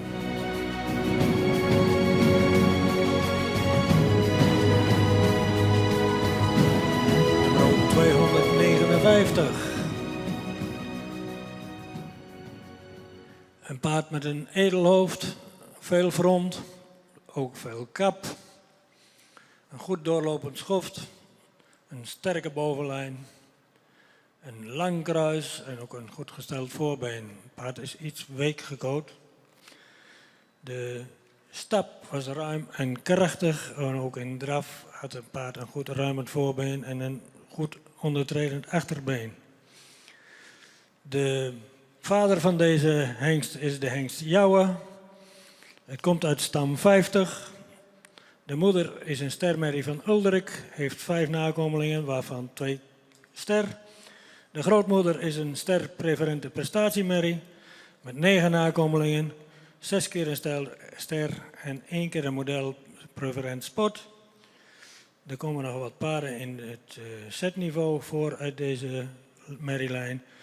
En ook Anton komt uit deze merrielijn. Totaal index 108. Dit paard wordt ook uitgenodigd voor de voorrijdagen.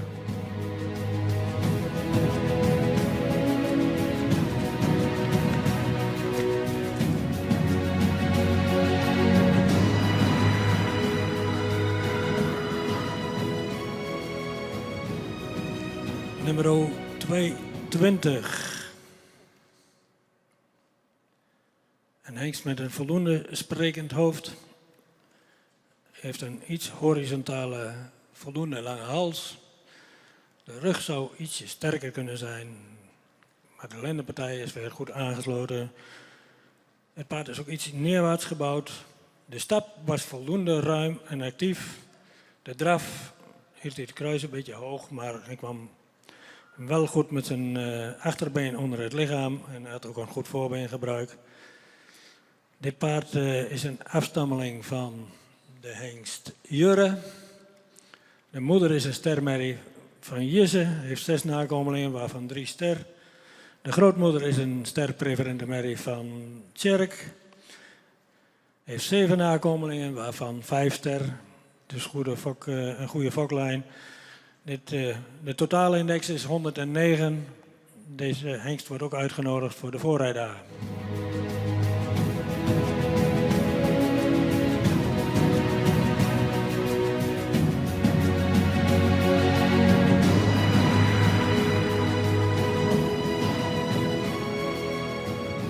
Nummer 260. Een paard met veel ras. Veel front, goede kap, iets onderhals, een sterke bovenlijn, ook een lang, iets hellend kruis, een goed gesteld voorbeen en is iets zabelbenig. De stap was ruim en krachtig, had ook veel activiteit. In draf zou hij iets ruimer kunnen zijn en dan mist hij ook een beetje het dragend achterbeen. Vanwege een iets zabelbenig achterbeen en hij miste het dragend vermogen in de draf, wordt hij niet uitgenodigd voor de voorrijdagen.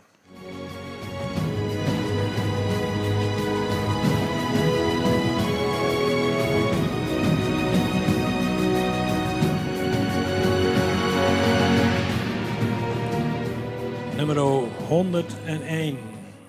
Een paard met een voldoende edel hoofd. Ook veel kap. De hals is voldoende van lengte. Dus ook iets horizontaal gesteld. Een goede schouderligging. Sterke bovenlijn. Ietsje gedreven op zijn lendenpartij. Het kruis is voldoende van lengte. Het voorbeen zou iets meer lengte kunnen hebben. De stap was voldoende ruim en krachtig. Een goede stap. De draf was ook voldoende ruim en was daarbij ook opwaarts. Nummer 101 is een zoon van Hessel uit stam 43. De moeder is een ster AA, triple A, van Bartelen met 1 nakomeling en die is ook ster. De grootmoeder is een ster Mary van Beert met 7 nakomelingen. 1 keer een ster triple A. Hij heeft een totaalindex van 111. Deze hengst wordt ook uitgenodigd voor de voorrijdagen. Mooie oogst in de groep 14. 5 hengsten door naar de voorrijdagen. Maar 214, 246, 259, 220 en 101. Nou, aantallen doen er niet zoveel toe natuurlijk, maar misschien wel even leuk om te melden dat we inmiddels 35 hengsten geselecteerd hebben voor de voorrijdagen.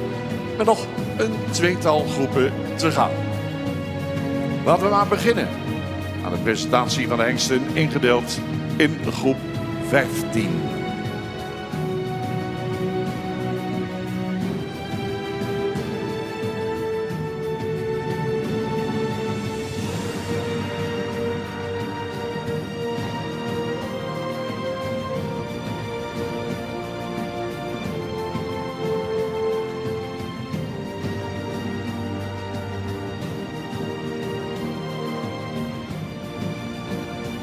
Nog 12 hengsten in deze presentatie aan de hand.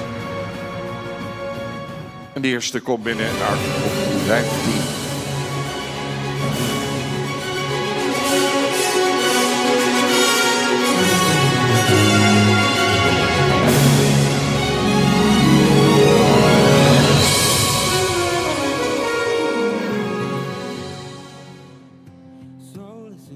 In de keuringsbaan nummer 220. 221 in de arena.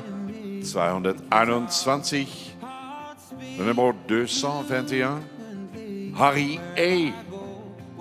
Geboren op 30 april in het jaar 2018. Als zoon van Jurre 495. Een sterpreferente merrie van Jelte 365. Gefokt bij de familie Emmens in Nooitgedacht.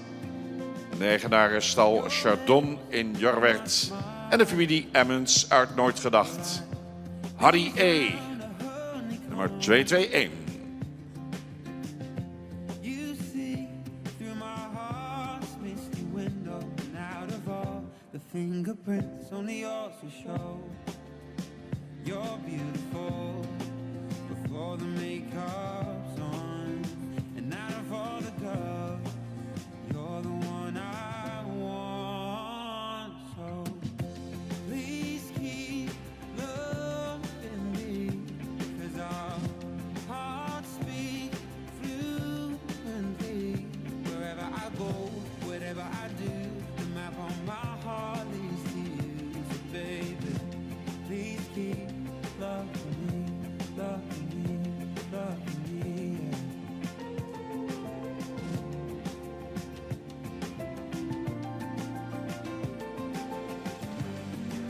All the mistakes I'm making, I don't mean.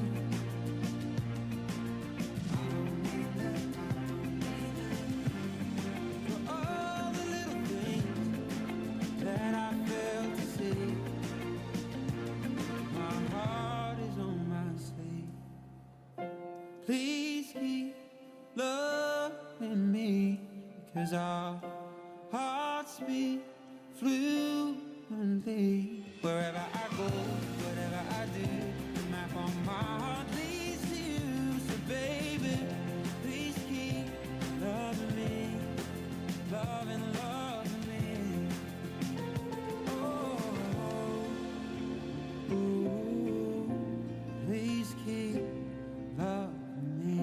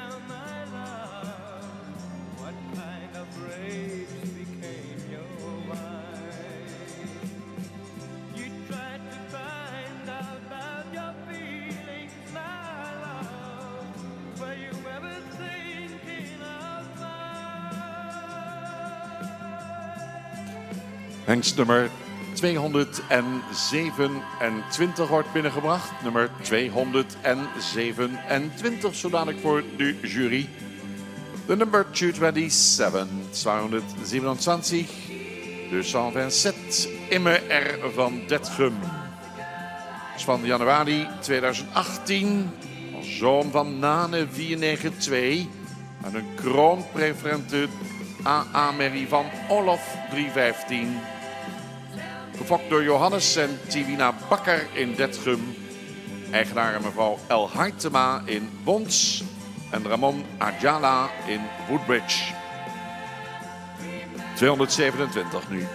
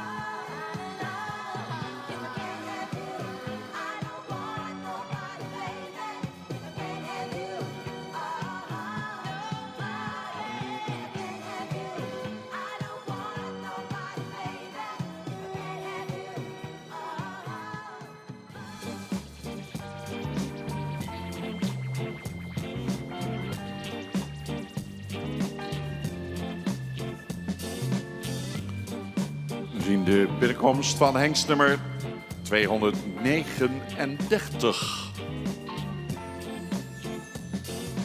When you first left me, I was wanting more, but you were fucking that girl next door. What'd you do that for? When you first left me, I didn't know what to say. I never Taal is nummer 239, dus 239, Sai 39 de 139, Gunnar Jede, zoon van Marcus 491, aan een Kroon Sport, Triple A-merrie van Norbert 444, fokt en in bezit van stal Jede Vledder VOF te Vledder. Hengstboor op 2 maart 2018, nummer 239.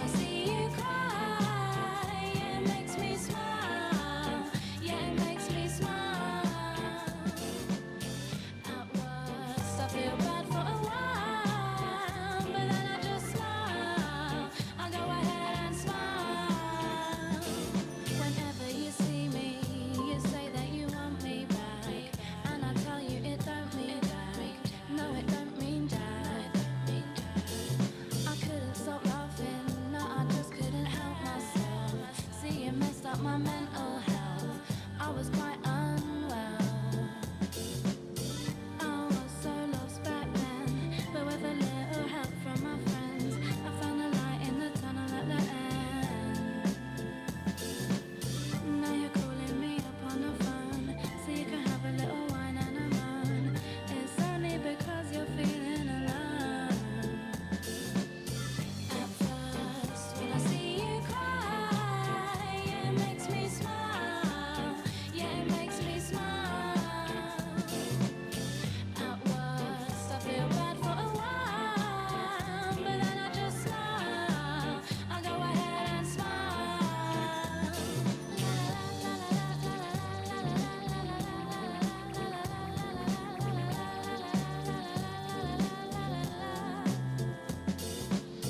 At first, when I see you cry, it makes me smile. Yeah, it makes me smile. At worst, I feel bad for a while, but then I just smile. I go ahead and smile.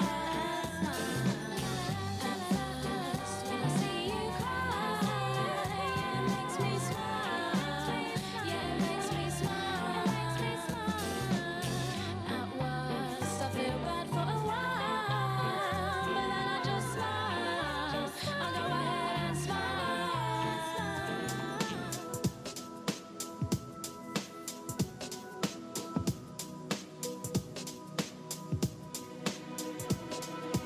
If you see me walking down the street, staring at the sky, dragging my 2 feet, you just pass me by. It still makes me cry, but you can make me whole again. And if you see me with another man, laughing and joking, doing what I can, I won't put you down, 'cause I want you around, and you can make me whole again. Looking back on when we first met, I cannot escape and I cannot forget. Baby, you're the one, you still turn me on, you can make me whole again. Time is laying heavy on my heart. Seems I've got too much of it since we've been apart. My friends make me smile, if only for a while. You can make me whole again. Looking back on when we first met, I cannot escape and I cannot forget. Baby, you're the one, you still turn me on, you can make me whole again. For now I'll have to wait. But baby, if you change your mind, don't be too late. Wat een power, wat een kracht bij de jonge hengsten. Knap werk van onze voorbrengers om dat allemaal in goede banen te leiden. Ze doen dat geweldig. We gaan verder. Catalogus-nummer 252 komt binnen. Cannot escape and I cannot forget. Baby, you're the one, you still turn me on, you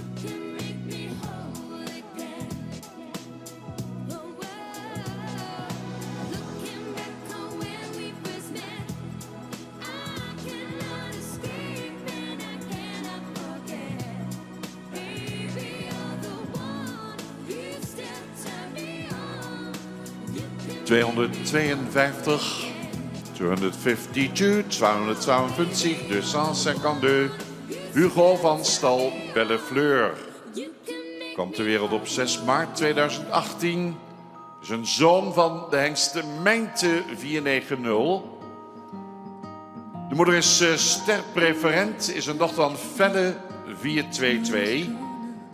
Gefokt bij W.H. Derksen in Oosterhout. En in bezit van R.J. Rienstra uit Wommels. De nummer 252. No, your worries, they will vanish with the dawn. And all your teardrops will turn to laughter in the sun. Lift me up so high. Let the world pass me by. Let it pass me.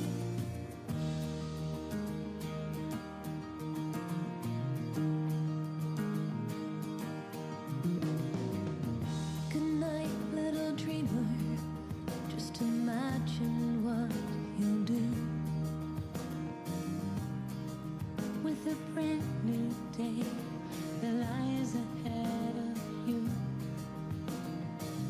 And you have the power to be just anything you want.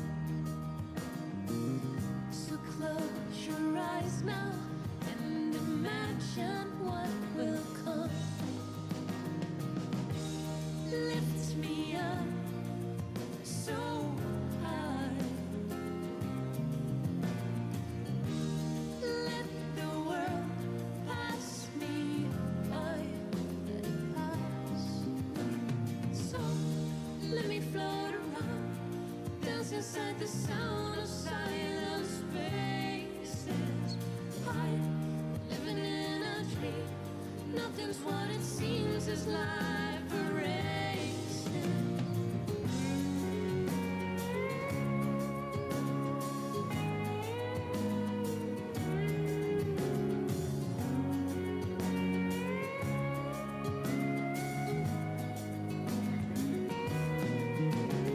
So let me float around, dance inside the sound of silent spaces. High, living in a dream. Nothing's what it seems as life erasing me.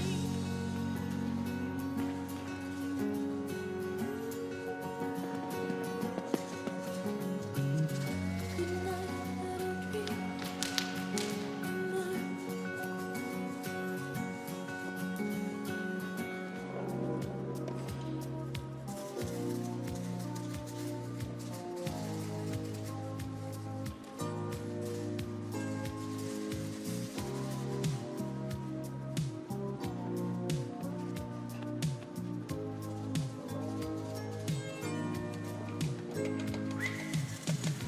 Two people living on the edge of life.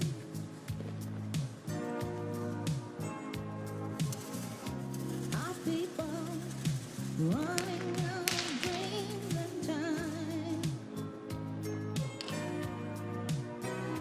I can hear it when you tell me so.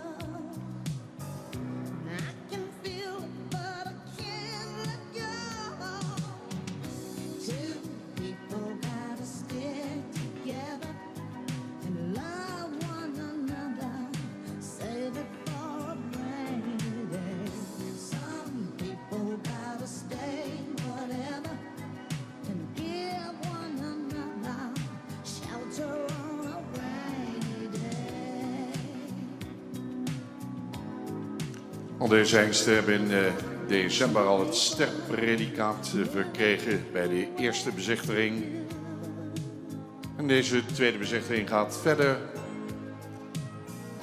Gekeurd wordt hengst nummer 298.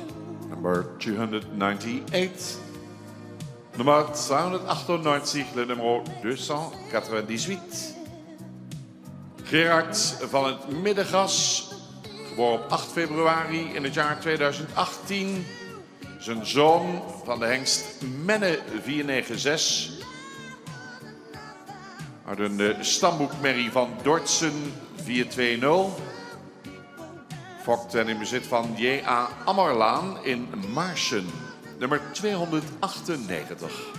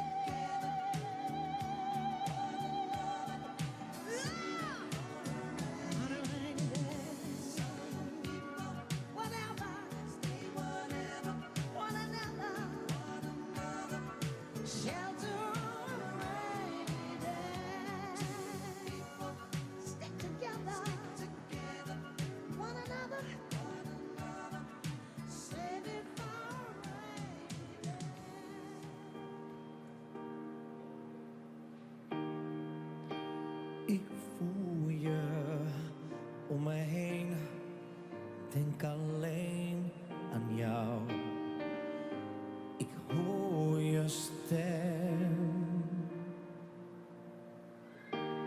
Ik zie je overal. Ik neem je altijd mee, waar ik ook ben. Zo tastbaar en zo dichtbij. Hou jij je vast aan mij. Waar ik ben, daar ben jij. Je bent eigenlijk nooit ver geweest. Als een schaduw volg je mij.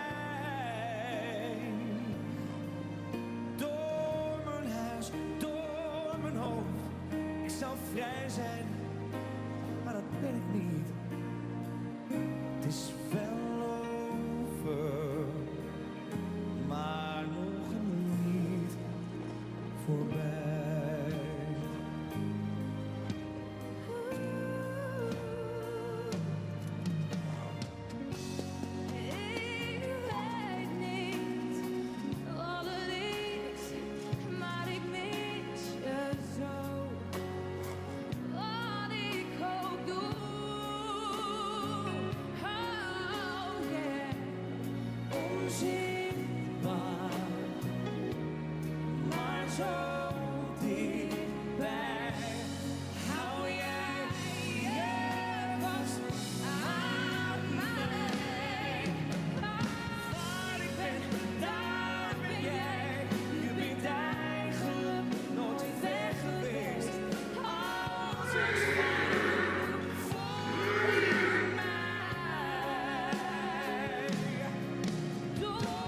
Oh, de laatste uit groep 15 betreft de hengstnummer 300.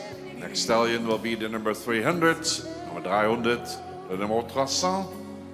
Giel van de Best. Geboren op 2 april 2018. Vader is Menne 496. Moeder Stermerrie van Standard 447. Hengst werd gefokt door L. van Almen Randst. En is in bezit van mevrouw G. van der Haar in Lunteren. Catalogus nummer 300 betreft de laatste in groep 15. Dag en nacht, zo onverwacht. Waar ik ben, daar ben jij. Je bent eigenlijk nooit weg geweest. Als een schaduw volg in mij. Door mijn huis, door mijn huis. Ik zou vrij zijn, maar dat ben ik niet. Het is wel over, maar nog niet. Maar nog niet. Voorbij.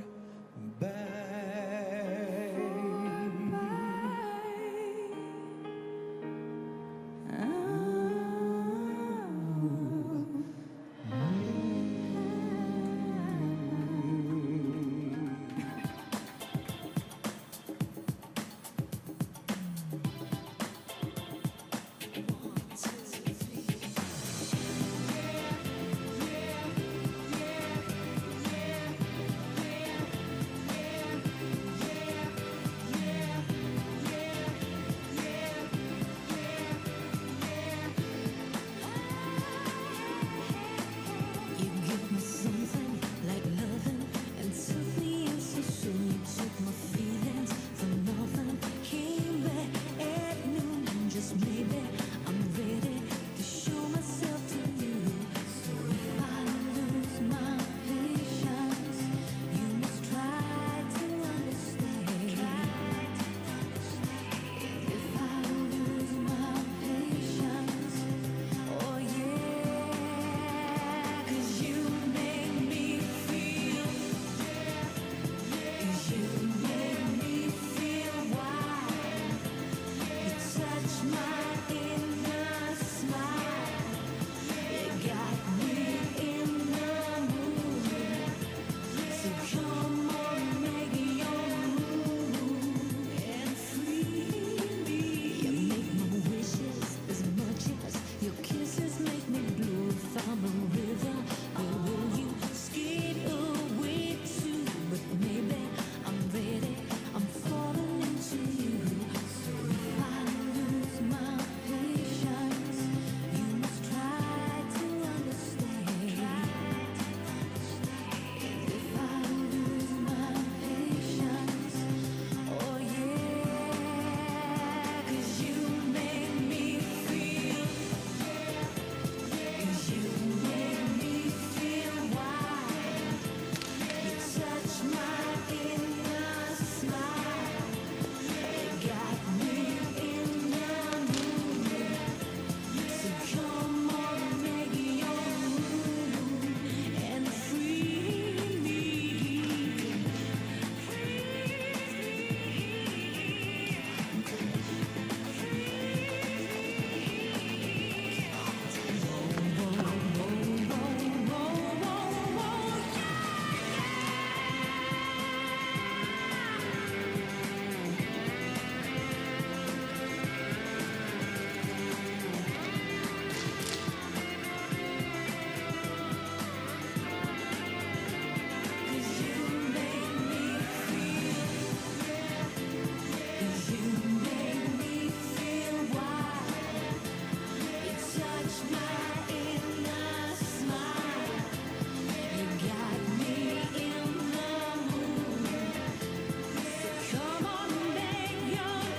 En dat waren de hengsten in de 15e groep, tweede bezichtiging. Ze komen weer binnen, maar dan in de groep.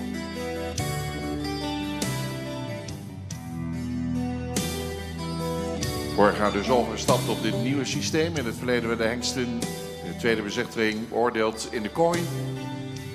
Konden de hengsten los zien bewegen. Dat is vorig jaar voor het eerst vervangen door dit systeem. Dat betekent ook dat er geen derde bezichtiging is. Meteen vandaag komen de fokkers-eigenaren te weten of de hengst door mag naar de voorrijdagen. Later een aantal van die hengsten door mogen naar het centraal onderzoek. Omdat we ons te houden hebben aan de COVID-regels, de hengsten die uitgenodigd worden voor de voorrijdagen morgen niet terugkeren. Nu was dat zo van ons gewend. Op de zaterdag ons keer de nieuwe lichting die dan gepresenteerd en ook toegelicht werd. Hengsten die doorverwezen worden naar de voorrijdagen worden ook vandaag al direct door de voorzitter van de jury toegelicht. Dus morgen zien we deze hengsten niet terug.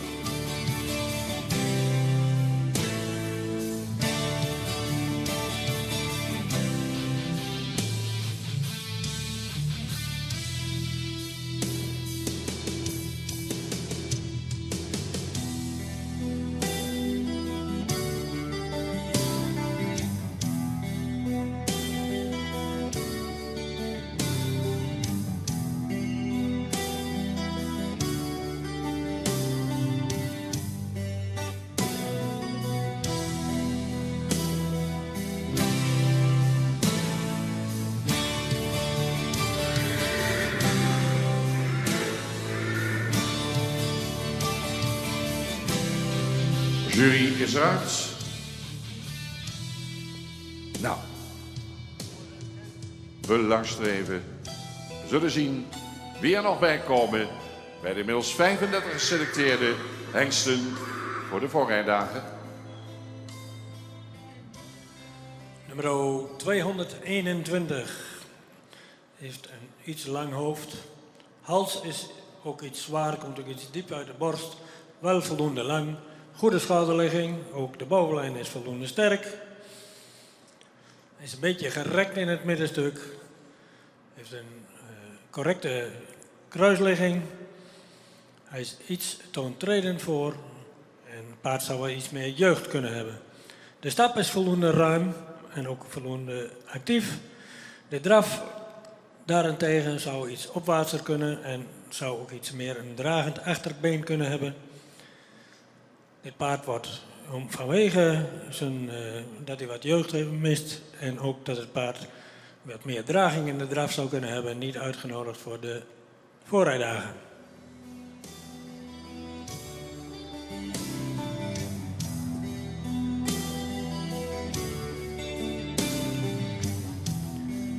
Nummer 227, een paard wat nog jeugdig aandoet. Ook iets meer bespiering zou kunnen hebben. Een paard is voldoende edel in zijn hoofd. Heeft een lange hals met een iets steil schouder. Voldoende sterke bovenlijn die iets bespierder zou kunnen zijn. Het kruis is voldoende van lengte. Het paard heeft een lang voorbeen. De stap is voldoende ruim en actief. De draf was opwaarts en kwam goed tot dragen. Dit is een hengst die komt... heeft een vader Nane, komt uit stam 15. De moeder is een kroonpreferente AA-merrie met 10 nakomelingen, waarvan 4 keer een stermerrie en 1 keer een kroonmerrie. De grootmoeder is een sterpreferente prestatiemerrie van Oepke. Die heeft 14 nakomelingen, waarvan 5 ster en 2 kroonpreferent. En onder andere de dekhengst Johannes komt uit deze moeder weg. De moeder is een zetpaard met 10 winstpunten in het enkelspan. En ook de grootmoeder loopt op zetniveau. En er komen nog wat tuigpaarden uit deze lijn. Dus veel sport. Totaal een index van 108. Dit paard wordt uitgenodigd voor de voorrijdagen.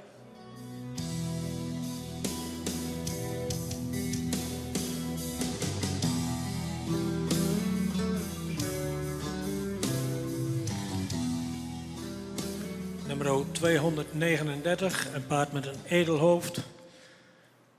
Een paard die voldoende halslengte heeft, maar de hals is iets zwaar en komt wat diep uit de borst. Is voldoende verticaal, ook de schouderligging is voldoende. De rug is voldoende sterk, de kruisligging is correct, ook voldoende lengte. Ook een correcte voorbeenstand, het paard zou wat meer jeugd kunnen hebben.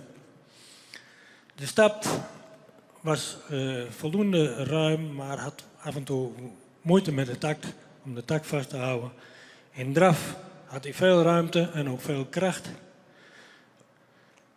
Dit paard wordt niet uitgenodigd voor de voorrijdagen vanwege ras en een stap waar meer tact in zou moeten zitten.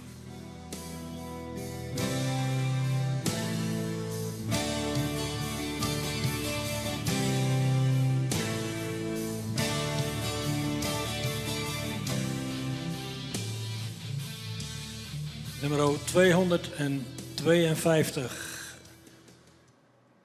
Een paard wat een edelhoofd heeft, een voldoende halslengte, ook een verticale hals, goede schouderligging, sterke bovenlijn, kruis is lang, het voorbeen zou wat meer lengte kunnen hebben, ook dit paard zou iets meer jeugd uit kunnen stralen.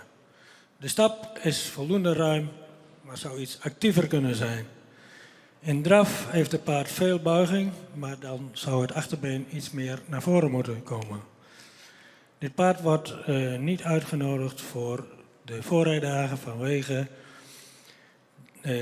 wat vroegrijpheid en ook de draging in de draf mist.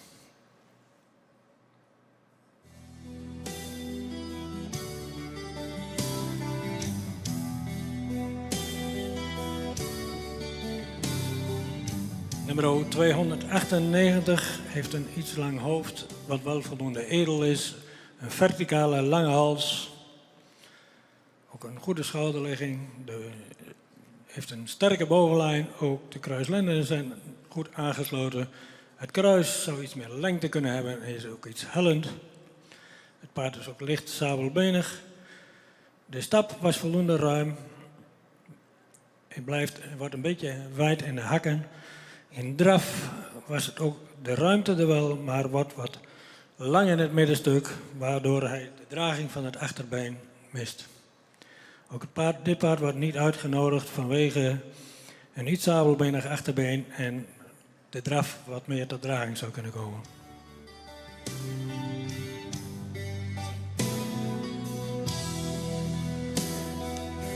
Nummer 300.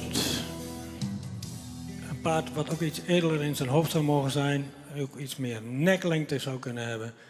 Een iets zware hals wat diep uit de borst komt, voldoende verticaal. Ook een schouderligging die voldoende is. Sterke bovenlijn, ietsje strak op de lendenpartij. En het kruis zou iets meer lengte kunnen hebben. Ook dit paard zou iets meer jeugd kunnen hebben. Het achterbeen is iets sabelbenig gesteld. De stap is voldoende ruim, maar iets gehaast. De draf was voldoende opwaarts, maar ook mist hierbij het dragende achterbeen.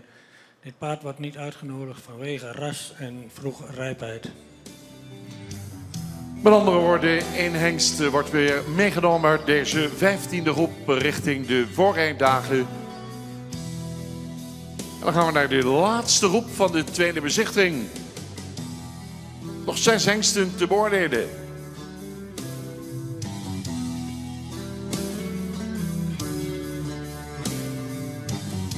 En dan zit de tweede dag er dus weer bijna op. Zware taak voor onze juryleden.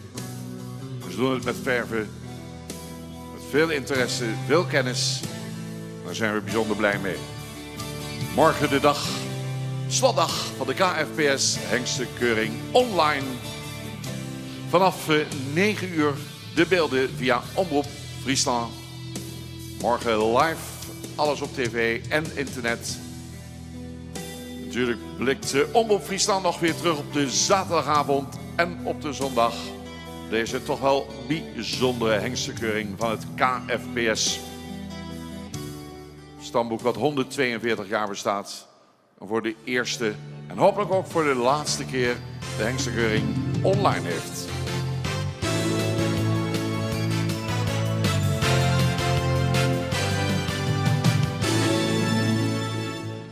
Want u begrijpt dat we morgen ruim 9000 toeschouwers minder hebben dan vorig jaar. Althans hier in Drachten. Maar als die nou morgen allemaal voor het scherm zitten, dan wordt het ongetwijfeld een dag waar u op terug kan kijken met veel plezier. We doen dat met hengst nummer 301. Zoals gezegd de 16e, laatste groep jonge hengsten. 301 is binnen. 301, 301, 301. Harrit van Zevenhuizen is van 29 april 2018. Vader is de hengst Menne 496. Moeder een kroon triple A-merrie van Reinder 452. Hengst is gefokt en is in bezit van de familie Van de Hoeven in Bunschoten. Catalogus nummer 301.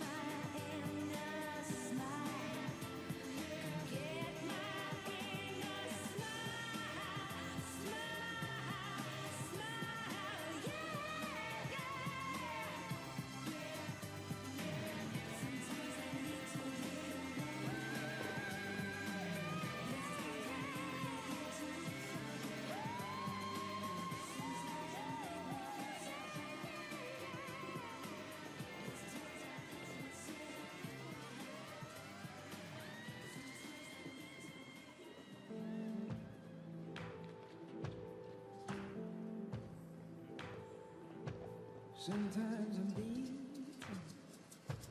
sometimes I'm broke. 'Cause sometimes this shit is nothing but smoke. Is there a sea? Is there a cold? We make it bad, 'cause I'm losing hope. Tell me how to be in this world. Tell me how to breathe and feel more. Tell me how, 'cause I believe in something. I believe in us. After the wreckage, after the dust, I still hear the howl, I still feel the love. Over the rise, above all the noise, through all the world, I still hear your voice. Tell me how to be in this world. Tell me how to breathe and feel more. Tell me how, 'cause I Kijk inmiddels naar hengst nummer 229. Catalogus nummer 229 is binnen. De nummer 229, nummer 229, de nummer 229, Ilja van Bloemhof. Ter wereld gekomen op 8 mei 2018 als zoon van Jurre 495. Met een sterpreferente prestatiemerrie van Ulke 338. Fokkers en eigenaren F. Bloemhof en J. Bloemhof in Bolzwart. Catalogus nummer 229. tell me how to breathe and feel no hurt.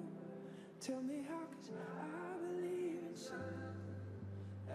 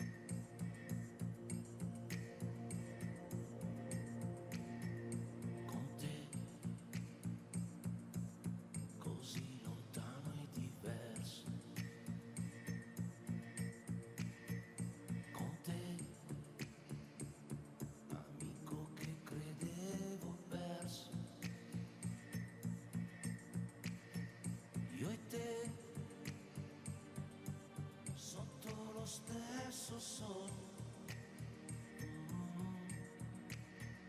Insieme. Unite, unite, Europe.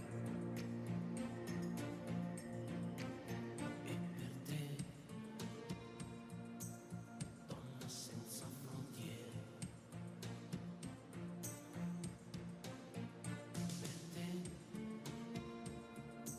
sotto le stesse bandiere. Io e te, sotto lo stesso cielo. Insieme. Unite, unite, Europe. Sempre più liberi, no. Non è più un sogno, non sei più da solo. Sempre più in alto, no. Dammi una mano che becca il volo. L'Europa non è lontana. C'è una canzone italiana per voi. Insieme.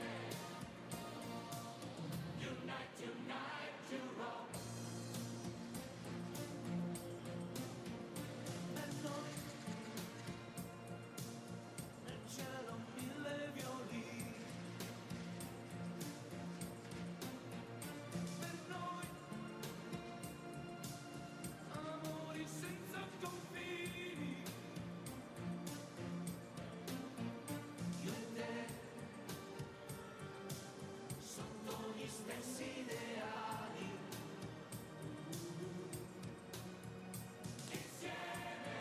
De beoordeling van hengstnummer 254 gaat plaatsvinden. 254, 254, 254, Hidden van Stal, Bellefleur. Is van 5 maart 2018, vader Mijnte 490. De moeder is een kroon dubbel A-merrie van Torben 466. Hengst werd gefokt bij W.H. Derksen in Oosterhout. Is in bezit van stal Jede Vledder, VOF te Vledder. 254.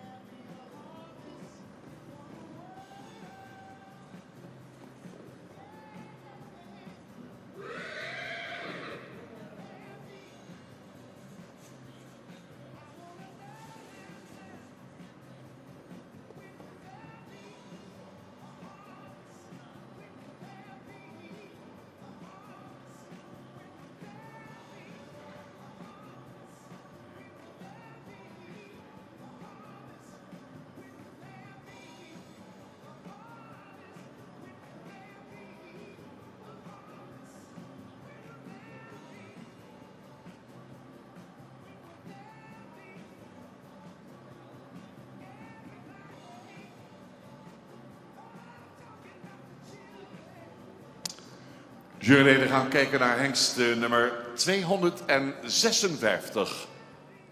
256, 256, 256 de 156, Hidde van Oosterburg. Hengst is van 28 april 2018. Betreft hier eveneens een zoon van Menne 496. Gefokt uit de stermerrie van Andries 415. De fokker is A. de Hoek in Draster Compagnie. En eigenaresse mevrouw S.M.J. van Manen uit Ede. Catalogus nummer 256 in de keuringsbaan.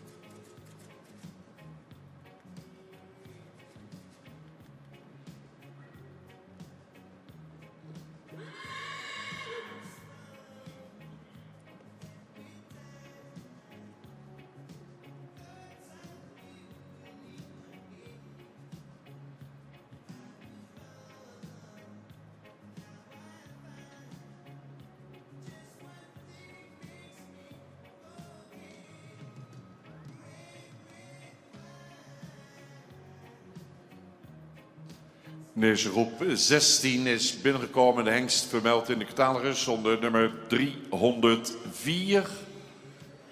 Ik herhaal 304. Next stallion number 304. Nummer 304, le nummer 304, Gerke V. Is van eind januari 2018. Omer 493 is de vader. En de moeder is een stermerrie van Uldrik 457. Gefokt door Seije Kamstra in Oud-Woude. En de eigenaar R.J. Vos in Wijk en Aalburg. Gerke onder nummer 304.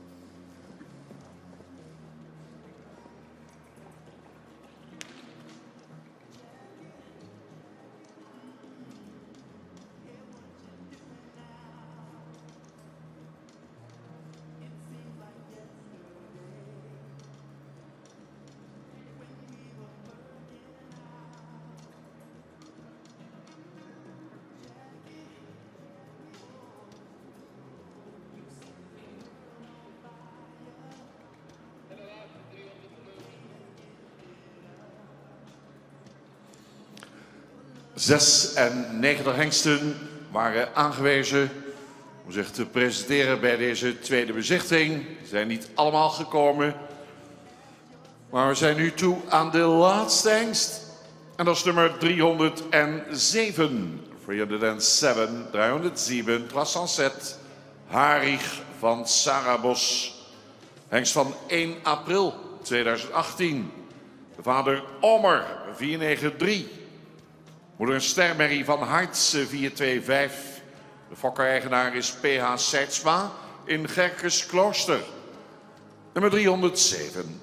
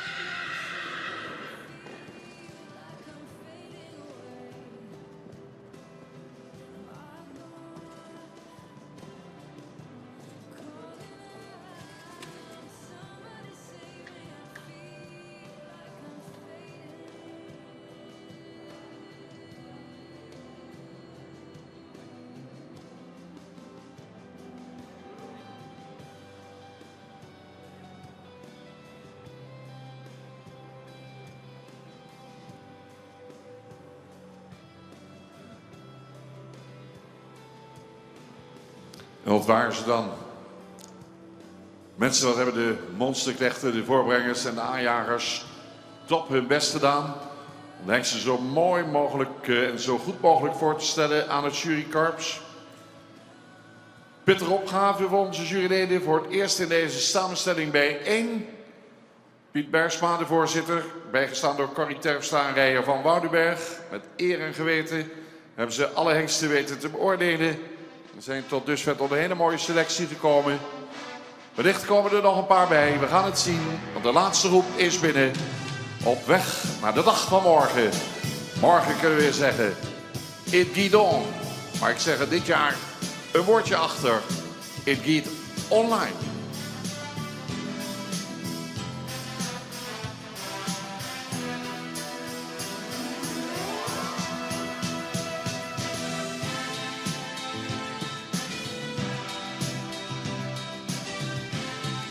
Eens per jaar zeg ik altijd, waar gaat de schatkamer open van het KFPS. September van het jaar is het altijd de beurt aan de merries. En in januari, dan komen de stamboekhengsten aan ons voorbij. De parels uit de schatkamer van het KFPS kunt u morgen vanaf 9 uur weer bewonderen. Dankzij de prachtige beelden van Omroep Friesland.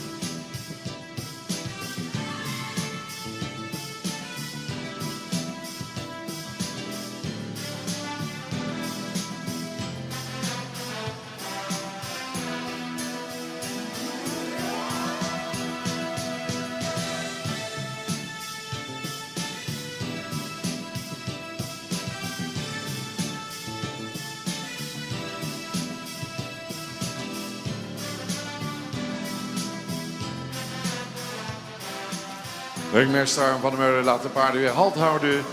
Voorzitter van de jury geeft de laatste uitslag. Onze laatste groep. En voordat ik overga tot de uitslag van deze groep, wil ik mijn mede-juryleden in ieder geval bedanken voor het fijne jureren van vandaag. De voorbrengers en de trainingstallen die er nu nog zijn, maar de anderen die er zijn geweest. Ook bedanken voor het plezierige samenwerken en helaas zonder publiek.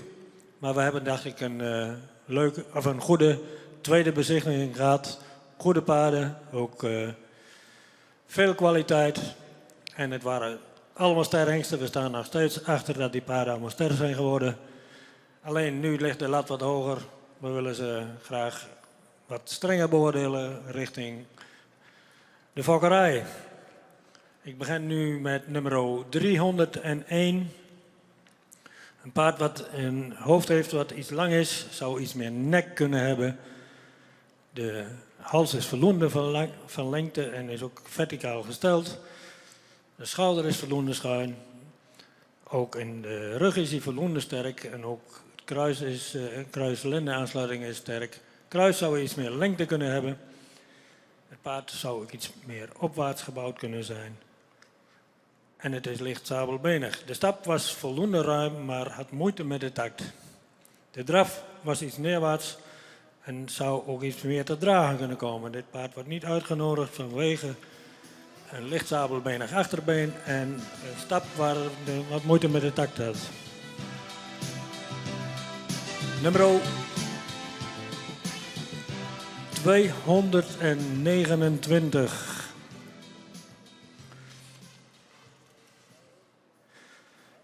Een paard wat voldoende edel in zijn hoofd is, zou iets meer nek kunnen hebben. De hals is ook ietsje zwaar, komt diep uit de borst. Heeft een sterke bovenlijn, ook de lendenen zijn ietsje strak. Kruis is voldoende van lengte en ligging. Het paard zou iets meer jeugd kunnen hebben. Het paard stapt voldoende ruim, maar zou iets tactvoller kunnen stappen. Dat is wel een aandachtspunt. De draf was ruim en voldoende opwaarts en had een goed ondertredend achterbeen. Dit paard is een afstammeling van de hengst Jurre uit stam 50. De moeder is een sterpreferente prestatiemerrie van Ulke met 14 nakomelingen, waarvan 8 ster. De grootmoeder is een sterpreferente merrie van Melle met 17 nakomelingen, waarvan 5 ster. En 1 keer een sterpreferente en 1 keer een sterpreferent prestatiemerrie en ook 1 modelmerrie. De moeder heeft 5 nakomelingen op zetniveau. Dus veel sportpaarden en ook veel preferent bloed. Vandaar dat hij wordt uitgenodigd voor de voorrijdagen.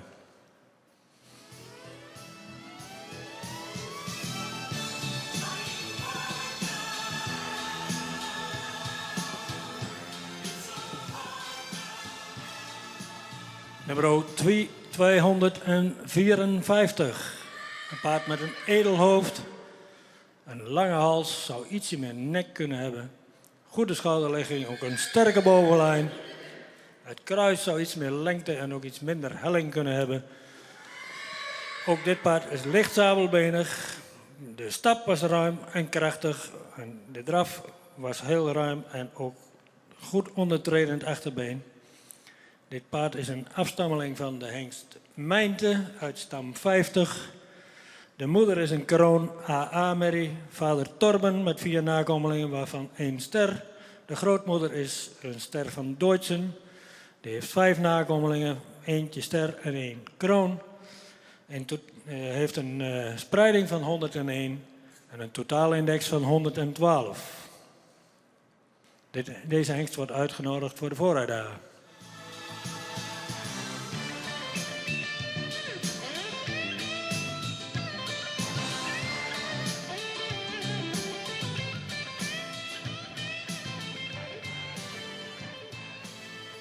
Nummer 256. Een sterk gebouwde, sterk lang gelijnd paard die voldoende edel in zijn hoofd is. Zou het iets meer neklengte kunnen hebben. De hals is verticaal en lang. Hij heeft een sterke bovenlijn. De kruis-lende-aansluiting is sterk. Kruis is iets hellend, wel lang. Het paard is opwaarts gebouwd. De stap was voldoende ruim en actief. In draf had hij veel ruimte en ook veel dragend vermogen. Deze hengst is een afstammeling van de hengst Menne uit stam 25. De moeder is een stermerrie van Andries met 6 nakomelingen, 2 keer een stermerrie. De grootmoeder is een sterpreferente merrie van Heinze, heeft 6 nakomelingen en 4 keer ster. Een totaalindex van 111. Dit paard wordt uitgenodigd voor de voorrijdagen.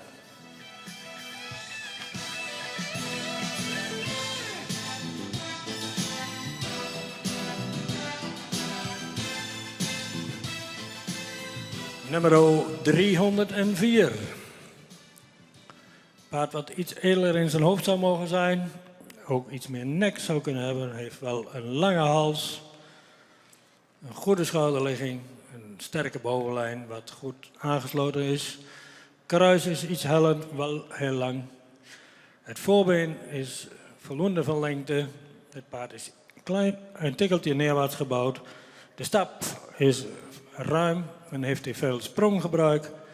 In draf is hij voldoende opwaarts, zou er iets meer te dragen kunnen komen en iets meer ruggebruik kunnen hebben.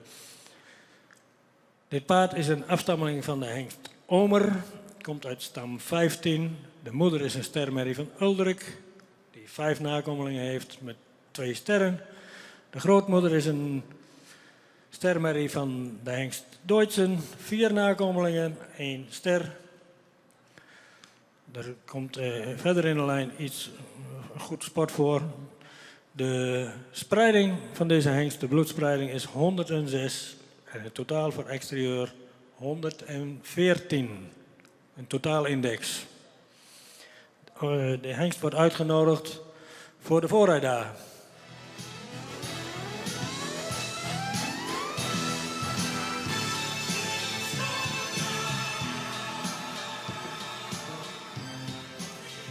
Dan hebben we de laatste, nummer 307. Een hengst die voldoende edel in zijn hoofd heeft, ietsje zwaar in zijn hoofd-halsverbinding. Ook de hals is ietsje zwaar, komt wat diep uit de borst. Heeft een schuine schouder, een goede bovenlijn, goede sterke bovenlijn, goed aangesloten. Kruis is voldoende van lengte, iets hellend. Het paard is ook licht zabelbenig. In stap was het paard ruim en krachtig. In draf was hij ook voldoende ruim en zou iets meer te dragen kunnen komen. Deze hengst is ook een afstammeling van de hengst Omer, komt uit stam 214. De moeder is een stermerrie van Heidse met 3 nakomelingen, 1 keer ster. De grootmoeder is een stermerrie van Leffert met 13 nakomelingen en heeft 3 stermerries. De hengst Schauke komt uit deze merrielijn. We hebben een spreiding van 104 en een totaalindex van 110. Ook deze hengst zien we graag terug op de voorrijdagen. Sterke laatste groep. 5 hengsten toegevoegd, dames en heren, aan het aantal wat we tijdens de voorrijdagen terug zullen zien. Dan onder het zadel of aangespannen, of beide, treft uit die laatste groep de nummers 229, 254, 256, 304 en 307. Tot zover. Hier vanuit Drachten de tweede bezichtiging van het KFPS Hengstenkeuring 2021. Morgen de zondag vanaf 9 uur zien we u graag weer terug. Fijne avond nog. Tot morgen.